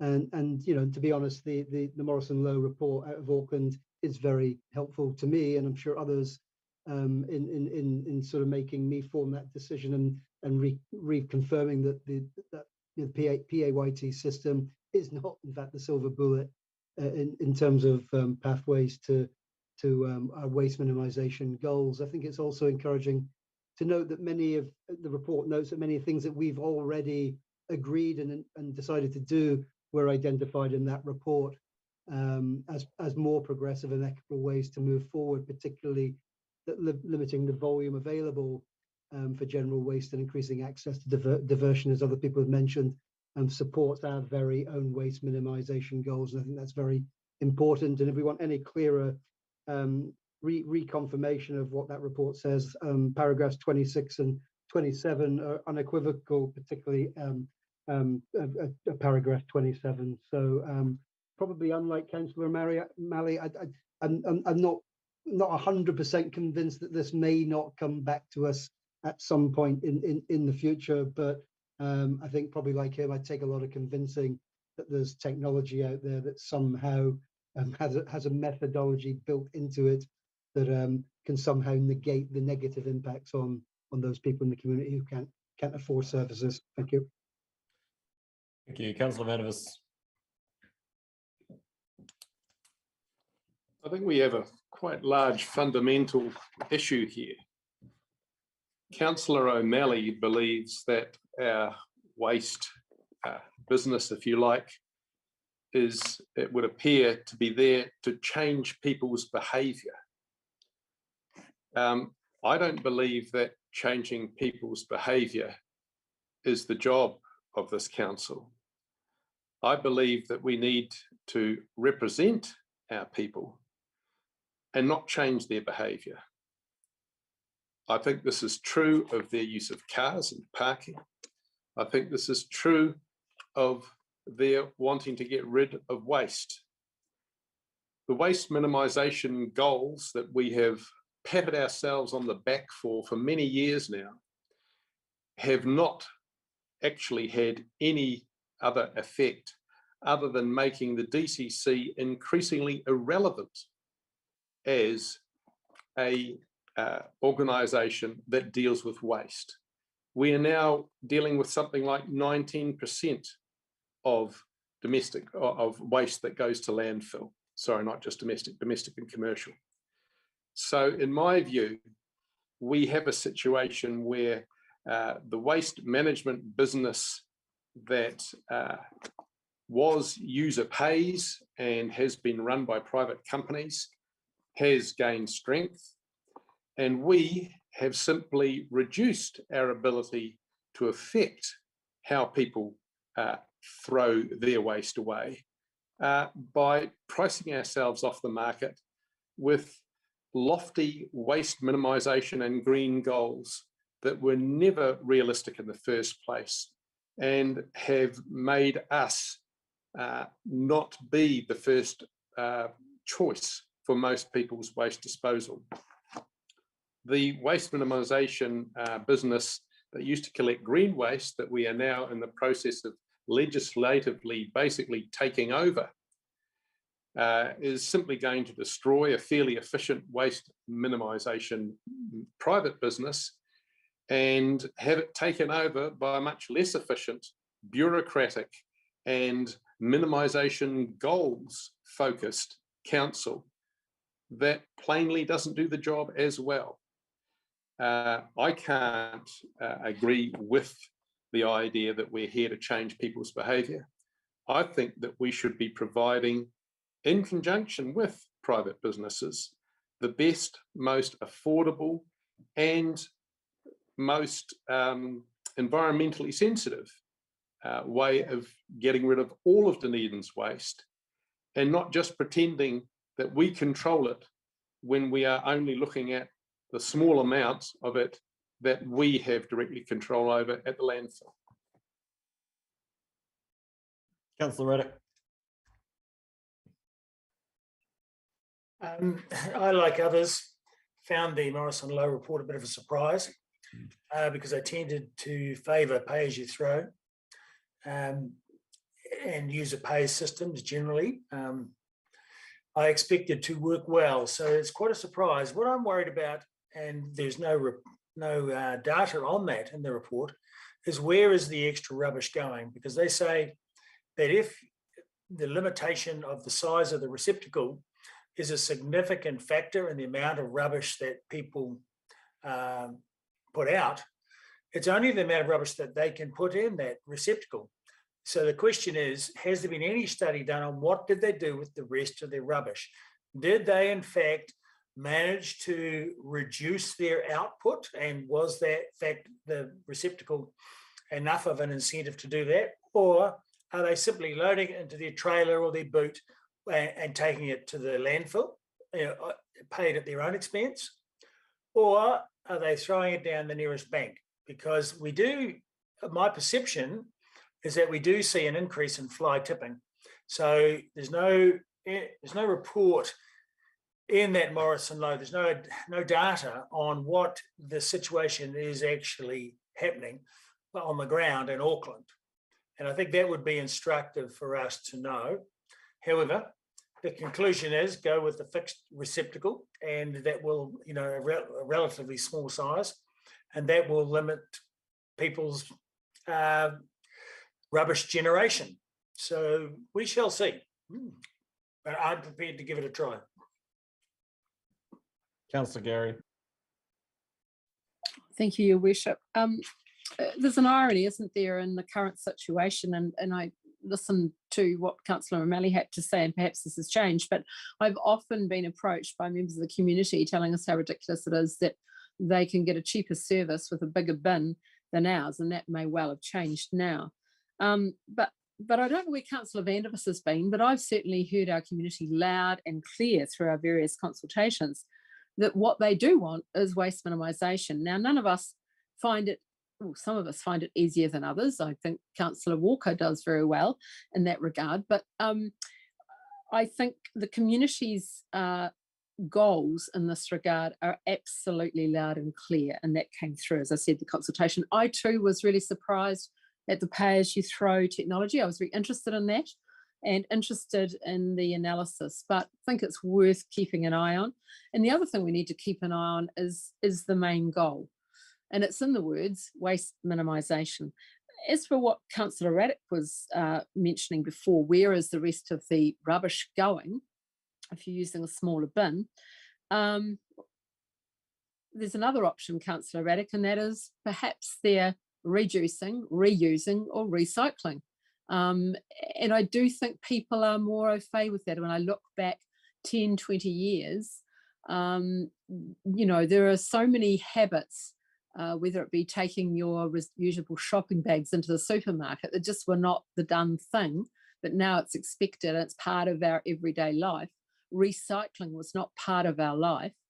And now it is. It's the norm. It's mainstream. So maybe that's what's happening more than the possibilities. Although I do agree that fly tipping has been an issue, but we've done some things about that. So I found this report very helpful, and I will certainly be able to support the motion. Well, thank you, Councillor O'Malley. Your right of reply. Thank you, Worship. Represent your people or changing behaviour. I think the thing is, it depends on who you're representing. I would argue that, in fact, when we talk about behavioural changes, we're not talking about enforcing people into something they don't want to do. We're giving them options, and then they choose to do those options. Then once they've done them, their behaviour has changed. Waste burying and waste minimisation are not the same thing. So just because something goes to a private landfill and gets buried in the ground, that's not waste minimisation. In fact, waste minimisation is to divert and try to reduce that material that goes into the ground. In terms of we should be dealing much more with private industry. Well, I'd like to point out that Waste Management run Green Island and OG Fibres runs the MRF.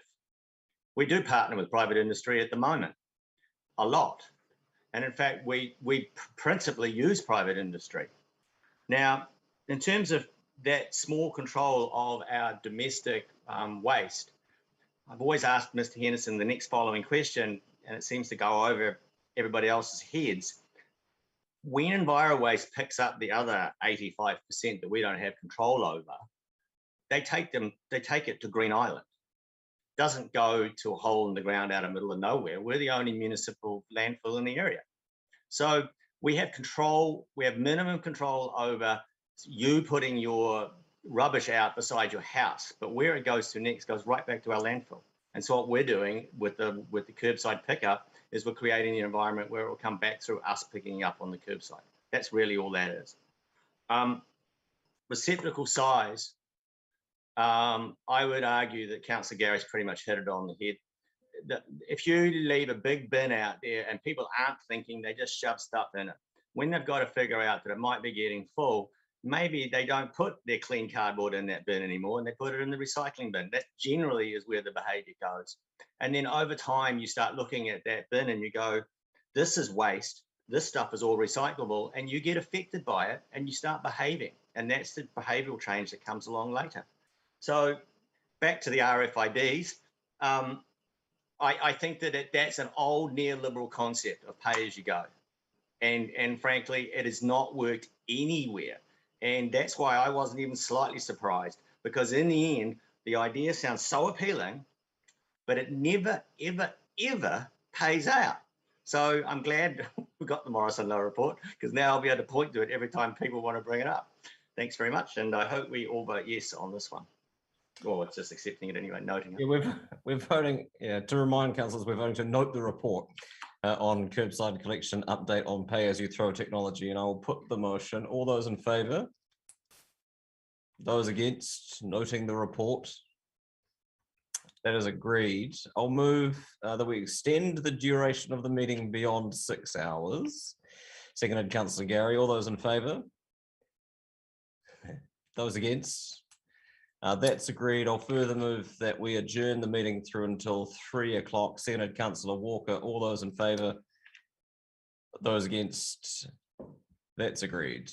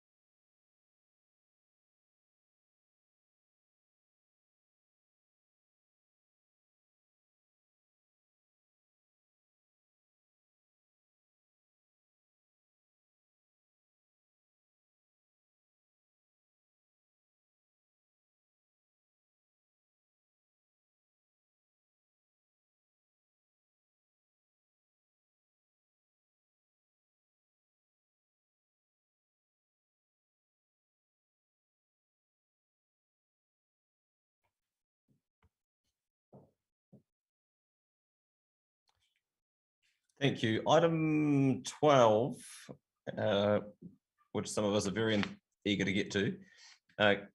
Funding options for the curbside collection service. Mr. Logie. Thank you, Your Worship. Just a couple of points. This paper, even though the service is not due to commence until July 23, this paper is responding to a request for a paper to inform the 22-23 annual plan. At this stage, we don't know the cost of the service, so we've had to use the numbers that were presented in the 10-year plan document. And just a reminder that every 3 years we do a property revaluation. So the options provided in this paper relate to the current valuation of residential properties in Dunedin. On the 1st of July 23, there'll be a new valuation that will be coming into effect. So that may affect some of the distribution between the properties, depending on the outcome of that valuation.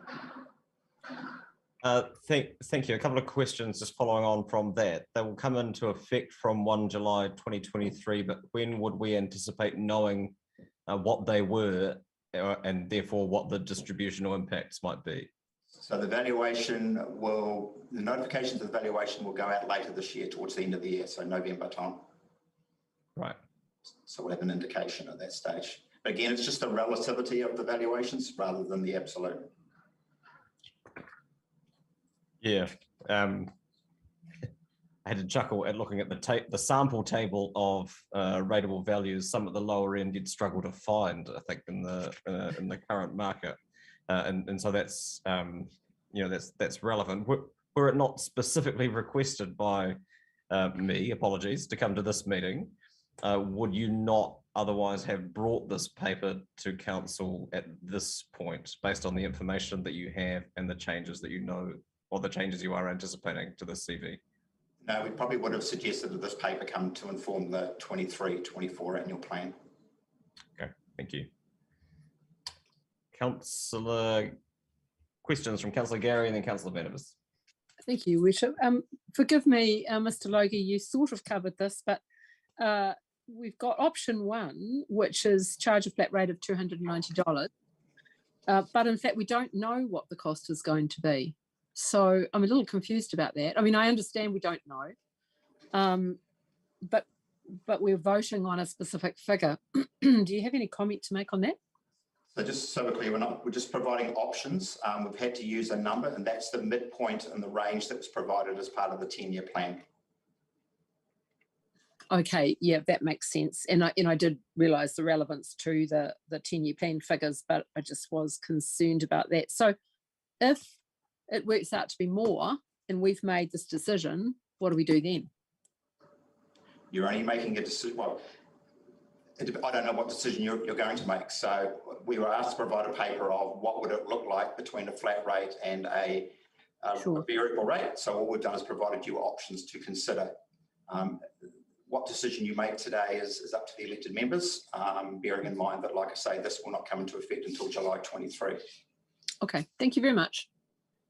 But taking your earlier comments on board, Mr. Logie, were we to not make a decision around the funding options at this point and instead have that debate for the next annual plan process, that would be, well, the annual plan process for the year that the charge will be collected, that wouldn't, that decision wouldn't impact the ability of you to do that work in a timely manner. No. So for example, if we brought this paper with updated figures in December, that would be any amount of time to inform the work that would be needed to implement the charge from 1 July next year. Thanks. Councillor Vandervis. His Worship has already mentioned that 345,000 at the lower end of capital values is very much at the lower end these days. My question is, why is it that we stop at 750,000 when I think your average sale price recently in Dunedin is $1 million and there's many houses over at 2 million? Why have you adopted such a narrow range of sample rates? Because this applies to the current valuation that sits in the rating database as of today. So, which hasn't been updated and is due for an update in November. Yeah, I understand that, but having said that, There are many properties well in excess of 750,000. Why have you stopped there? Not many in the current database. So based on the current values against all our properties, not many. There would be some, but as I say, the next valuation, all properties will lift in value. It's just a relativity that may change. Right. So what you're saying is that this sample rates is reasonably sort of representative of the old values at least, and that they'll all just change by plus 20% or whatever it is, and the relativity won't be much different. Well, no, we're not saying all of that. We're saying that the values will change. We don't know yet until we've seen the change if the relativities will change or not. And that having this same discussion at the end of this current calendar year, one assumes that the valuations will be closer to the actual market value than the existing valuations are to the current market value. Correct. Thank you. Councillor O'Malley. My question is really around the Local Government Rating Act. When does an activity become targeted versus go into the general rate? So I believe water is also a targeted rate, isn't it? Carolyn, are you there? Sorry, just trying to get hold of Miss Allen. Well, is it a statute or is it, I mean, it seems to me looking at it that when we have a service that goes to a house, we put it as a targeted rate, but then we have general rates which also cover services like parks and roads and stuff like that. Yeah, how many households have to access a service before you can fund it through the general rate as opposed to through a targeted rate? Yeah, or does it have to look a certain way to be able to be a general rate versus in the targeted rate? Right. Sorry, I muted you, Ms. Allen. Through your worship, there's a number of factors that you consider when you're looking at your revenue and financing policy. So, for example, you'll look at whether you can identify the individual users of services. And so when you're charging, whether you receive a service or not, that's how you identify, for example, that properties are receiving the curbside service. Yeah, you got anything to add? I think it's right. So it's specific to the fact that there's an identifiable service and that's why it would be a targeted rate. Identifiable service, and you can also identify the beneficiaries of the service so that, so that you're able to charge them. Yeah. Okay, thank you. That answers my question. Councillor Lord. Yeah, thank you, Worship. Yeah, no, look, I was willing to move this, but just after we're hearing the questions you've asked, would it be easier for someone to lay this on the table and leave it till December? Would that be a simpler decision? We couldn't lay it on the table because it would have to be taken up on the 22nd of February at the next council meeting. But we could certainly resolve to have the debate during the preparation of draft annual plan budgets for next year, which would be for 23-24, which would allow for them to be based, the debate to be based on more up-to-date valuation data. Yeah, well, I'd be happy to move that we do that if someone wanted to draft up a motion to those words in effect, if that was the view of the meeting. I'd happily second that, Councillor. I'd require a moment to draft that though. So in this, on your behalf, I'm happy to assist you, Councillor, in drafting a resolution. I always thought you were a good bloke. So I'll move that we adjourn the meeting for the purposes of doing that. Seconded, Councillor Gary. All those in favour? Those against? That's agreed.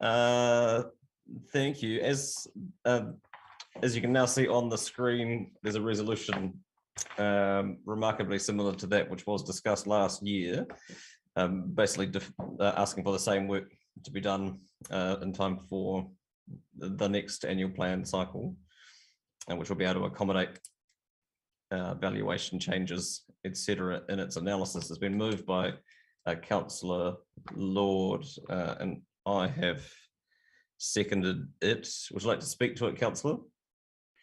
Yeah, look, thank you. Yeah, look, all I'd say is there's no imminent need to do this work at the moment. There's every reason when we do it next year with the new valuations and more realistic ideas of exactly what the service may cost, we can have that debate then. Thank you.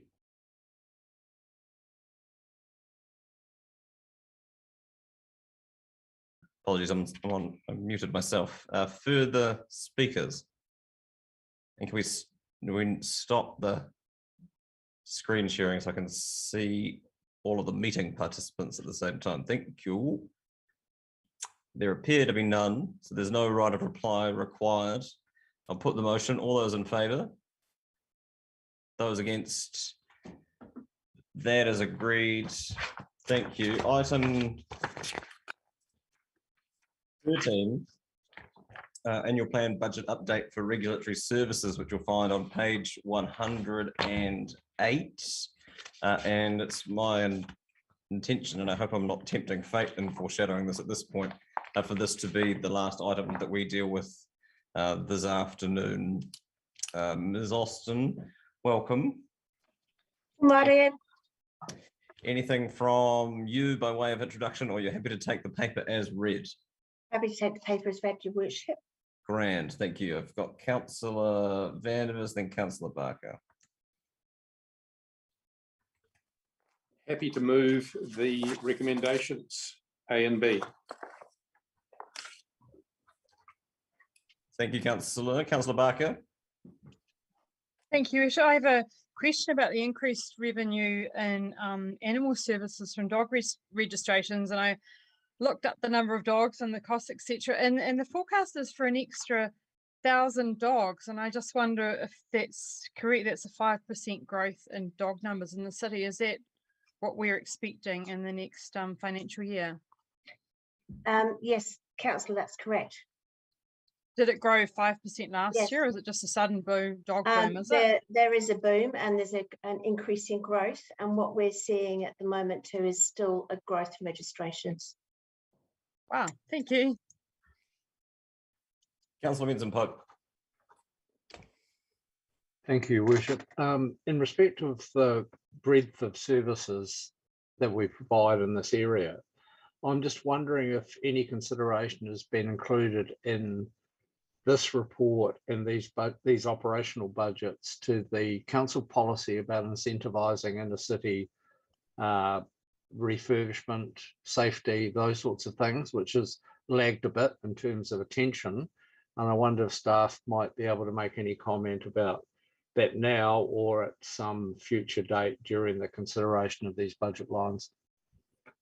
We can get back to you on that, Councillor. There's certainly a lot of consideration of a lot of new growth as well. Some of that's predictable, some of that's less predictable, but we could get back to you with more information. That would be good. Thank you. Councillor Reddick. Yes, I'm just wondering about the discrepancy between item 3A and 4. 1.2 million in building services due to an increase in consenting activity, but personnel costs have increased by 1.4 and funded by building services fees revenue. So personnel services have raised by an extra 200,000. So the statement's made that it's funded by the building services fees revenue. What? I think the key word you're looking for there, Councillor, is primarily. It's due primarily to additional resources in the building services team, but where else is the rest of the funding coming from? That's the question. How's that? At the moment, our funding are split actually in terms of rates and revenue is actually running. So we're below rates, so we're actually going at 81% to 19. that's funded by rates. So we're doing it within the existing budget and with revenue. Yes, well, I see the existing budget is in credit. You know, it's like a Yes. you have a solid bottom line, but I was just wondering where the 200 in that particular allocation was coming from. So just remind councillors that this includes a number of activities, not just building services, as Worship's alluded to. So it does include alcohol licensing, animal services, environmental health, and parking. So there will be increases in personnel costs in those areas. Yes. So there's personnel costs increase across all range of activity, but the 1.2 million is all covered. Yeah, predominantly in building services, councillor. Yeah, thank you. Yeah, well, I mean, I got that. I was just wondering about that discrepancy. That's all. Thank you. Thank you, Councillor Gary. Oh no, my question's been answered. Thank you. Splendid. Councillor Barker. Thank you, Isha. I just wanted to clarify parking charges, and I know we were talking about managing parking, and one of the things available to us was about changing some of our parking charges, and I don't see any changes in these upcoming charges for 22-23. So I kind of wanted to know about the timeline that we were looking at the work on parking. Councillor, this area deals with compliance, not with charging. So I'll just follow on. So parking operations now falls into my portfolio.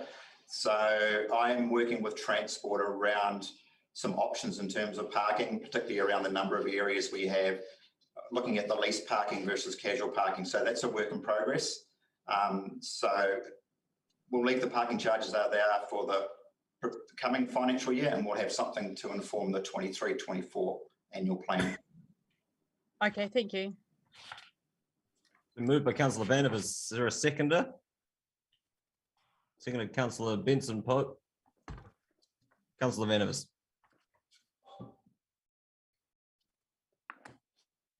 The increase in costs is something which always concerns me, but I have also been concerned in the past that a number of our regulatory services and consents in particular haven't had the resourcing that they need, and that we have had very expensive disputes resulting later on as a result. So given that we have an increasing population, to some degree perhaps a more litigious population these days as well, I think it's really important that our regulatory services and consents in particular are precisely and appropriately granted to ensure fairness and compliance, so that we avoid what can be very expensive disputes later on. I've been involved in a number of those. So hopefully these charges and increases will actually give our regulatory people the resources they need to do what is often a difficult job, a job where there are balancing acts and a lot of competing influences, to allow us in future not to have as many disputes as we have had in the past.